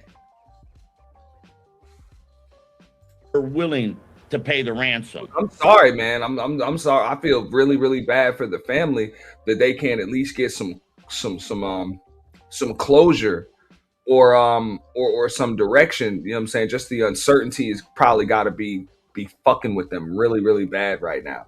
So you know, my sympathy and empathy goes out to the family, and hopefully not my condolences, but it's not looking good. Just my opinion. I'm not gonna spew opinion as if it's facts, but that's just my opinion based on the assessment. You know, what's up, Tootsie Web? He said it's been a week and she has no meds. You know, I'm not sure she is still alive. That's what I'm saying. I mean, and not just that. It's like y'all didn't provide any type of proof of life. So can you? Like, as if you could. That's the easiest way to get your fucking money. If you really want money. If they had proof of life, it's possible that they do. Again, it's back a few seconds, just a few seconds, and I'll open up the panel a little bit. Life? Give me a second. No, I don't believe they have proof of life. They're just telling them that we're willing to pay the ransom. If they had proof of life, it's possible that they do. Again, like I said, the feds could be playing the kidnappers, but this is going along it's going so long without any communications, without any negotiations, and it's just not making sense. There's only two reasons you do a kidnapping. It's money or revenge. So I don't know who would have revenge on them unless it's something that's that Guthrie did. Maybe in her work or something that somebody's pissed off about. But in the news, the letters that they're sending to the news, that's not what you do. These guys are doing everything you don't do. And how did they get her, downstairs when she can't walk 50 feet or, 100 feet by herself? So you got to get her downstairs. Maybe they rang the doorbell to get her to come downstairs on her own and then went out the back door. But why would there be blood in the front? There's just so many things that don't make sense. Usually these things follow a certain pattern. All kidnappings kind of follow a certain pattern. And these guys are not doing anything that makes sense. And if it's for revenge, why would they be sending the ransom notes? And obviously they're saying something to her, and they keep saying it to Savannah and the family. They keep giving her a little more information to prove that they have her mom. So it doesn't make sense. One more thing, the car being towed. What do you think about that? What does that indicate? Well, they said that the brother-in-law, they towed the sister's car. So the brother-in-law, her husband, is supposedly a suspect. In any investigation, you start with the family. Somebody came in the chat earlier, said they think this is the inside job. Now, this guy is saying that, hey, the brother-in-law, or in this case, I guess son-in-law, is possibly a suspect, right? Son-in-law, or I don't think it's her brother-in-law.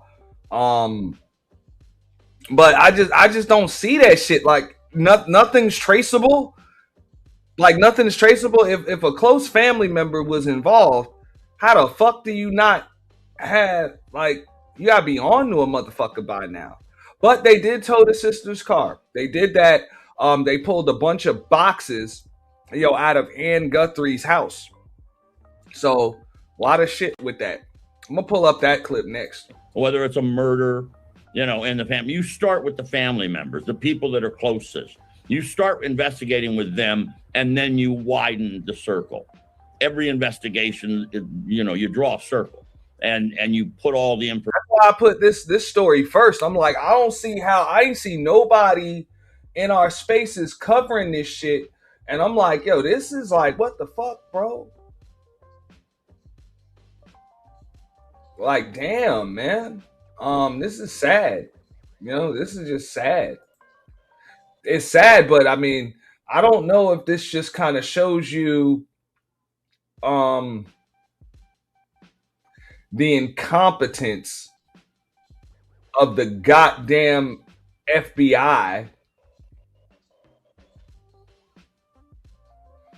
or the national media or what the fuck ever, because maybe they know more than they want to let on.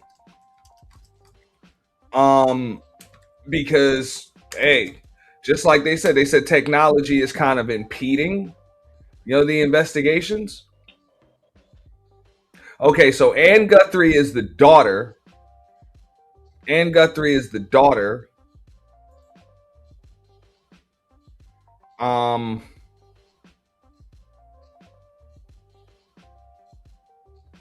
she was the one sitting next to Savannah Guthrie in that video. So they're saying he's saying that she could possibly be a suspect. I don't know. This is sad. This is just really, really sad. All right, I'm gonna pull up that video that Kojak was talking about too in a second. Here, I want to listen to more of what this dude has to say. Information in there, and you start pulling out what's not factual. It's typical that somebody, I don't know why they would say that the brother-in-law is a suspect. That's a little weird. And it's weird that they released the house so early and they keep going back to it. Mm-hmm. They've gone back 4 times, 5 times. They went back and got something off the roof. And the only thing that could be, not the only thing, but the most likely thing is that some sort of a listening device, so that they would know what was going on inside the house. They had to have the house figured out. And the back door, like I say, was wide open. There didn't seem to be any damage. There was forced entry, they said, to the house. Now, the forced entry could be a red herring. If the back door was wide open, it's just so much of this does not make sense in the normal run. Man, shout out to Smitty, man. Bro, that's what I'm saying, man. Bro, so much shit has been coming up in my feed. I haven't even began to touch on all of it. I had to omit a few things. I wanted to talk about Lil Jon's son also being found deleted. Yeah, rough shit. And I didn't even get to the 600 people that were arrested for X trafficking. I'm telling you, y'all need to, I'm going to continue to do it, but I can only do it on this platform. That's why I need y'all to like the stream, share the stream, because over here, I will make sure that I hold all of these fuck-ass content creators accountable for the bullshit content they give you. The nerve of these niggas. The fucking nerve. The nerve.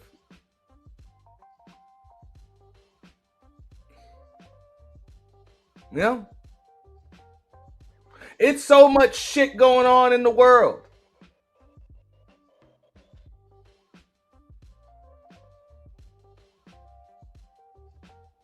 And not only do these motherfuckers give you bullshit, but they give you the same bullshit that a bunch of other people are giving you. I'm like, it's the fucking nerve.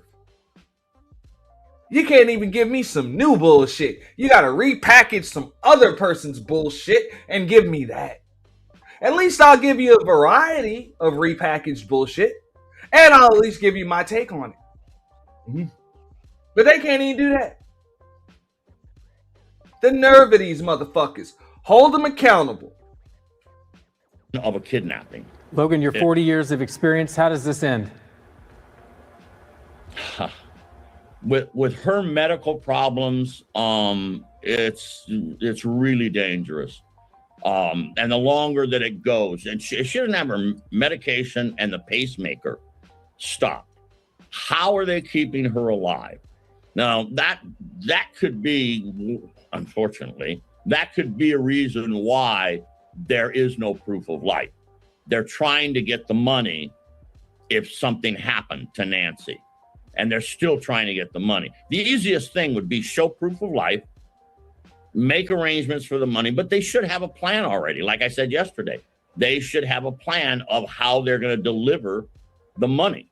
I mean, kidnappings, if you're going to be successful, have to be planned out really, really well.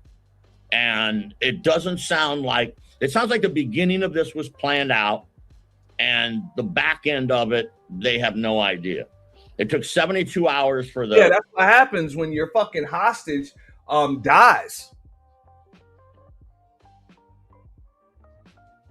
You know? That's what happens. And I'm sorry to say that shit, man. Now what do we do?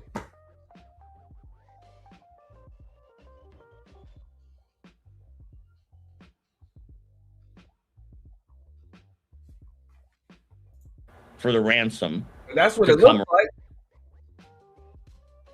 Looks like your hostage died on you. Around, which is weird. I can't see them taking her a long ways away. They would have had time.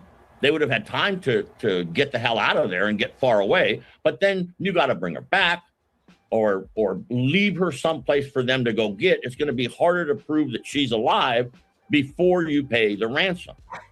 There's an exchange, and you've got to keep them at the same time, where the money is taken at one location and the person is released at another location. So they got themselves some problems. I mean, the sheriff doesn't seem to be in charge of the investigation. The feds may be pulling the strings, or there could be a private detective.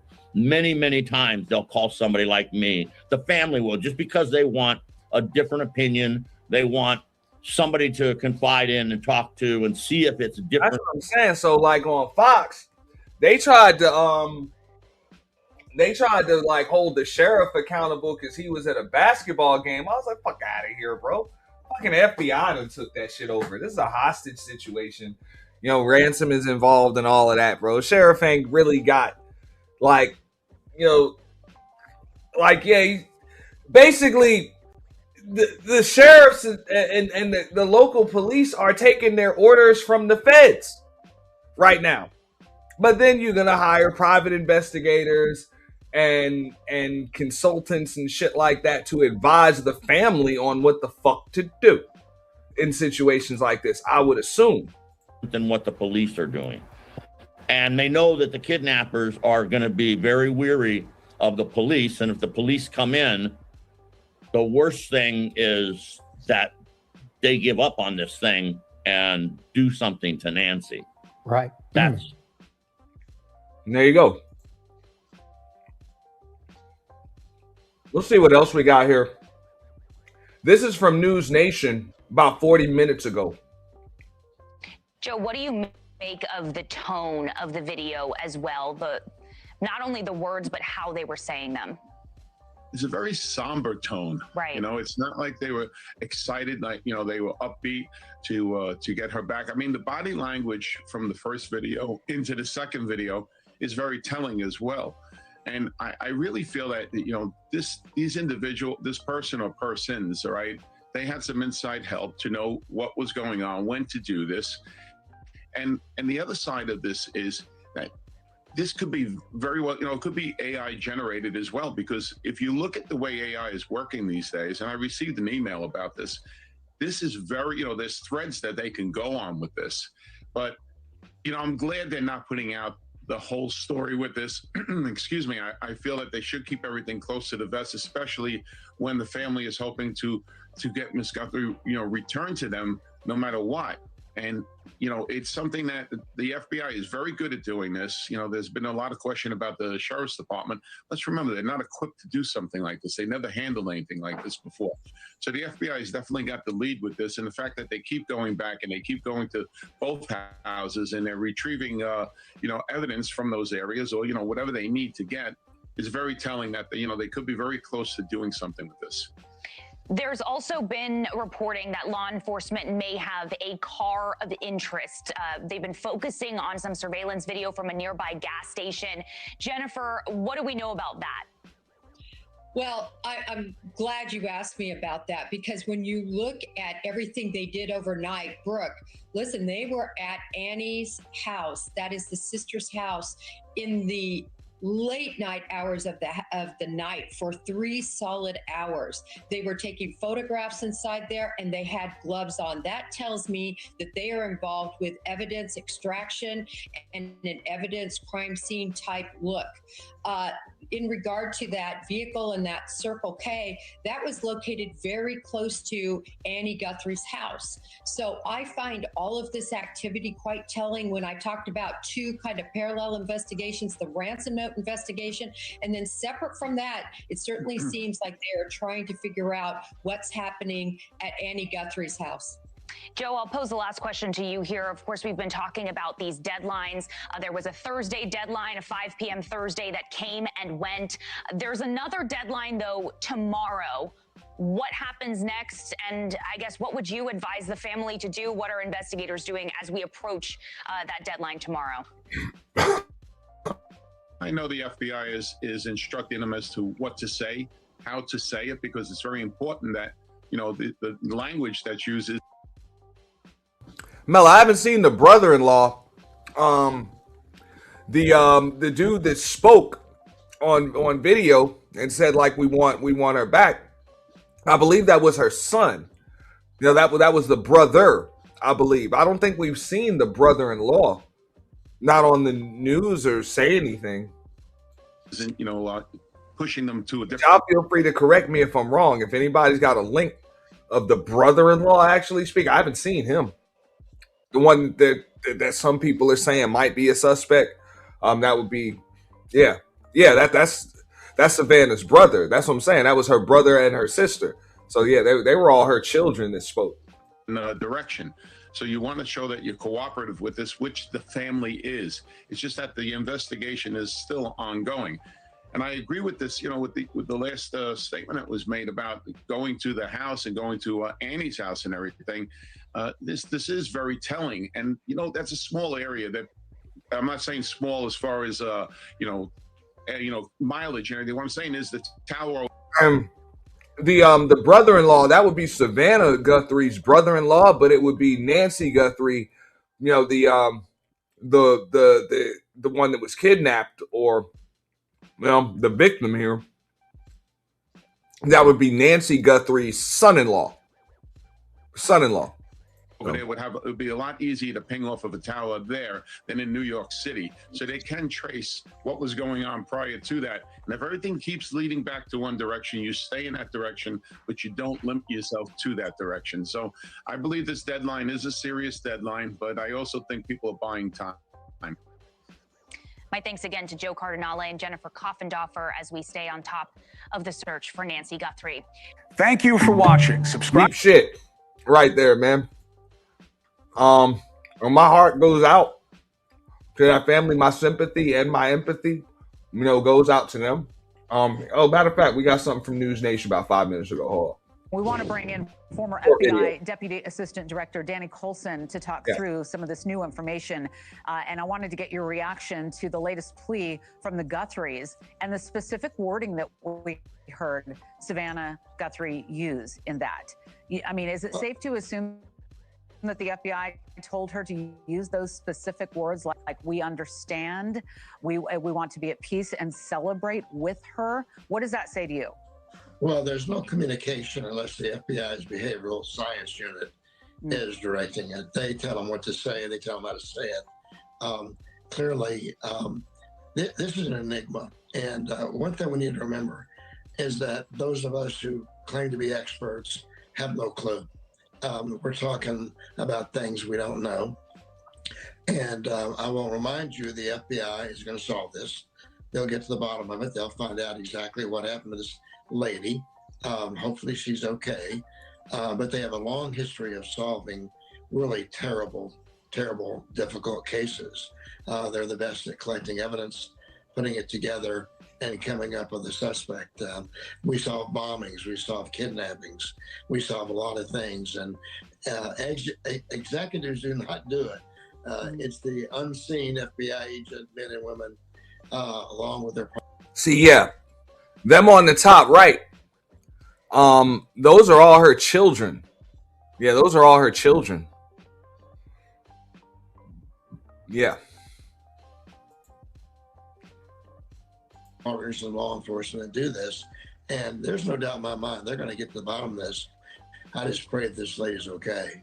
Yeah, you're right about that we just don't know what's happening behind the scenes, right? And all we can do is lean on experts like yourself to tell us what you've gone through in the past that could hopefully give us information for the future. I also understand that you created and commanded the FBI's hostage rescue team, so you're why we brought you on, one of the top experts to talk about this.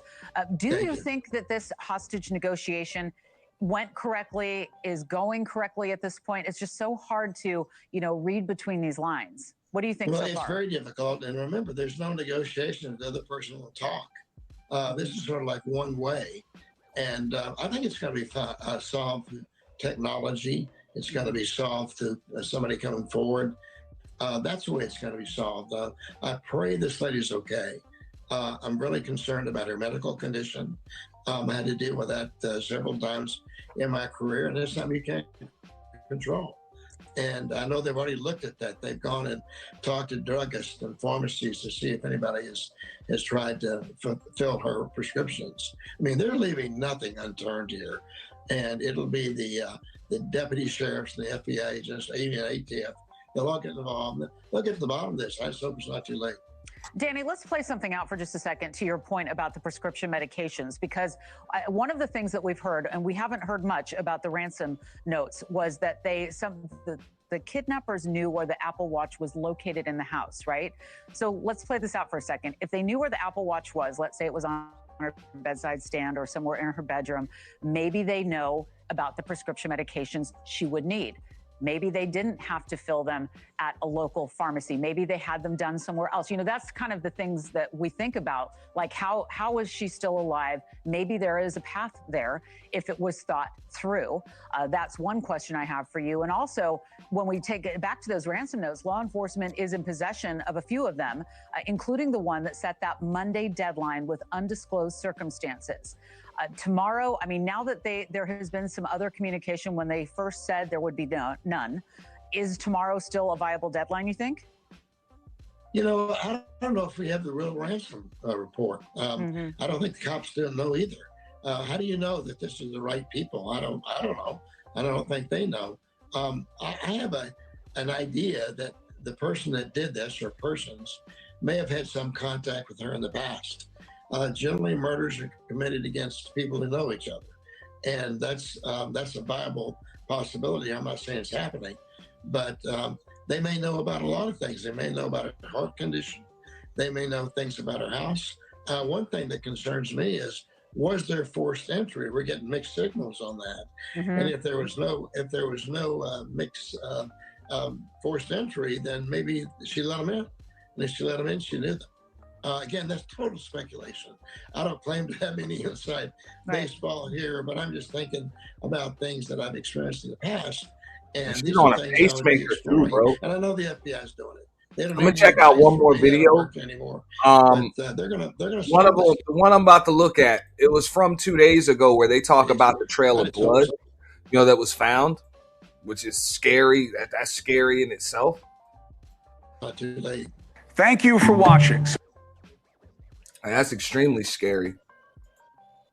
What's up, Mella? Hey, Anthony. Good morning. Same to you. Same to you. It is a beautiful day in the neighborhood. Mm-hmm. It's Super Bowl Sunday. Yeah. the weather's pretty bad in a lot of places in the country. So What really matters is that we're alive and well. I have no complaint. It's 71 degrees where I am. Yeah, I heard you were gonna grill and get drunk and just enjoy being a man. Damn right. That's what's up. Man, Regarding the story, the topic is there something that I can contribute in my thoughts? Absolutely. I got a bunch of different topics. I don't know if you saw some of the things. I haven't touched on everything. I am going to touch on our current president, who says he is the least racist president we've ever had. So I don't know if that's supposed to be some shit that we celebrate. But whatever. Yep. Yeah. That says enough in itself. We're going to talk about the 600 people that were arrested for X trafficking. We talked about the 2 NFL players, one of them charged with deletion. The other one charged with, of course, aggravated assault, deadly weapon, and domestic violence, and also fleeing the police and shit. Really, really bad. And of course, this situation here. A lot of shit we talked about today. Yeah, that's a lot. I could have done a show on each thing, but y'all forgive me, I'm lazy. Okay, that's a lot to unpack nonetheless. So I want everybody to know I could have did a stream on each of these things, did it on vertical stream, and got just as many views as the rest of you motherfuckers that think you're doing some shit and more. But I did. Okay. So take notes, you fucking punk ass excuses for content creators. Take note, because I've been really, really nice. I've left a lot of water for the fish, but pretty soon I'm about to starve your asses. Go ahead. Yeah. I too want to contribute some topics for you. You do a lot of solid coverage. You're not bullshit. Like, you get down to what it takes to not just have people engage the information, but for them to discover information they didn't even know was significant for them to think about. So, I'm not one to necessarily kiss ass, but I will compliment somebody when the credit is due. But in terms of this particular topic regarding how they throwing a sheriff under the bus and so forth, it's like the FBI. This is in the lap of the FBI. Period. Like that's some old sneaky ass low down shit to throw the sheriff under the bus like that. And in another aspect, as far as the sheriffs are still helping with the investigation, helping and being in charge. At this point, let's keep it real. The sheriffs and the local police are just doing as they're told. That's what I'm saying. Helping and being in charge are two different things. So I just wanted to, say that out loud. A lot of people will practice scapegoating, especially in extreme circumstances. So, unfortunately, that sheriff is the target of scapegoating. The family is suffering. That's an 84-year-old loved one. The family is suffering. I'm hopeful that their hearts can be soothed. There are many people who experience tragedies like those you just mentioned, and things are going on in this world that aren't mentioned that are tragedies. So I appreciate that you're sparking the hearts of people in terms of how would you feel if your loved one disappeared. And it's not necessarily ransom or anything like that. Like, for instance, when I was out shopping for Super Bowl food, there was this poster of "Please help us find our dad. He's been missing for 3 days, and he's 8 years old." And just like, there are people that are experiencing not being able to keep an eye on their elders. And I would encourage people to take that age range seriously in terms of their need of coverage. Like you literally got to keep an eye on these elderly people. But it, the problem with elderly people, right, is they want to maintain their independence, and so they resist you babying them. They resist it. And so how do you handle someone of that age who's vulnerable, but you have to act like they're not vulnerable? And that's a very complicated scenario. What I can only suggest concisely is be on guard duty without them feeling like you're insulting their adulthood. So just, if that's concise and makes sense, I hope it does. Yes, it does. Okay, peace out, everybody. I'm gonna listen. Welcome to the panel. I love you, darling. Hey, baby. Yes, it does make sense. I've dealt with a level of older folks, and they do want their independence. They're grown. They've been grown for years, and they feel like you can't tell me nothing. I'm supposed to be telling you something. I have dealt with that, Melba. And what you have to do is you do have to be not standoffish, but stand by, if I can say that. That makes perfect sense. Yeah, I kind of went through this stuff, and I'm one of a person that I believe strongly in not disrespecting and taking advantage of people that's older than you. I'm getting there. So maybe I do have a tender heart for older people. I was at what's that drugstore called, CVS? And CVS, unlike Walgreens, the difference is they have this automatic checkout system, right?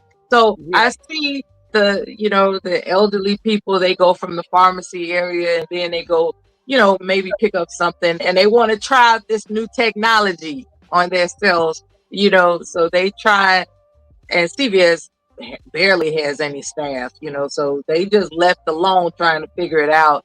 And it's really adorable to watch when older people are curious about the new way of doing things. And now I'm not a medical caregiver. I can't imagine, like doing the I can't imagine doing the personal people I love. I also wanted to say something real quick, and I'm gonna shut up, okay? Make sure you guys get long-term, what do they call it? Long-term health insurance for your elder loved ones, because that goes a long way in making sure that they have professional assistance for their personal needs. Because a lot of us we're not built for that. Like I'm not built for that. So, but damn it, I can make sure I can pay somebody that's built for that. I didn't think I was. I've been in construction. I can name every type of steel-toe boot you need to wear, your PPE, all that. I wasn't built for that either. I'm talking about when it comes to personal needs. There are professionals that are totally competent in this regard. I'm not one of those people, but I can pay somebody that's competent to do it. So, and long-term health insurance, it's hefty depending on how long you wait to get it. So the earlier you get it, the easier and smoother of a journey it will be for your loved ones to be comfortable in their senior years. And I'm gonna shut up with that. Okay, that's cool. But to me, I'm not gonna trust people that I like. If I really love somebody, I'm keeping my eye on them motherfuckers. Don't get me wrong. I'm overseeing everything. Like, but as far as me doing the hands-on work, I'm not built for that. I'll be hands-on if I have to, because I don't trust everybody to be as gentle. I'm gonna be watching everything. I'm gonna be watching everything. I got that kind of time. I just don't have the skills. I'll be gentle with her and him. You're not, bitch. You're not. I've seen the bitch grab my daddy. I wanted to fuck her up. Was she a professional or somebody? Yes, she was supposed to be a she professional. Had credentials and training? Somebody. Did I just say that? Oh my God. Yeah, I would have to fuck them up. Yeah, I would definitely get physical in correcting that situation. Yeah. And I won't catch a case about it either. I know how to do things really tidy. It's just that well, teach me.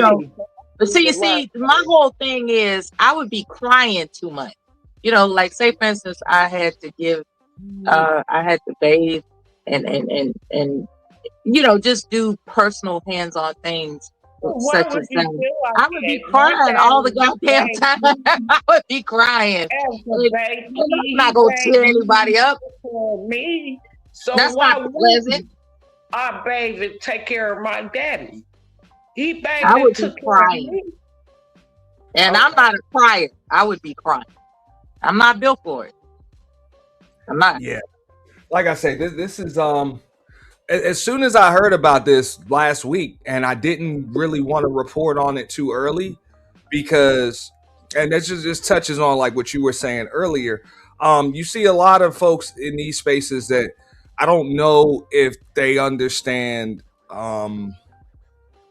just the obligation when you got any type of platform. It doesn't matter how many subs you have or any of that shit, just the obligation that you have to journalistic integrity and to try to fish out as much information as possible, before you report on things. And then when you report on things, understand that, you got to remind people that when you're giving an opinion, when you're giving facts, when you're not sure, like for example, I gave out some information about one of the NFL players earlier, and I wasn't sure what college he went to, and I got DMs confirming like exactly what college he went to. And shout out to Kojak in the chat, and the person that sent me the information remind me, hey, that motherfucker went to Tennessee. I get fact checked all the time on here, all the time. Now I try not to just give you guys fucked up info, but I will tell you, like, I'm not really sure maybe what school somebody went to, or, like all of the particulars or the exact numbers or something like that. But I try not to give inaccurate information about, the story I'm reporting on. And I think a lot of creators, especially in these spaces, really don't give a fuck. They don't. I'm being honest. Like, they really just don't fucking care. People will just make shit up. It's hilarious. Yeah. People will make shit up, spew it as if it's fact, and, well, whatever, if I'm getting views and subs, that's all that matters. And it's like, dude, at some point, you got to have some kind of level of journalistic integrity. People just either want to be the first one to report on something or just want to be reporting on it. And they don't really care what they tell you guys. Yeah, ethics is not. What's a better ethics is not like YouTube strong suit. Okay. Yeah. You learn that early on. Ethics is kind of a wishy-washy thing when it comes to Black YouTube, and it's refreshing when you do find somebody that. Yeah, I a good portion of the day when I know I'm going to do this show on Sunday, which is often. If I know my topics, I spend a good portion of Saturday, trying to fish out as much information as I can from different sources. And that's one of the reasons why I didn't want to report on this, is because things changed every single day. It was something new. Yeah. And you kind of want as much information as possible. Even if that means everybody else is going to report on it first. That's hey, fuck it. I'd rather report on it last and be factual than report on it first and not know what the fuck I'm talking about. That's the difference. That's the difference. Some people are impulsive enough to convey, you know, I guess it depends on the nature of the individual, whether or not they take reporting something seriously or they're looking to just attract, as they say, ass and seats. And you can tell the difference once you get sophisticated in your viewership.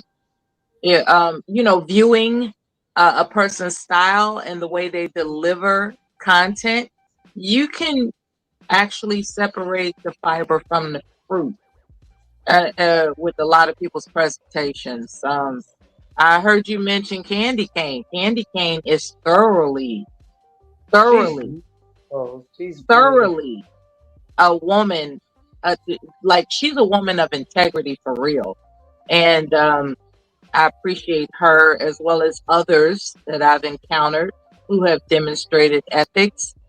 And it's appreciated by those of us that can see it for what it is. Now, don't get me wrong. We like to fuck shit too. No ethics. I'm a woman with and we like your fuck shit too. Okay. Ethics. Yeah, because you stimulate. You I don't give a damn how educated you are. You're starting to intimidate me. I'm feeling insecure about myself. You speak so logically and all that stuff. It goes out the window with a little ghetto ass hood bitch like me. Now stop over talking me. I'm feeling insecure, ma'am. I apologize. I can't be like you. I want to be. I hope I can be someday. No, I apologize sincerely. I'm gonna go through this video, Sherry. It's only about 4 minutes long. This is from a couple of days ago, where they talked about the blood found in the home. Short time ago, the Guthrie family made a second demand for proof of life of Nancy Guthrie, now missing for 5 days. Meantime, authorities revealed new details about the presumed kidnapping of Nancy Guthrie, including that it was her blood found at her house. KTLA's Chip Yost joins us live from Tucson, Arizona, with more details. Chip. Yeah, hello there. A big new development this hour. Remember, we told you earlier that there was a ransom demand that the FBI was taking seriously. That ransom demand had 2 deadlines. The first deadline passed about an hour ago. While we don't know if any money was sent, we do know that right about the time that deadline hit, Savannah Guthrie's brother put out a new video addressing the possible kidnappers. We'll show you that video in a moment, but first, here is some of the other new information that came out today. Right now, we believe Nancy is still out there. Thursday, Pima County Sheriff Chris Nanos offered a more detailed timeline of when Nancy Guthrie might have been kidnapped from her Tucson home. The investigation shows the 84-year-old mother of NBC Today show host Savannah Guthrie got home Saturday at around 9:48 p.m. Early the next morning, on Sunday, came the first signs of trouble. At around 1:47 a.m. Sunday, the doorbell camera was disconnected. At 2:12 a.m., software from a different camera on the property detects a person, but on that camera, there was no subscription and the video was not saved. Then at 2:28 a.m., Guthrie's pacemaker stopped communicating with her phone, which was left at the house. The sheriff also said they got DNA results back on blood that was found on the front porch. The blood on the porch, that was one we did. It came back to Nancy. We received an alleged ransom note. Also Thursday, TMZ put out this video about a ransom note that Savannah Guthrie and her siblings may have been responding to in this video. We need to know, without a doubt, that she is alive and that you have her. While it's unknown if that ransom note is legitimate, TMZ said it did have details that may have only been known to the kidnapper or kidnappers, and the FBI is taking it seriously. The one that went to the media is the one we're currently investigating and working on. One problem is that whoever sent it has not been in contact since. When the family is reaching out to say we're ready to talk, this letter suggests no talk. Right. That was made clear right at the beginning. Even so, Nancy Guthrie's children are still trying. Right now, we'll show you that video we were just telling you about. It's a video that was put out by Nancy's son a little more than an hour ago. This is Cameron Guthrie. I'm speaking for the Guthrie family. Whoever is out there holding our mother, we want to hear from you. We haven't heard anything directly. We need you to reach out, and we need a way to communicate with you so we can move forward. But first, we have to know that you have our mom. We want to talk to you, and we are waiting for contact. Another new development, the FBI now offering a $50,000 reward in this case. In Tucson, I'm Chip Yost, KTLA 5 News. Chip, thank you. Oh, man. Yeah, he's 84. I mean, that's too old to be going through that. And the likelihood of her still being alive is slim. And what do they do with that presumption? You know, what do they do with that? You know, like, oh my gosh, that's horrifying. Damn.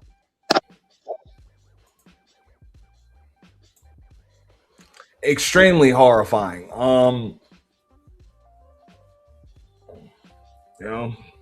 So like I said, my sympathy and empathy goes out to that family. Hopefully not my condolences, but we're realistic here and we know what the likelihood is. So not looking good,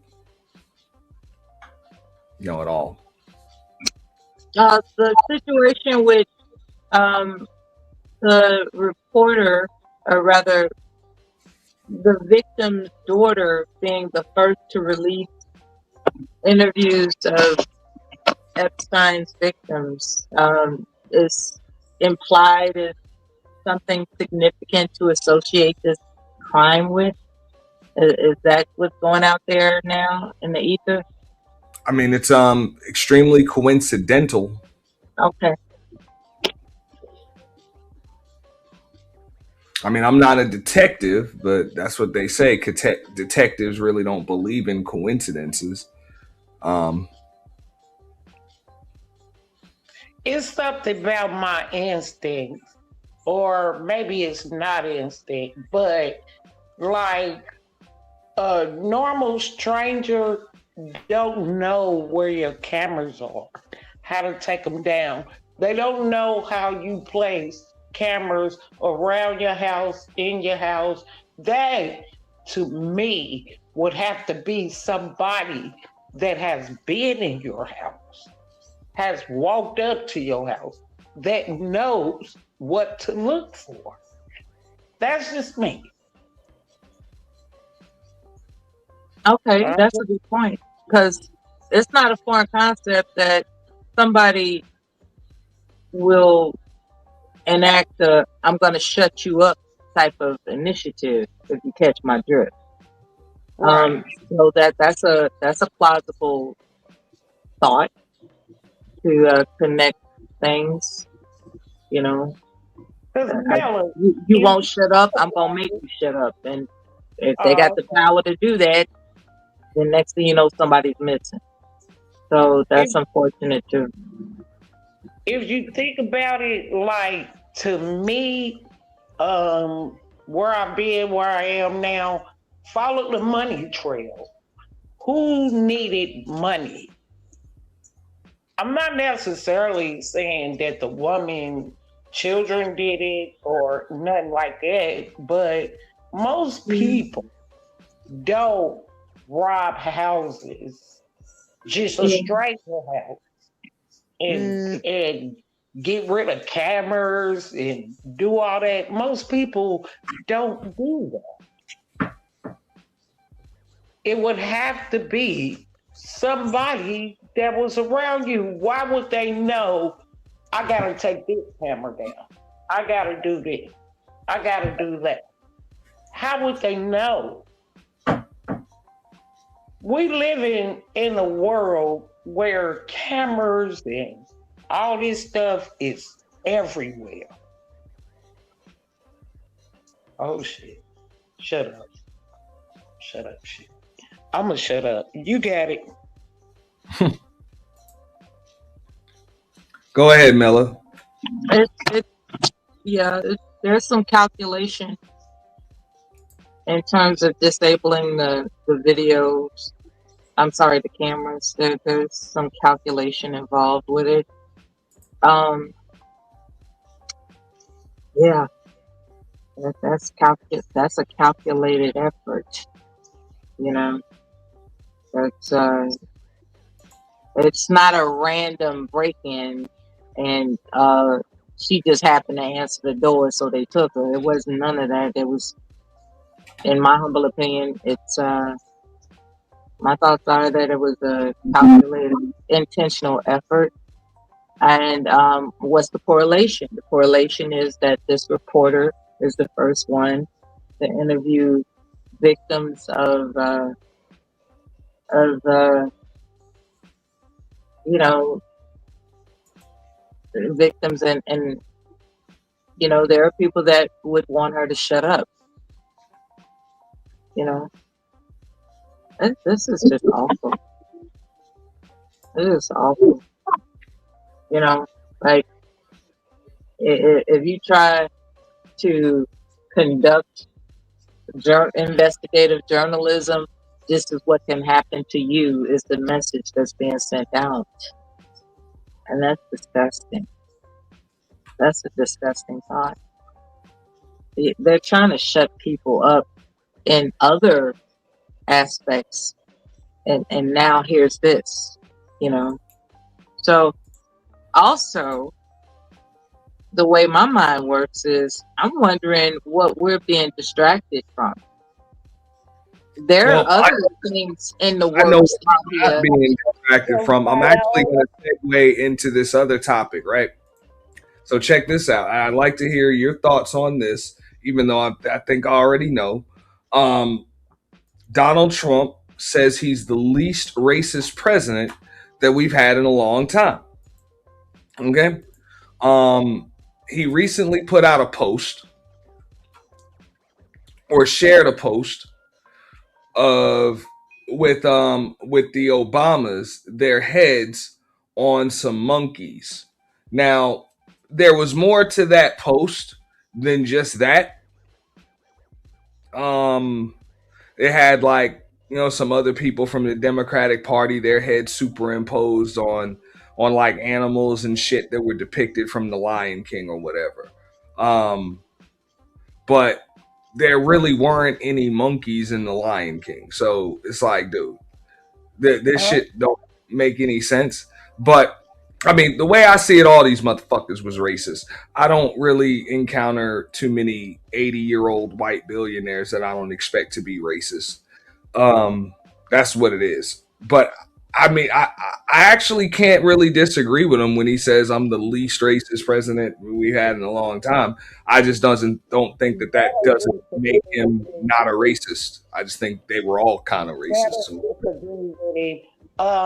I don't know if you old enough what a dragon is, but there was levels in the you know, all them caves. I'm trying to say it the best I can. But Donald's daddy was one of them. Now, I don't care how y'all want to look at it, but when you raise your children It's some things your children will fight against, but you still raise them. And they still gonna have somewhat of your upbringing in them. Donald Trump, daddy, look him up. Or did they scrub the internet? Because at the end of the day, while everybody talk about immigrants, Donald was not born in the United States. Let's get that clear. Let's get it crystal clear. Now, do it take for us older folks to come out and just really, I don't want to check younger people. I just want y'all to think for yourself. Think for yourself. Find out stuff for yourself. That's why I call myself a troll. Think for yourself. That man, daddy. Yeah, I ain't saying that man ain't no racist. I'm just saying when he says he's the least racist, he might have a point. I don't think he's any more racist than the other presidents we had. Right. You know? He ain't And I know people be like, oh, Obama wasn't racist. Yeah, but the people he was working for were, that he was taking his orders from were. So, well, if I raise you, Auntie, to think you better than somebody, and I would say that goes for all of the fucking presidents. But go ahead. Let's get there.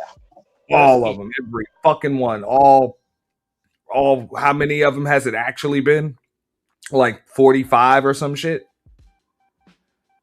I don't even remember. 45 or 46 presidents, because Donald Trump is considered the 45th and the 47th president. Yeah, it's been like 45 actual fucking presidents. I think they was all racist. But let me go to Smitty before I play this this video. What up, Smitty?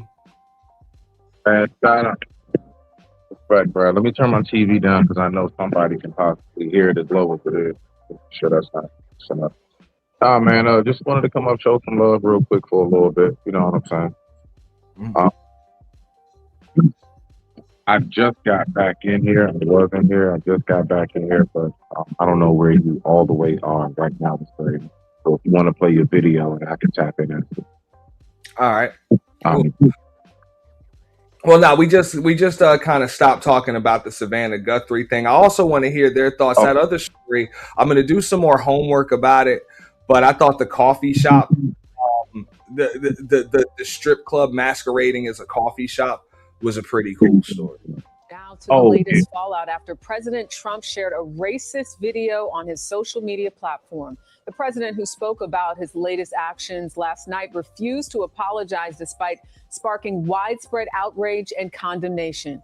CBS's Willie James Enman reports tonight from West Palm Beach, Florida, near the president's home. Willie James. Jerika, good evening to you. Republican lawmakers offered a rare rebuke of President Trump after he reposted a racist meme of President Obama and Michelle Obama depicted as apes. Hey, 1 second. Bridget, I am not giving Trump a pass. I just refuse to give the rest of those motherfucking crooked politicians a pass. That's it.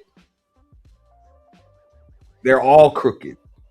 And most of them are racist. And if they ain't racist, the motherfuckers who's buttering their bread and paying their asses are racist. That's giving them orders are racist. So I don't think that's this motherfucker on this screen is any more racist than the rest of the motherfuckers. And I think that's the biggest problem that a lot of folks have, is they think calling this man out on his bullshit means everybody else in there is a saint.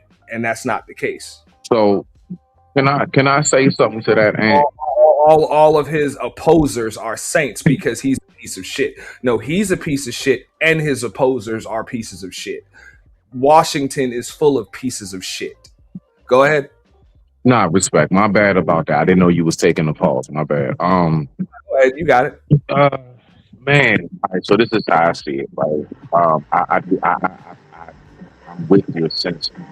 But when y'all talking about racist, and I'm doing it like this and that's right. No, when it comes to politics, you sounding like you underwater. Yeah, but we having a tough time with it. You have audio interference at the moment.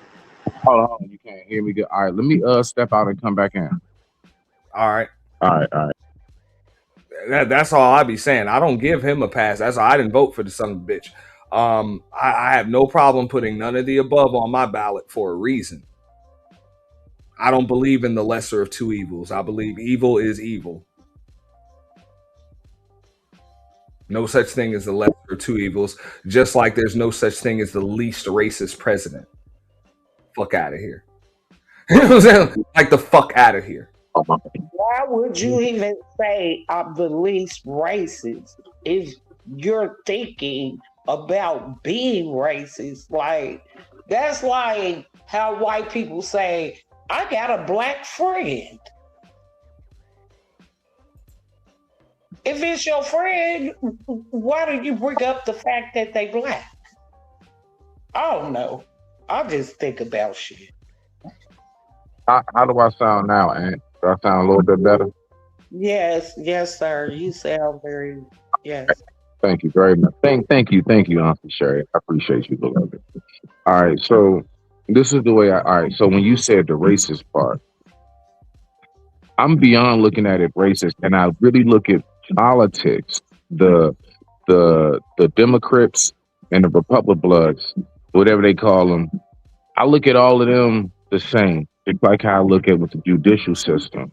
That's why, if you notice, part of the I call them the demon rats and the reparasites. Okay, there you go. Okay, however, but you know what I'm saying. But just like how one of the forms of government, right, is the judicial, right? It's judicial, executive, legislative, I believe.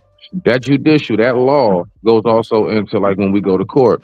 Your prosecutor and your actual lawyer, your defense attorney, all of their kids hang out. The judge hangs out with them. All of them go to the same parties in the same clubs. Networking. So my point is to land it right. So because I don't want to be too long when I lose my thought. Like, I don't really look at these people as racist, bro. It's beyond race. It's a well-oiled functioning machine, and it's like cylinders in a car. You need all the cylinders to be functioning right. And honestly, that's how I see it. I don't think that just as much as your prosecutor wants you out, does your defense attorney want you in. I don't think it works like that. I think it's all just part of, I guess, the circus, some want to call it, or I call it the machine. But I digress. My mic is muted. Yeah, I wouldn't disagree with you. I'm going to get back into this. This is a short video, and then I got one more after this. No, I didn't make a mistake. Aboard Air Force One, the president says he won't apologize for posting a video which included racist imagery of the former president and first lady. I didn't see the whole thing. I am, by the way, the least racist president you've had in a long time. Initially, the White House defended the president's post, but later backtracked, deleting it 12 hours later, blaming the post on an unnamed staffer. Lawmaker condemnation was swift and bipartisan. He should apologize, and perhaps most importantly, he should pledge to do better. The GOP's only black Republican Senator Tim Scott of South Carolina called the post the most racist thing I've seen out of this White House. The president also under fire this weekend for freezing funding to one of the nation's largest infrastructure projects. Late Friday, a federal judge ruling the Trump administration must temporarily unfreeze $16 billion in funding for the Gateway Tunnel project, linking New York and New Jersey by rail. According to multiple reports, the Trump administration told Senate Minority Leader Chuck Schumer the funds would be released if Penn Station in New York City and Dulles Airport in Virginia were named after President Trump. The president claims the idea wasn't his. He suggested that to me. Chuck Schumer suggested that to me about changing the name of Penn Station to Trump Station. Dulles Airport is really separate. Yeah, that sounds pretty fucking crazy. To change the name of Penn Station to Trump Station and Dulles Airport to Trump Airport. Get the fuck out of here. Get the fuck out of here. What was you saying, Smitty? No, I have a question. What is what they're talking about right now? That tariff money that he closed off on everybody that he did, is that what they're talking about? This federal funding for it's supposed to be a tunnel that connects New York to to New Jersey, and it's not just like the Lincoln tunnel. It's supposed to be a new one, and it's like 16 billion or some shit like that. He's closing it, so it looks like they're trying to push some other shit. You know, they're trying to push some other shit along. That's why I'm kind of done with this channel clip right here, because they kind of threw that in here when we were just talking about the Post. What up, Trish? We got Trish in the building. What up, Trish? Yeah. Nah, he just said he wasn't the one that suggested it. He said that shit was suggested to him, which I believe that. You know? Schumer called the president's statement an absolute lie. Meanwhile, nearly 1,000 construction jobs are on the line as work stopped at the site on Friday amid the ongoing battle over funding.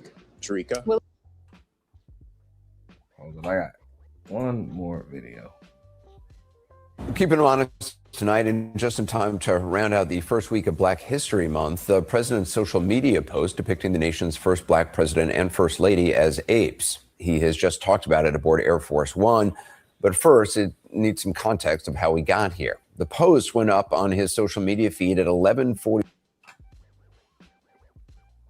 All right, now we're going to see a little bit more of, because it's not just this post, it's an entire video. Not going to show the whole thing, but y'all will see enough clips from it to get some context. But this shit right here is unacceptable, nigga. And this is something that you're not going to hear these newborn conservatives, i.e. your Anton Daniels and all these MAGA motherfuckers and shit. You know, all of these niggas that be having to wear MAGA hats and shit, because now all of a sudden conservative means coon. You know, I don't know why. You know, but yeah, it does. You're just gonna hear them gloss over this shit like it never happened. Hey, and but how much of this is our fault? I'm looking at it, right? And I don't know. It's our fault. Yes, I'm dead ass serious on that question. I'm ready. I'm ready for it. How much of this is our ready? I'm ready too. Look, none of it. All right, so look, right, and the reasoning they tried to say this was depicting characters from The Lion King. Wasn't no characters like this in The Lion King. No, and I'm beyond. Listen, bro. I know everybody remembers because I did several lives about it. I was one of the people in this space that was really talking about it heavy when they was coming out with them real them ghetto boquishas as gorillas and everything, and they be going around regular like. They also had buckwheat. And so if you get what I'm saying, like, so when I say how much of this is when we was thinking it was funny and cool to be pushing these, like, literally out of all animals, not a panda bear, not an elephant, not a giraffe, not a rhino, no, literally it was all different types of monkeys, bro. Do you see what I'm saying? It was all different types of monkeys. So all I'm saying is when we was pushing that, and when I was one of the people, like, what are y'all doing? Y'all think this is funny? Like, for real, y'all think this cool? So for the record, if anybody wants to know what my real sentiment is, that's where I'm at. No, it's not cool at all. And I'm one of the people that was speaking out about it. But it's like nobody wanted to cover, for the most part, these AI gorillas and monkeys that they was putting out. And it was and it wasn't no white versions, bruh. Wasn't no white versions. It was all bonnets, long fingernail claws, and gold teeth and everything else. It was all us. They were, so that's all I'm saying. So this right here, this is mild as shit compared to like that gorilla AI monkey stuff that they be doing. I don't mess with that at all, bruh. But I digress. My mic is muted. That's why I asked my question. Yeah, that's a very good question. I'm not taking accountability for that post. That's a very good question as to whether or not, whether or not we, as the people, our people, were asleep at the wheel at some point in many aspects. If I can offer this thought, I'm not gonna forget ever that Donald Trump insisted that Barack Obama is not an American citizen. He went hard with that birther bullshit. So it's weird that he was so enraged. You know, like where did that come from? You can't just be happy for the man. You have to go out of your way to cast doubt that there's no way that descendants of slaves could ever achieve anything greater than Caucasian people. That was the underlining message of his effort. So as you know, as Auntie was saying on the panel, it's like, why did that even come out your mouth if that's not what you're thinking? You know, he's a liar. He's a liar in his intentions. He's a liar in his actions. The country voted for a liar, and that's what we're dealing with. That is the burden that we carry.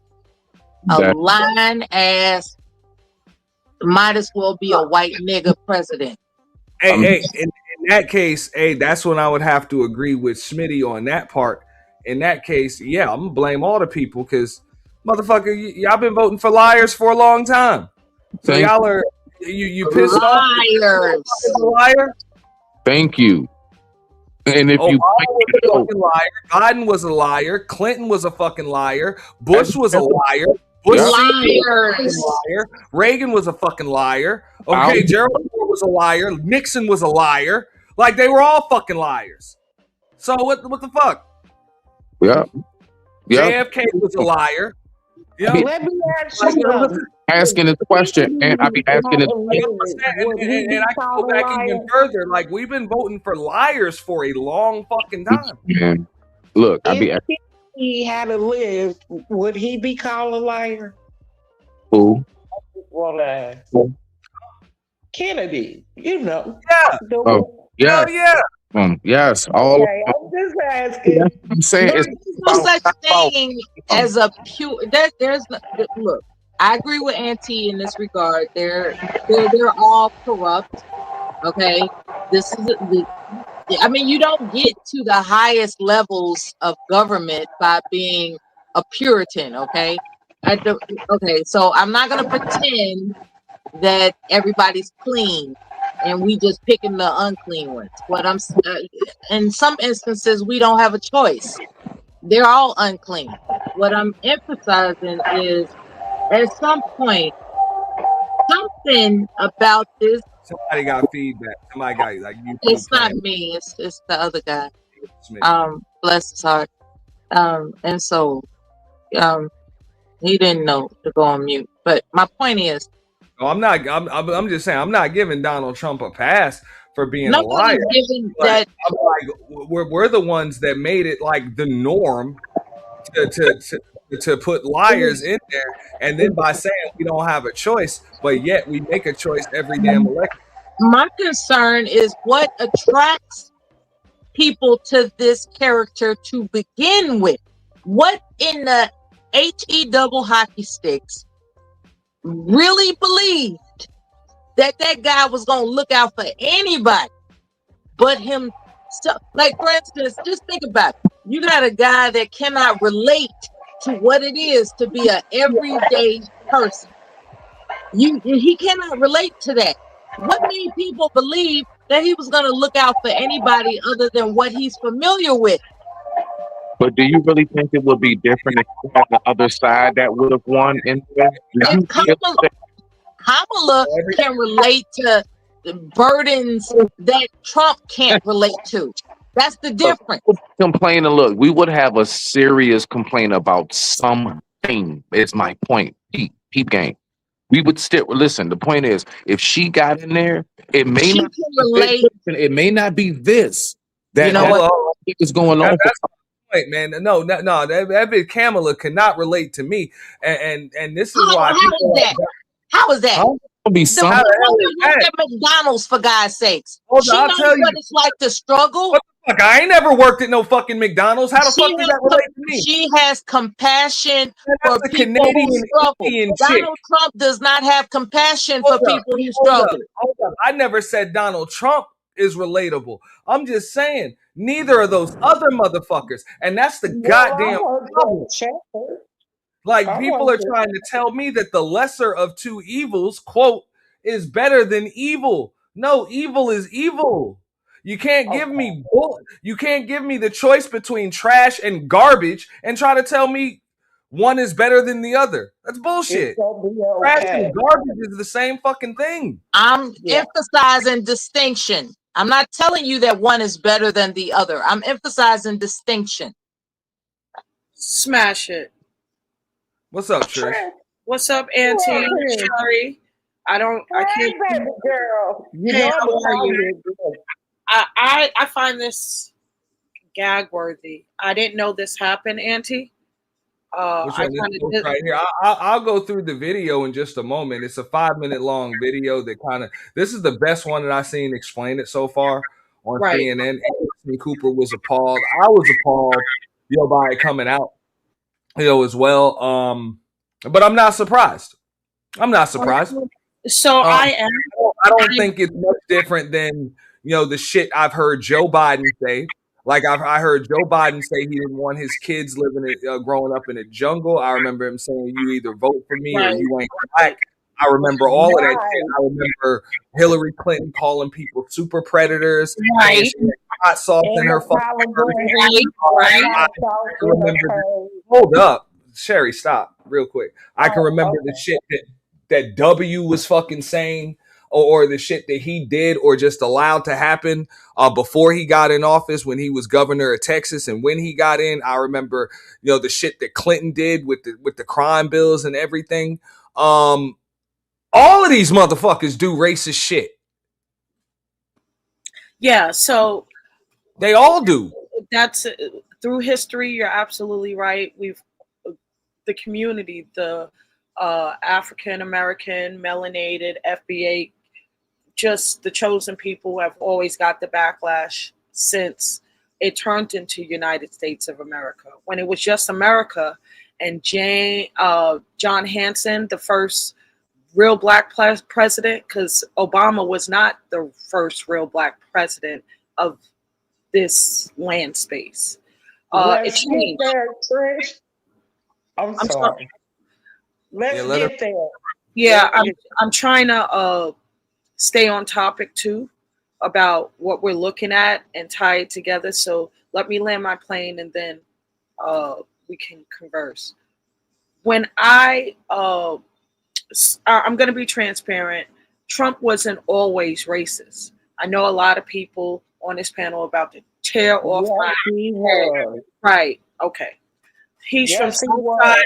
Okay. You gotta let her finish, Sherry. Don't make me. I don't want to mute you or drop you,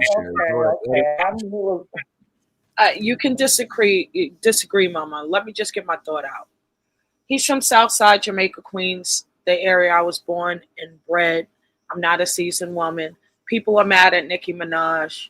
People are mad at a lot of hip hop artists that kind of collaborate with Trump now that he's in office. But people, the general public, really don't know that Trump helped 38,000 black businesses when he was down with the Rainbow Push coalition with Jesse Jackson. I was a member of that coalition, so I know firsthand. He got an award for that. 38,000. I don't know any other black man that helped 38,000. So this was in 2009 to 2012. It's 2026 now, and he's in office for the second time. He's not the same Trump. He doesn't speak the same way. And this is what happens when you become a world leader. You become a puppet. He's not really in charge. The world is in charge. So what I believe, after Obama finished his last term, now if you look at world news, Obama is everywhere. They praise him like he's the Pope or something. And I noticed that a few years ago, and maybe, just maybe, from what I've been seeing with the world in awe of Obama, and I have my restraints about Obama. We're not going to talk about Obama. This is about Trump. What up, Freezy? I think Trump hates Obama because what he wants his family to be, Obama is already that. If you follow Obama today, he is the powerful man, the most powerful man on the planet. I'm on mute. Okay, let's start with your Obama. First of all, a little black girl, and the Americas wasn't the Americas till Christopher Columbus got here. Dig him up and take him back with y'all. Y'all like to tell everybody else where to go. Why y'all ain't going back? And second of all, I never looked at Obama as I would look at a auntie or what's that other man up here? I never look at him. Obama was half white and African. That does not represent my people. So no, everybody didn't praise Obama, ma'am. We didn't. And second of all, or third or fourth, wherever my point is going, I'm old. Yes, Donald Trump was raised to be. If you think this man ain't who he's telling y'all he is, why is it what represents black people on top of monkeys? Y'all have got to be This kidding. is unacceptable right here. That's crazy work. I'm serious. I'm going to play the rest of this video in a moment, but yeah, this is extremely unacceptable. Yeah, I'll I'm be back on shocked. camera in a second. Really I had to just step away from my computer for a second. I'm So, on break. Anthony, before you step away, Trump posted that and then snatched it down. Yeah, he snatched it down. He said he didn't see the whole thing, saying maybe somebody else. I want the name. He still refused to apologize for it. This is unacceptable. Now, a lot of people would say, "Oh, well, was what Corey Holcomb posted acceptable?" I'm like, I don't condone this shit, but hey, he was going at it with a specific motherfucker. He's not the leader of the free world and the most powerful man on the planet. I want the name of the staffer. You know, so I wouldn't even compare a Corey Holcomb to fucking what Donald Trump is supposed to be doing. Yeah, I'm about results. I'm about results. Hey, Raven, I fucks with you, bro, but I can't allow that shit in my chat. Exactly. So yeah, you got what's the after the my managing moderator is gonna have to delete that comment, bro. I ain't gonna block you, dog, but nah, we ain't gonna be calling no black folks hate, bro. Not in here. I don't do that shit. I don't allow that shit. It's crazy. I'm about results. I want the name of the staffer responsible for posting the video. I want the name. Okay. Well, I'm not gonna say that. What I will say is that it would be more constructive to get down to the nitty-gritty of who actually posted that video. I want the name of that individual. It came from the Donald J. Trump fucking It's Twitter. a staffer. I want the name of that staffer. Yeah. Man, look, if that shit Who comes thought from it was cool? I want the name of the person who thought it was cool to do that. that shit. I'm just saying, if it came from the POTUS account, that's who got to take responsibility for that shit. Right. I want the name of the staffer who thought it was cool to do that. I understand what she's saying because somebody has to take accountability, and for the community, I don't think that's too much to ask for. Put a name on it and let's get them up out of here. I don't think that's too much to ask, and that's the least they could do. Put a name on it. Yeah, put a name on it and make sure they're reprimanded. I get it. I totally get that. But my question is the timeline. Who did the stuff first? Was it Trump with the deleted post, or was it the guy with the T-shirt? Oh no, the T-shirt came out first. Got it. The Corey Holcomb T-shirt. This is directed directly toward Anton Daniels and his wife and daughter. What the fuck? And Corey is selling these His shits. wife ain't innocent. I just want y'all to know that. His wife Oh, ain't he's innocent. white? Huh? She ain't innocent. Y'all better believe me when I tell you. She's You know, not. you know, What up, Frida Green? what's the name of the damn staffer that did it?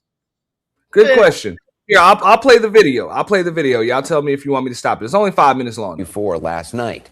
This is the frame grab from it. The image in question appears in the last few seconds of a minute-long election conspiracy video full of lies. Here's some of it. When reporting and counting resumed, there was a massive spike occurred that favored Joe Biden.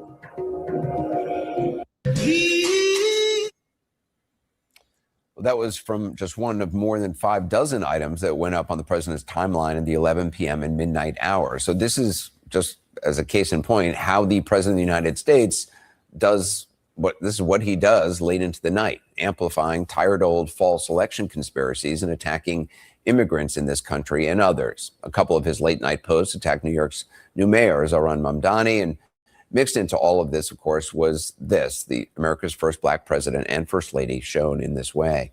An expression of what's been called America's original sin, racism, in one of its original forms, depicting black Americans as animals, in a post from a man who once said this.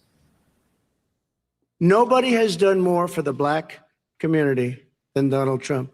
And if you look, with the exception of Abraham Lincoln, possible exception, but the exception of Abraham Lincoln, nobody has done what I've done. I am the least racist person. I'm the least racist person in this room. Well, the least racist person's blatantly racist post went up at 11:44 last night. By this morning, at least some Republican lawmakers were saying, Pause it. The least racist. The least racist? Bitch, Yeah. well, I'm gagged. He said Yeah, the I didn't least. even fit that in my title. I was like, I didn't even want to put that shit in the title, but yeah, he's the least racist president. So I guess that's the badge of honor. Wow. Oh man. And he doubled down on it. And that was from the debate a couple years ago, but just a couple days ago, he said, I'm the least president we've had in a while. He said, I'm the least racist president we've had in a while. Psychologically I'm gonna listen to this. I got my coffee. Let's go. Psychologically speaking, he refers to himself in the third person. That's a flaw in and of itself. Yeah. This guy is a sociopath. Period. He's completely programmed, in my opinion. They all are, and they're all related, by the way. All of them, except for one. Are we all aware of what a sociopath is? Hold up. Yeah. I think what Trish is saying, this is some MK Ultra shit, and that man has been programmed and activated, and somebody has his keys. Listen, I can prove it to you. Remember the late, great. I'm not going to argue with you. I think they're all activated. Yeah, absolutely. Remember the late, great Dick Gregory? Yeah. Yes. You remember what he said about Trump in the beginning when he was running? He said, there's two Trumps, one with a blue tie and one with a red tie. Yeah. There's two of them. And Right, even though he's dead and gone, I remember my elders when they speak to me. Okay? I will never forget it. And there's nothing that no CNN, ABC, CBS could tell me that there are at least two, at least racist presidents. Trump. A sociopath. Man, this is crazy. I think it's out there, Anti. What? You can look up where Donald Trump is actually speaking against Republicans. If you look it up, just type Donald Trump calls Everybody knows he Republicans. switched sides for a gain. Yeah, He's a that's all I'm saying. sociopath. That's what they do. That's all I'm saying. You right, Miller. That's all I'm saying. Well, So- chameleon, grifter, opportunist, whatever. All of them politicians switch sides. All of the parties have switched sides. I outlined it. Over the course. That's why I said, Republican, Democrat. That doesn't go to ideology. That's just a political party. Liberal and conservative speaks more to ideology than it does to party. But if you pay attention over the course of the last 100 and something plus years or whatever, both of them sides done flip-flopped on stances regarding immigration, taxes, you name it, race, everything. They've all flip-flopped. They're the same party. They're the same party and ran under the one corporation. They've all taken each other's stances at some point and just flipped. They all are employees of the same corporation. Period. So when like Anton Daniels was like, well, the Republican Party was the party that freed the slaves. I'm like, and it's also the party that made sure that they taxed, I'm not listening to that persuasive. Other ones, they've done a lot to fuck with the black community just the same. So they're really no better than the other party. And even if you go back to as recently as the 80s and the 90s, the Democratic Party was the party that was against illegal immigration. And now they flip-flopped on that. Now all of a sudden the Republican Party is the ones that are against it. And they're doing this shit for a long time. Yeah, the video specifically was put out because they thought it was humorous. And as it turns out, it has racial undertones and they had to take it down. This video indicates that it's Lion King's what the Lion King theme song. Hey, there were no gorillas in the Lion King. Exactly. So it was an intentional effort to sneak in, racist undertones, and we ought not allow that.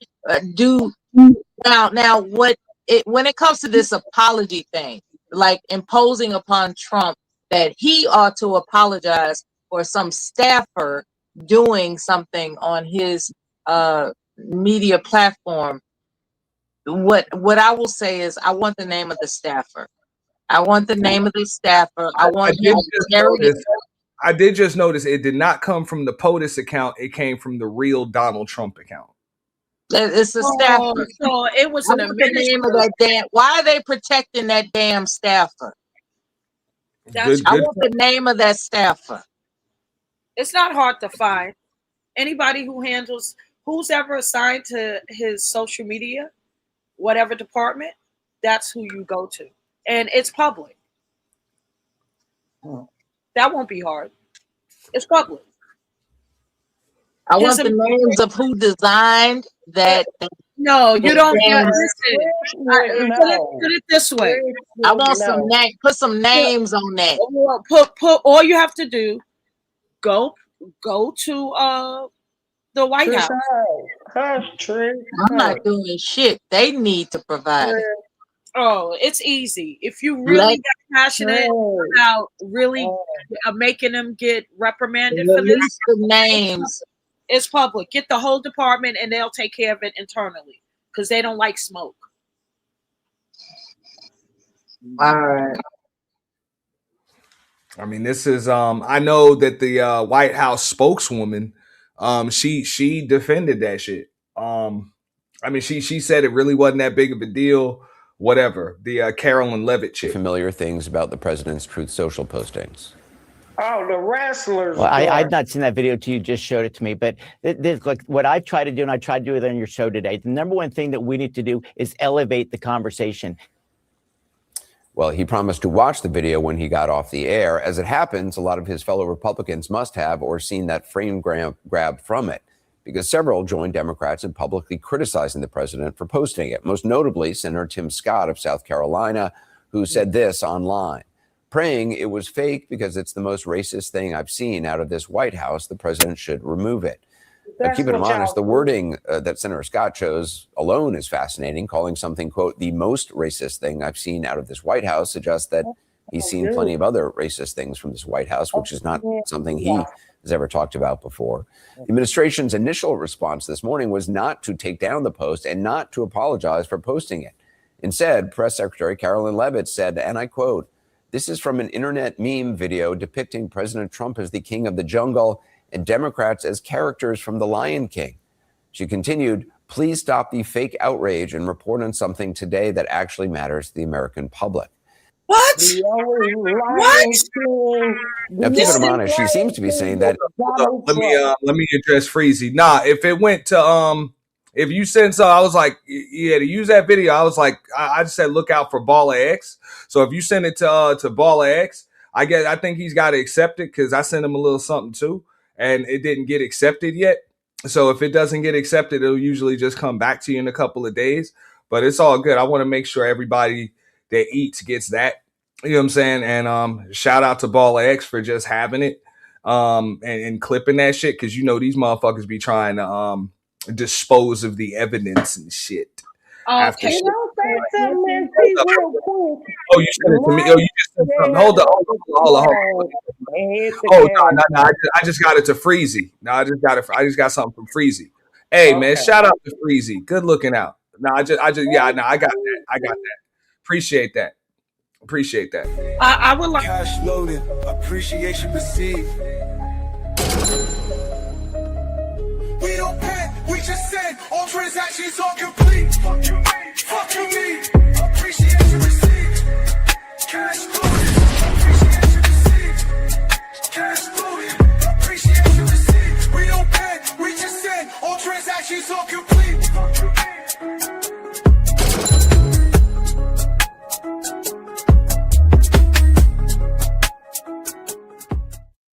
On my other monitor, man. Shout out to Freezy. You officially the show sponsor for the dub. What up, Toya? I appreciate that, big I dog. like that graphics, Auntie. Okay. Oh, swaggalicious. Okay, Nah, so shout listen. out to E. Nicole who did that for me. Nah, man. Shout out to Freezy. Oh, Nicole did that. You know what I'm saying? And super chats available too. Yeah, they calling me anti. Yeah, they be fucking up calling me anti. Can we hone in on what the clip was just before you started playing this? Go ahead. The white lady said that this is not an American public issue. Let me ask you this. If this was a slight towards the Jewish community, what would happen? I'm on mute. A lot would happen. Oh yeah, they would have lost their shit. Would happen. They would go. People will be canceled. Their business deals will be out the window. Yes, ma'am. A lot would happen. Okay, so why isn't it something happening now that there is an attack on the black community? Us. I'm on mute. Actually, I really don't Because think niggas are weak. it's an attack on the black community per se. Let me explain something to you. That people, hold on, people Well, yeah, let Terry that finish have it. mingled and mingled themselves with the black community. Because like a lot of times people won't claim black until they need to claim black. Let's get that crystal clear. But my question to you, Trish, would be, what happened to independent? Why is it always a Republican or a Democrat? What happened? Okay. So we're switching to answer. Okay, I didn't mean to do that. I'm sorry. Go ahead, Mella. I'm listening. When it comes to this term called easy target, that's why. That's why they felt that they could get away with it. Because unfortunately, we are viewed as easy targets. And until we are no longer presented as punks in this nation, we will continue to be viewed as easy targets. I would suggest that we unify to correct this. But Okay, Mello, I'll let do you think it's kind of our fault because black Who people gives a? have You know been what? I'm a forward thinker. Okay, Me too. Me I'm a too, forward Miller. thinker. I'm not doing that. I'm I not don't giving want to a talk about damn that. What are we doing about like whose fault and whose fault and who. I'm not giving a damn. I'm a forward thinker. What are we gonna do about it? Yeah, let's get into action. Resolution. I understand what you're saying. Not ruminating on some can't do nothing about the past shit. I'm talking about resolution. What are we gonna do about it to make sure this does not happen? Period. Okay, so let me chime in. Hold on. Go ahead, Trish, and then when you're done, Okay, to answer her question, Go ahead, Trish. the problem will never ever be solved with just attacking this one issue. Do you agree, Mella? I agree with I'm you. listening. Okay, well, it wasn't a rhetorical question; it was a conversation. Yeah, I'm listening. Yeah, I would like to hear more. This is a communication media issue. Who controls the media? We talk about the news, something that was posted and talked about, and just like content creators on YouTube, everyone's catching it and doing content, so we still see it. It didn't go away, right? We on YouTube copy off of the news, right? Sometimes, and now they're turning hip hop. They talking with Ebonics and shit. I don't even watch the news, but this is the reason why. They are not good representations of us. We're always depicted for as long as I was alive, okay? Anything melanated is depicted as a lesser, but it's the Mandela effect because we are the royal people. We're not the minority, we're the majority. So that's why I posed the question, if this was the Jewish community, which is the smallest community on the planet, but the most illusionary, powerful one, what are we going to do about it? It's more of us than them. I'm on mute. All right. When it comes to a word called innovation, right? Engineering, these are terms of people who think, right? People who think outside of what they're already confined in. Those are the people we need to recruit to figure this shit out. Your black man was an engineer. He was the fault. Okay. What I'm emphasizing is that it's going to take a hell of a lot more than talking about what we already know. It's time to think outside of the box that we keep talking about we're in. We keep talking about the tires flat. We keep talking about we're in a box. We keep talking about this stuff. It's like, wait a minute. There comes a time when an engineering mind is innovative enough the biggest slave trader to escape out of the schematic diagram that we Mellow, right here, right now. I'm a black woman. I'm a business systems developer. I'm equivalent to an engineer. What's next? You tell me. Exactly. And I just told you. No, I have an answer. Well, I don't know if that was rhetorical, but please allow me to answer. Because I'm a business systems developer, I know even attacking just this one issue will not solve the complete problem. Right. You have to. There's healthcare. There's legislation. There's criminal. The criminal private sector. There is real estate. There is education. There's so many layers to the system that we need to attack. This will not solve one, but because it is the higher administration, if we send a strong message to them, the other ones will start falling in place. So I do agree with you there. It's important to respect to the top and go to the bottom. But it's important first and foremost. It's really a simple formula. Respect one another. And when you actually respect you earn trust. When you earn trust, you develop collaboration. When you develop collaboration, you create resolutions. When you create resolutions, you solve the issues that are oppressing the advancement and progression of your people. It starts with respecting one another. We don't respect one another in these current times. I believe we eventually will, and hopefully it won't be too late. Okay, so Mel, I don't. So I don't you're want talking about policies and hold all on. these things Wait a that second, are. Trish. Let me jump in. Let me jump in real quick, Okay, right? sure. Oh, okay, Mel I got would to be say, quiet. My I bad. My would bad. say the start would be this right here. Let's stop picking the lesser of two evils. Instead of trying to pick trash over garbage, you have to force them to give you the choice between better and best. Because if we're just going to choose the person that panders to us the best, we're either going to get a pander, we're either going to get a covert racist in that motherfucker, or we're going to get an overt racist. But you got to be determined to not get a racist in there to begin with. So, yeah, don't elect Donald Trump, but don't elect some chick that wants to relate to you by telling you she had hot sauce in her purse, or some motherfucker that wears shades and plays the saxophone and said he inhaled and shit, or somebody that said they washed their collard greens in a bathtub to try to relate to you. That's bullshit. I have a So question for you, Auntie. stop trying to pick people that are relatable, and you choose people based on who they are, So not what who are you they trying to show say, you they Auntie? are. Because What are you people trying to say? My sentiments are bullshit. Is that what you're trying to say?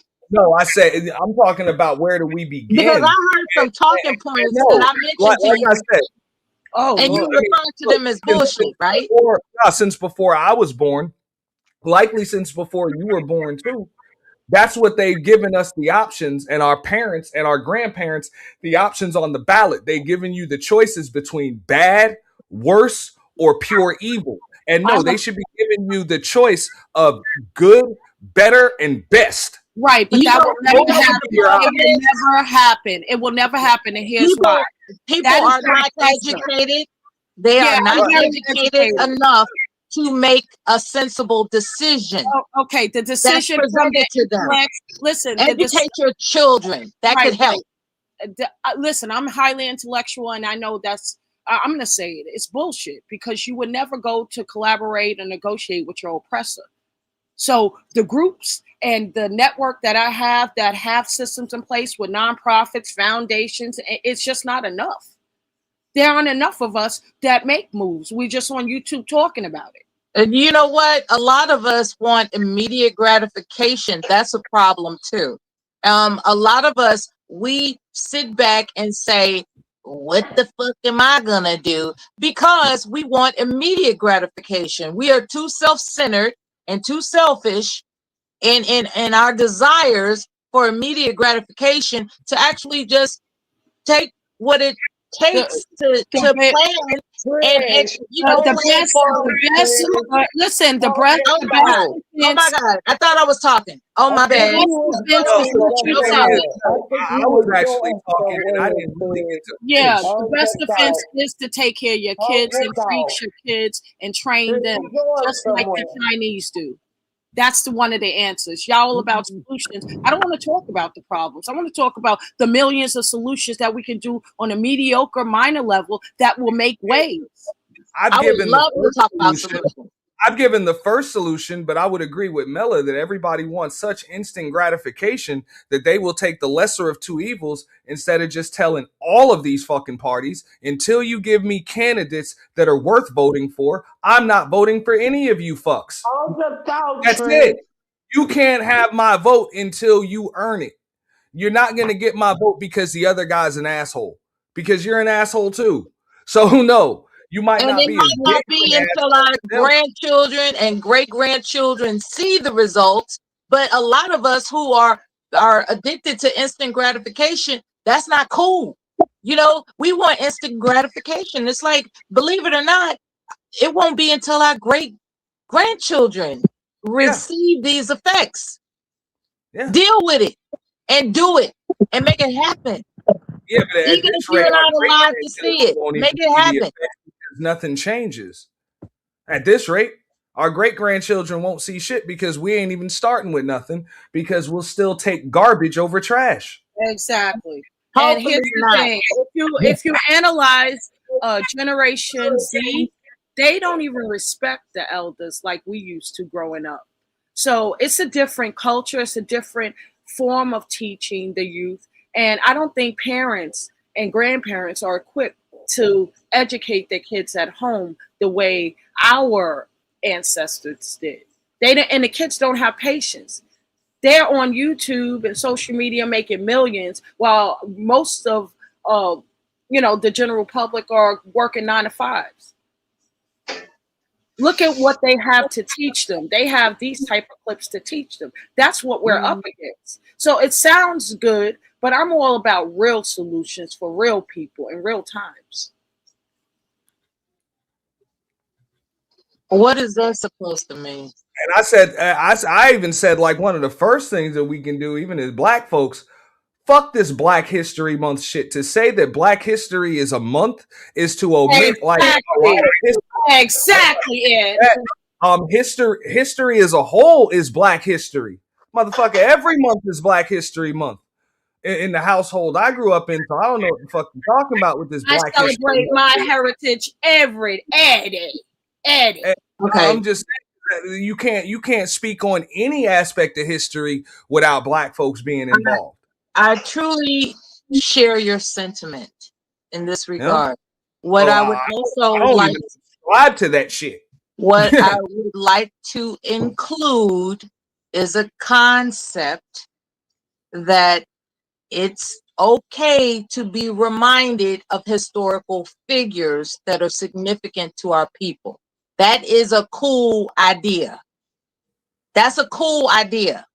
And a lot of people, believe it or not, as much as we want to say every day is Black history, every day. Yeah, okay, check this out. A lot of people are not reminded of something to celebrate about ourselves periodically throughout the year. And okay, I'm not trying to sound angry. What I'm emphasizing is there is usefulness in this regard. It's useful. It's not a bad thing. It's useful. No, it's not. We can be reminded Mela, do in you a rat race of life. Damn it, I'm speaking. In a rat race of life, we can be reminded. Because they constantly remind you know what? You know what? A lot of people, they go to work, they come home, make sure shit is straight for the next day, and don't give a damn about nothing else. It is a reminder to emphasize historical figures that are significant and encouraging. It's not a bad thing. It is bad, Mela. Yes, it is. Why would you constantly? You're pessimistic.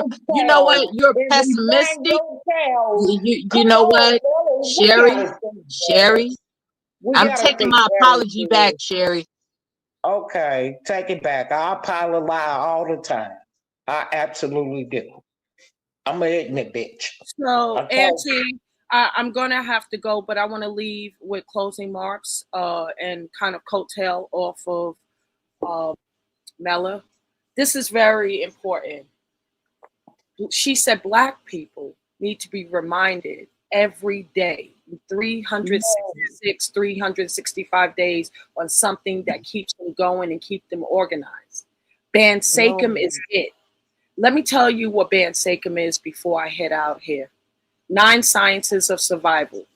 B, Black man, Black woman science. A, agricultural science. N, nutritional science. S, spiritual science. A, astrological science. K, comedic science. E, economical science. H, historical sciences. M, military sciences. Bansakum, 9 sciences of survival is what you teach your kids, your grandkids, their kids, your neighbors, you, everybody in the community. If you do this, we'll get out of this rut and we'll attack all those systems. I don't care how many systems they create. This is what it is. This is what they use against us. Ben Sakem to you all. God bless you.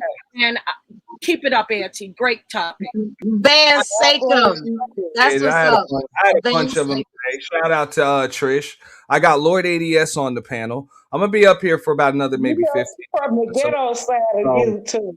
I just want to say, I gotta watch the big game. 1 second, Sherry. We gotta get everybody in here before we get up out of here. What up, Lord ADS? What up, Ed T? What up, Sherry Berry? How's it going, Mella? hey, baby. Yeah.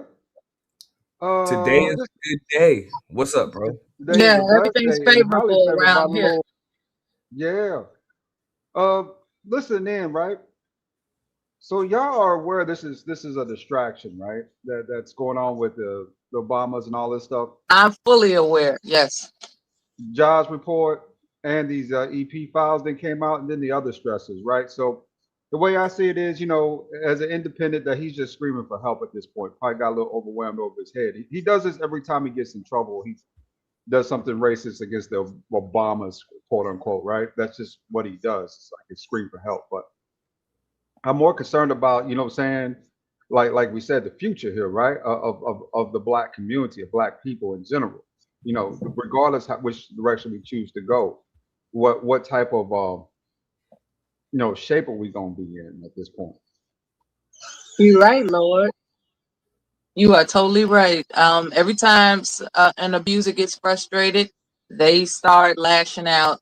And this is a lashing out, and it was disguised as a comedic antic. And people who are intelligent and authoritative in media networks called it out, and it got shut down. Nonetheless, you're right. It's a distraction from what's really behind the curtain. You're right. Can I speak now?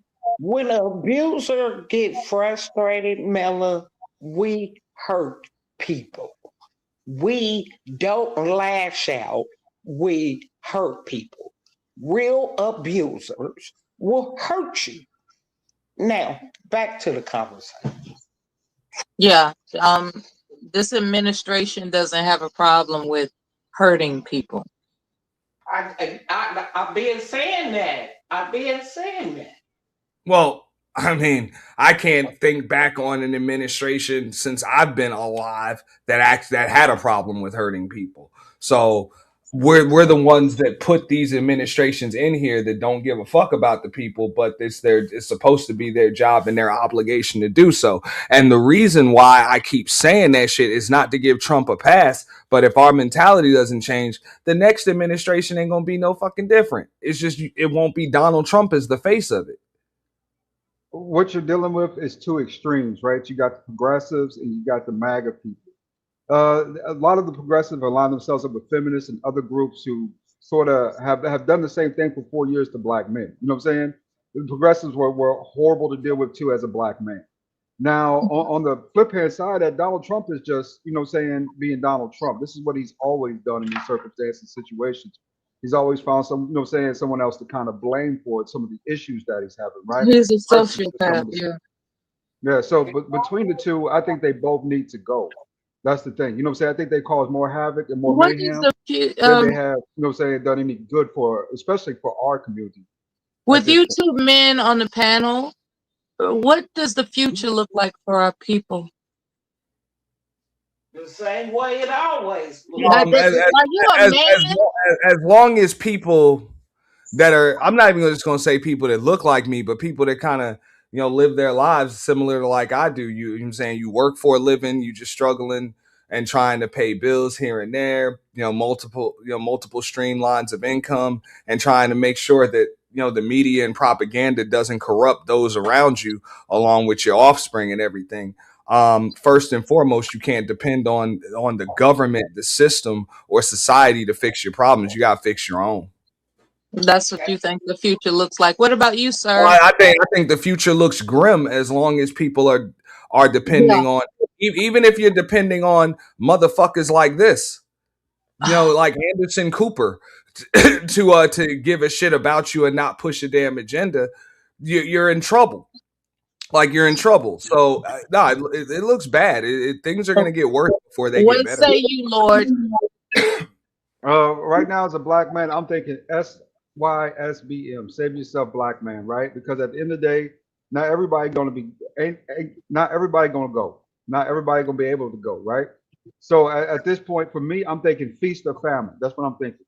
Either you feasting or you're going through a famine, and the vast majority of people going through famines with these restricting up, saying bills, with the restricting of food, gas, all that stuff. People, are really living check to check at this point. So you got to figure out a way to break out of that. Which one thing about I do like about Donald Trump's presidency, there's always opportunity to make money. There's always an opportunity somewhere to make money. It's not just no money to be made. It's just you got to find that opportunity. So that's what I'm looking for now is the right opportunity, right? Between Venezuela, between Greenland minerals, between, just a lot of stuff going on with the stock market, in America itself.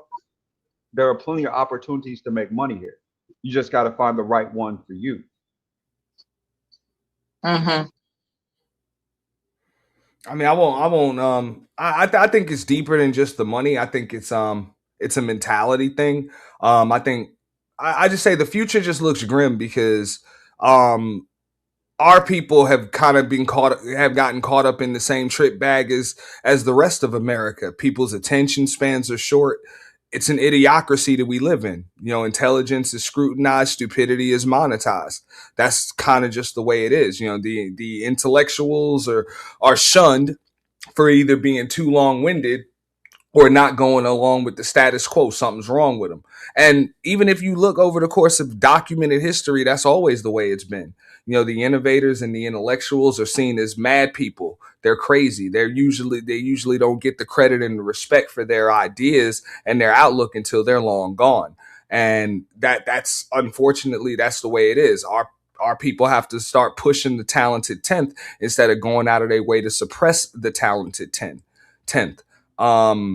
That's why I'm not fond of, even on social media, this whole subscriber supremacy shit and all of that other shit.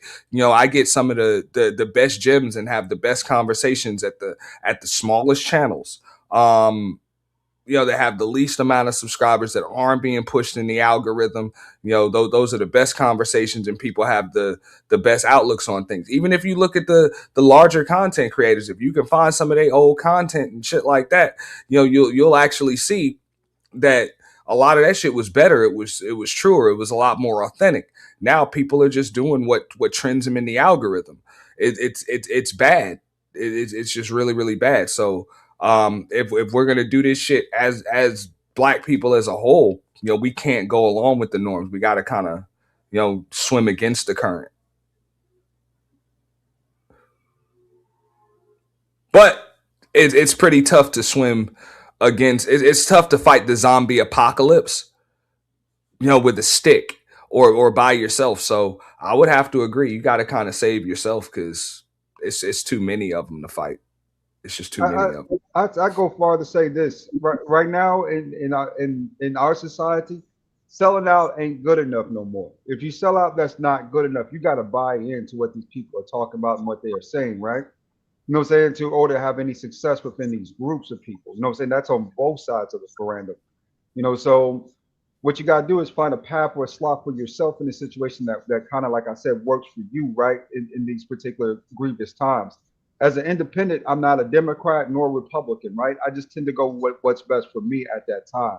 And right now, I see all types of like you said, falters in society, right? Especially with celebrity news and entertainers. I think we're far too hyper focused on them versus on what's going on with the average American, right? Who's working 9 to 5 and struggling to survive this stuff. So as we go along, we'll see how this plays out in circumstances. But so far, the pocketbooks have won out in these kind of sort of one-off, elections, right? Down in Texas, down in other places, Virginia, people's pocketbooks are winning out. But one thing we don't want is to elect socialists who are going to also drain us of the money that we actually create, right? And get from what we do. I don't want to go from 28% to 42% because somebody says it's a greenhouse effect or something weird's going on there, right? You know what I'm saying? So it's a combination of things. You know what I'm saying, that we have to be careful of. But do I think there's a path here? Yeah, I know there's a path here somewhere. It's just we have to find it and hopefully find it in time to really capitalize on it and not be too late. Because this 4 years could really be a 4 years of growing and building in the Black community, especially now that we're re-solidified, right? We're starting to re-solidify, stating that, you know what I'm saying? I think progressives created a bigger divide than even Trump did in the Black community because they took our women over there and had them basically supporting other groups of people that didn't benefit us. So we'll see where the solidification goes and how far it goes. But ultimately, though, the goal is to make sure that you're in a safe place because remember, you're not just thinking Trump's presidency. You're thinking, you know, saying 4, 8, 10 years from now, where you're going to be at financially, right?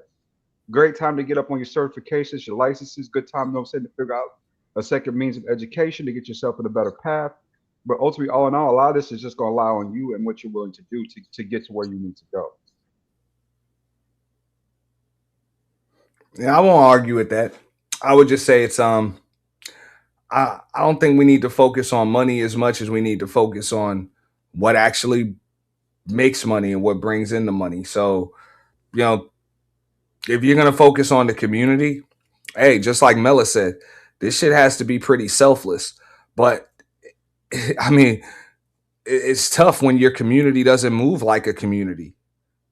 It's just like a team that doesn't play together. You just got a bunch of people wearing the same uniform. That don't make them a team. You know? I think that right Teams now, that play like a team, you know, you have a system, you have a game plan, you help the helper,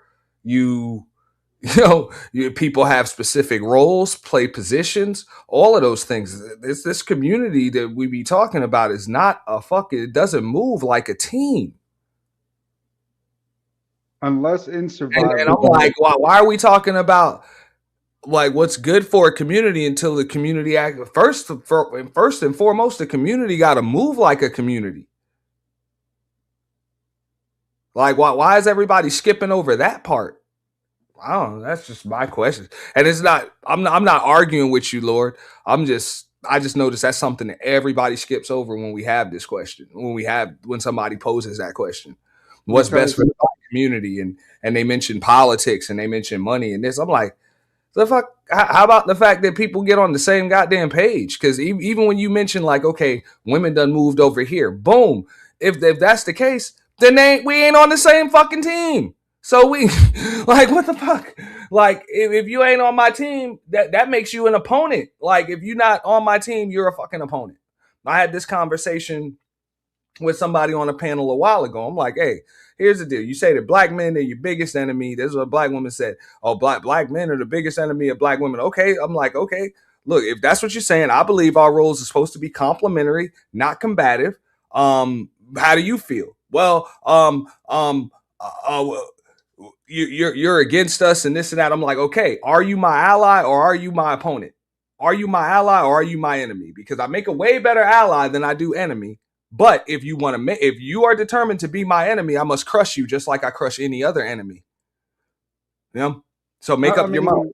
Well, you guys don't protect us and this and that. I'm like, are you my enemy or are you my ally? Because if you're my enemy, why the fuck should I protect you? not even that as much is that they're looking to the like, wrong group of somebody guys. to tell me I need to protect my enemy is to tell me what they won't say out loud. I'm an idiot tomorrow. This is now. I'm going to go back to another point here, but I just wanted to kind of get this point out too.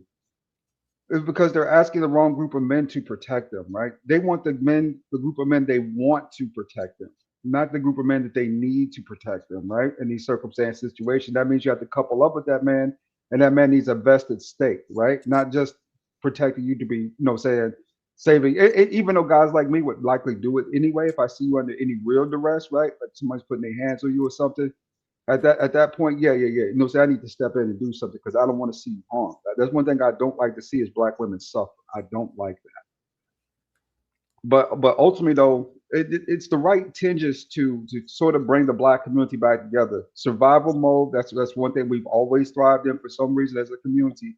Is when we're all in survival mode, we all tend to move in the same direction of leadership to make, to get results, right? and something at stake. You know what I'm saying? So at this point, you know what I'm saying, with all this that's going on right now, a lot of people are scared. So a lot of people are coming back home to their roots, right? Which is the BC. Even you have white folks coming back to Latin people, Asian people coming up to black folks looking for direction, right? And the one thing we lapse in this whole circumstance is a real leader at the top, someone who's actually making calls on our behalf to kind of assist us to support us to move along in the right directions. Barack Obama at one point was that leader, but he got corrupted by progressives too. I mean, he just used one word, and of course, people were able to buy into it. The word was change. Genius slogan, but that's all it was a slogan. I personally believe it's deeper than the gender politics, because even when I mentioned that, like, yo, we don't move as a team, I couldn't even put that on just women because it's a bunch of black dudes. We don't agree on shit. Like, they don't agree that what's best for the community is what the fuck I do. So I don't even see that shit as a demographic. It's just like any other team. Am I going to be focused on getting everybody that wears, to wear the same uniform before I'm focused on just having people that are part of this team that actually embody the team's culture? I'm using sports analogies now. You want to bring people on board that embody the culture before you start handing out uniforms. And I think we want to start handing out uniforms before we actually establish a culture and hold people to that standard.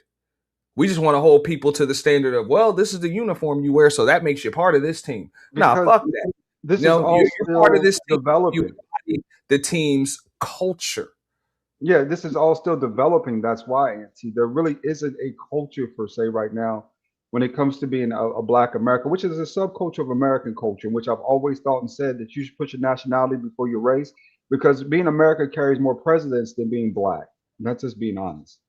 But still the same though in this circumstance, right? It just comes to show one of the more honest truths that men, we are, you know what I'm saying, when it comes to it all, women are at the top of our list, no matter what we're doing, right? I mean, let's just be honest. Does this money matter as much? If you got to live a life of luxury by yourself, it doesn't matter as much, right? Because at the end of the day, you're just surrounded by things. So I think that you got a lot of people reaching out, especially close to Valentine's Day, right? It's pretty close to Valentine's Day. Reaching out, seeing exactly, what they can find in a group of women, and men, see what they kind of figure out from here. And that's kind of a good sign for us, because at least now we're pairing back up. For years, we weren't even talking to each other. So I think it's headed on the right path. But if we're talking about development, it can take years to develop a culture and a team that really significantly matters, because you're going to have to cut people from that team, right? So yeah. That's a long-term goal versus short-term presidents, right? Which is figuring out, okay, how can we get along a little better? Mela mentioned respect. I can understand that. That's a good. You're gonna have to make cuts. You're gonna have to sign free agents. You're gonna have to draft. Thank you. You're gonna have to draft well.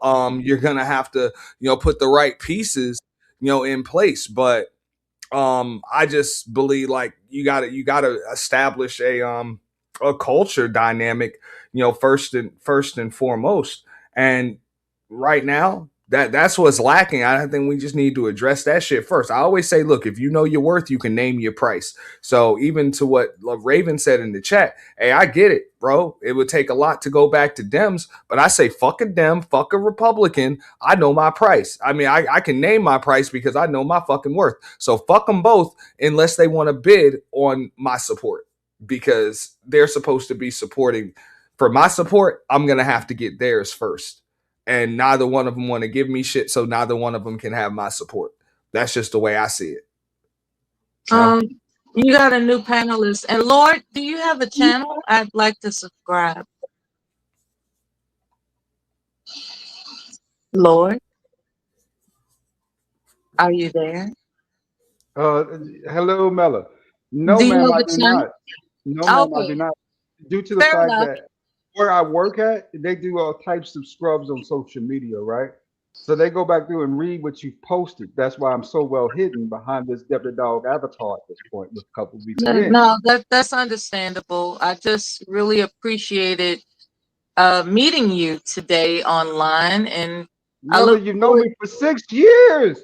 See, this is what gets me. I act like y'all don't know me. Y'all know me for 6 years. We were over chilling with the elite.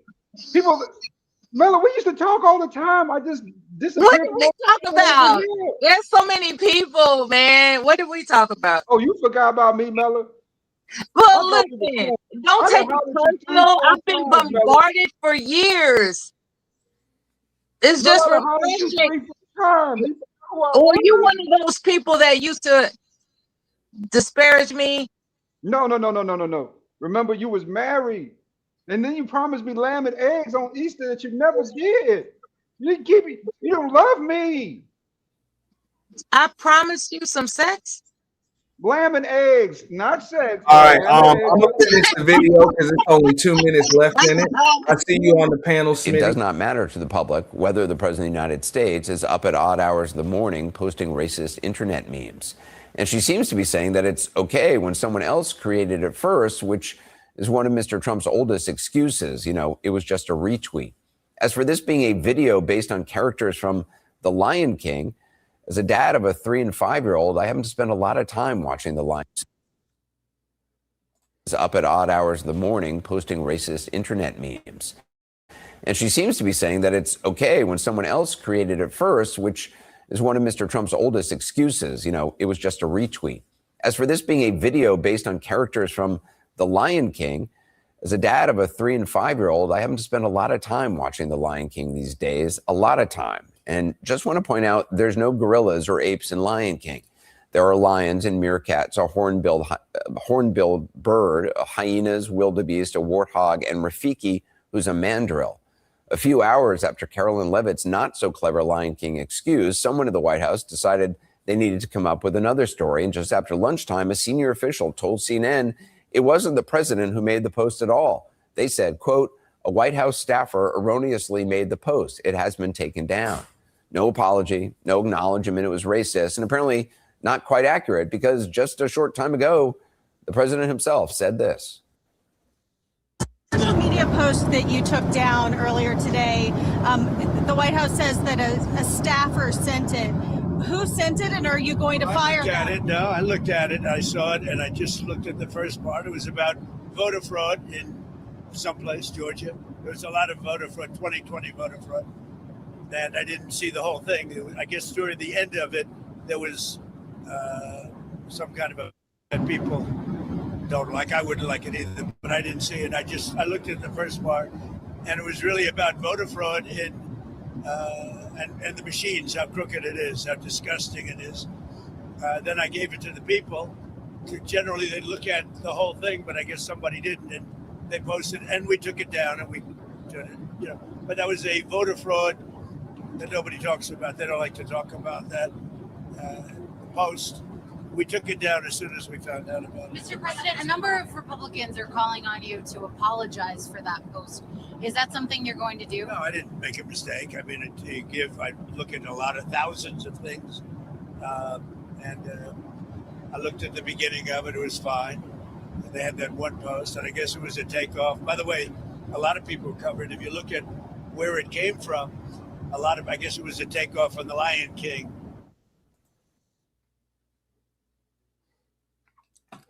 Yeah. That's that. Yeah, he's manipulative, unfortunately. Yeah, that was a very manipulative response to a direct question. No, that's the problem. Just like what Raven said, and I'm about to get everybody. I can get y'all final thoughts out. I got to go fire up this grill. But yeah, that's a problem. You, as the president of the United States, you can't just be glancing over shit. You know, can't do that. Oh yeah, absolutely. What are you cooking, if you don't mind me asking? You know, hey, the usual: chicken, burgers, you know, hot dogs, you know, Okay. chicken wings. I don't really do ribs, you know what I'm saying? Because it's a little tough getting, you know, good That's beef okay. ribs. I don't eat pork, so it's tough. I haven't been able to get to the meat market lately. And So what you drinking? I'm sorry. Oh, Crown Royal and Heineken. Okay, cognac man. And a I don't whiskey know, man. whiskey. Yeah. Yeah. You know they I got do cognac, but they got the blackberry Crown Royal. Have you tried that? got a little bit of it left. Yeah, I didn't know they had a blackberry flavor until I went to CVS. And I saw it. I said, "Wow, they're coming up with different flavors in these hard It's alcohol." still, it's just got a little twist, but that's a good thing about it. Um, I like Crown, but I the worst I had a while ago was the maple. I don't. They got like Crown Royal chocolate or some shit Those like that. are I had all kinds of crazy stuff out there. But Lord, to check it I out. But promise you that I'm going to do my best to remember your voice when I hear it again. And I hope you extend me the same courtesy and as well as my forgiveness. Um, I hope you extend me forgiveness for not remembering some of the good conversations we've ever had. 6 Mella, years is a long time. I should be familiar with you. I apologize. Mella, Sincerely. Mella, we love you, Mella. Mella, we I love love you you. back, Lord. Happy You said some Valentine's Day, things baby. that I'm never going to forget today. Yeah. When I oh, and by asked the the way, man, what does the future hold? You indicated a positive outlook. And I'm not ever going to forget that. Because at the end of the day, baby, this is still America. It's still what you make it. This is Amen. the land of opportunity. That has never Amen. changed. Ain't no Yeah. stopping us now, baby. Mm-mm. We're on the move. Yes, ma'am. And so what's up with my lamb and eggs? Yeah, I ain't gonna forget that, Melody. Get them lamb and eggs. Yeah. What? What did I say? What? Anyway, Easter Anthony, of shout out to you 2022. and You a will make most me enjoyable lamb and Super Bowl eggs on Sunday, and Easter. everything that's prosperous is due to you. I Enjoy hope so. Thank it you so much. and manage Same it well. God same to bless you. the future, We and got God bless covered. all of our futures. Now we covered a lot of shit, and we didn't even get to the 600 people that were arrested for trafficking. So we will, but Yeah. it's all good. May the But not that Mella. may the architect of the universe provide a blessing for the insight that we've received. Amen. Amen. Amen again. I'm not choosing the team for Super Bowl Sunday. I'm just glad to experience what it is to have a championship match. That's how I get down. I like champions in this I world. mean, their main indicators the Super Bowl is going to suck, right? Like for instance, the tickets for the Super Bowl have been ranging between $8,000 and $12,000 for the last 3 or 4 years, right? They Uh-huh. dropped them down to 6. Oh wow. Yeah, that's a big that right there is the That's biggest telling. story. That's very Yeah. telling.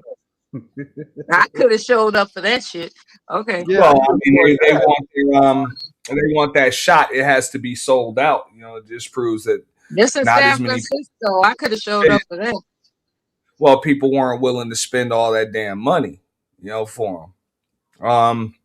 Yeah. And usually the team season ticket holders and a lot of those seats go out to the players, the players and staffs, friends and relatives and stuff like that. I seen that, but yeah, and I noticed that one like because they have the Super Bowl in Miami a lot, and I saw that when the Chiefs came down. The season ticket holders got like first they get first crack at first dibs, and they get a good deal on traveling. So they'll give that to the Patriots and the Seahawks season ticket holders too. That's cool. I bet that tailgate party is gonna be phenomenal. So um, I got a lot of ideas and things that I can conduct for a I mean, menu. I thought people probably thought it was going to be a lifetime before they would see the Patriots in the Super Bowl again without damn Bill Belichick or Tom Brady. Yeah, right. I mean, they And I got don't even follow that Falcon football. I'm special. shocked. They got the Falcon special. Basically, you got a whole easy regular season, right? You don't face a top 10 defense into the playoffs. So guess what that does? That allows your players to stay healthy and happy. You know what I'm saying? Because you're not playing a whole lot of defense and you know what I'm saying? And your offense can make a couple big moves, and then from there you win out in these games, right? So with the Okay. Falcon special, yeah, you in the playoffs, but it's been really sloppy these playoffs. I mean, super sloppy out there with the fumbles and stuff like that, interceptions. It's been you know what I'm saying, this ain't Is what we it accustomed to. is it true that some of the guys are more feminine with their presentation? But before you go into that, because yeah, we do have to get the final thoughts out because I got to dip. But it does feel, maybe I just feel old or whatever. Feel good to see Mike Vrabel coaching, you know, a team when I can remember when that motherfucker was playing in the Super Bowl. That motherfucker caught because he used to play on both sides of the ball. You know what I'm saying? He would line up on offense and defense on both lines, and that son of a bitch caught like a touchdown in like 3 straight Super Bowls, if y'all remember. Oh, that's what's up. Okay. Now Yeah, he's coaching the yeah. Patriots. That's what's up. Yeah, and this is his first season coaching the Patriots. So maybe I'm old or whatever, but I thought that was pretty cool to see. If the Patriots win, people gonna go crazy on that alone. Actually, I'm rooting for Darnold today. I'm rooting for Ray Darnold. thinks it's going to be a blowout. A lot of people see it as being a blowout. Seattle's way. You never know. You never know. I mean, I'm with Darnold on the Super Bowl. Charlie Brown finally gets his Super Bowl touchdown. You know what I'm saying? Lucy been pulling out this whole time. Not tonight, girl. We ain't pulling out tonight. Oh, hey, we'll see. Charlie Brown and Lucy. Like I said, we'll Yeah. see, man. I think it's going to be fun to watch. I'm glad I have no dog in the fight, so I'll just be watching the game. Mm-hmm. I have no bets. I have none of that shit going on, so it's all good. Yeah. We'll check. All I right. think it'll be good for the country. I'm about to dip. Anything, Mella? You go first. It'll be good for the country to celebrate something today. Be safe and celebrate responsibly. And as far as all the news that impacts our hearts and souls with sadness, try to find some sense of happiness when you can. And God bless everybody. Peace and blessings. All right. Peace, Mella. Thanks for coming up. Lord ADS. Great show, Ed T. Thanks for having me up, brother. Peace. I appreciate it. Thanks for coming. Appreciate all that. On that note, man, I'm gonna get out of here, man. We covered a lot. We didn't get to cover everything. I'm gonna have to get up out of here. But we will be tackling the 600 arrested for trafficking, along with some other things. You know what I'm saying? Rest in peace to Lil Jon's son. Of course, everybody else that we covered. I do hope that the Guthrie family is able to get back in contact with their mother. I hope they get. Mella's got a point there. I hope they do get to the bottom of that post that was sent. Because somebody need to take accountability or blame, and we need to know why y'all are just letting shit slide and why that person wasn't fired. That's probably one of the reasons why I didn't want to say no names, is because that person wasn't fired, and that's tough to believe because you got a dude up top that has no problem firing people. So let's go. Let's get it popping. As far as everything else, the James Pierce Jr., I think that was his name. Yeah, James Pierce Jr. and Rakia Jackson. I really hope they work that out, man. That domestic violence thing, that ain't nothing to fuck with, man, at all. You never know how bad that shit can get or how bad that shit can get out of hand, because we even talked about the other issue, with the player that was, hey, he's being charged with deletion, and that's what that type of stuff can lead to if you don't take care of it. Yeah, I actually covered it earlier, Raven. Yeah, I covered it earlier. I covered that shit for about a good 45 minutes. So it was definitely deep. It was deep. I had a lot of stuff to talk about. Each one of those things could have been its own topic for its own day. I figured I'd squeeze it all in today because you never know what the hell is going to happen, what's going to come up on the algorithm or the feed tomorrow. But I appreciate all of y'all rocking with me. Shout out to the show sponsor, No Captivity with Freezy. You know what I'm saying? Shout out to Bridget M. Shout out to Sherry Berry as well. Anybody else that's going to support, you can do that even when I'm not live. You can do that by Cash App. You can do that by Super Thanks. You can cop your memberships here at Auntie's The Boiler Room. You can also cop the memberships over at the home of the official YT Purge. They're always appreciated. You can also buy me a coffee at buymeacoffee.com. That is appreciated too. On that note, man, everybody enjoyed the big game. You know what I'm saying? Beer, football, wine, family, all of that good stuff. Enjoy it while you got it. If you got bad weather too, fuck it. Find a way to enjoy that shit too. It's an excuse to stay inside and, hey, curl up in something warm. On that note, man, I'm going to get out of here, man. Y'all have a wonderful day. I'm out.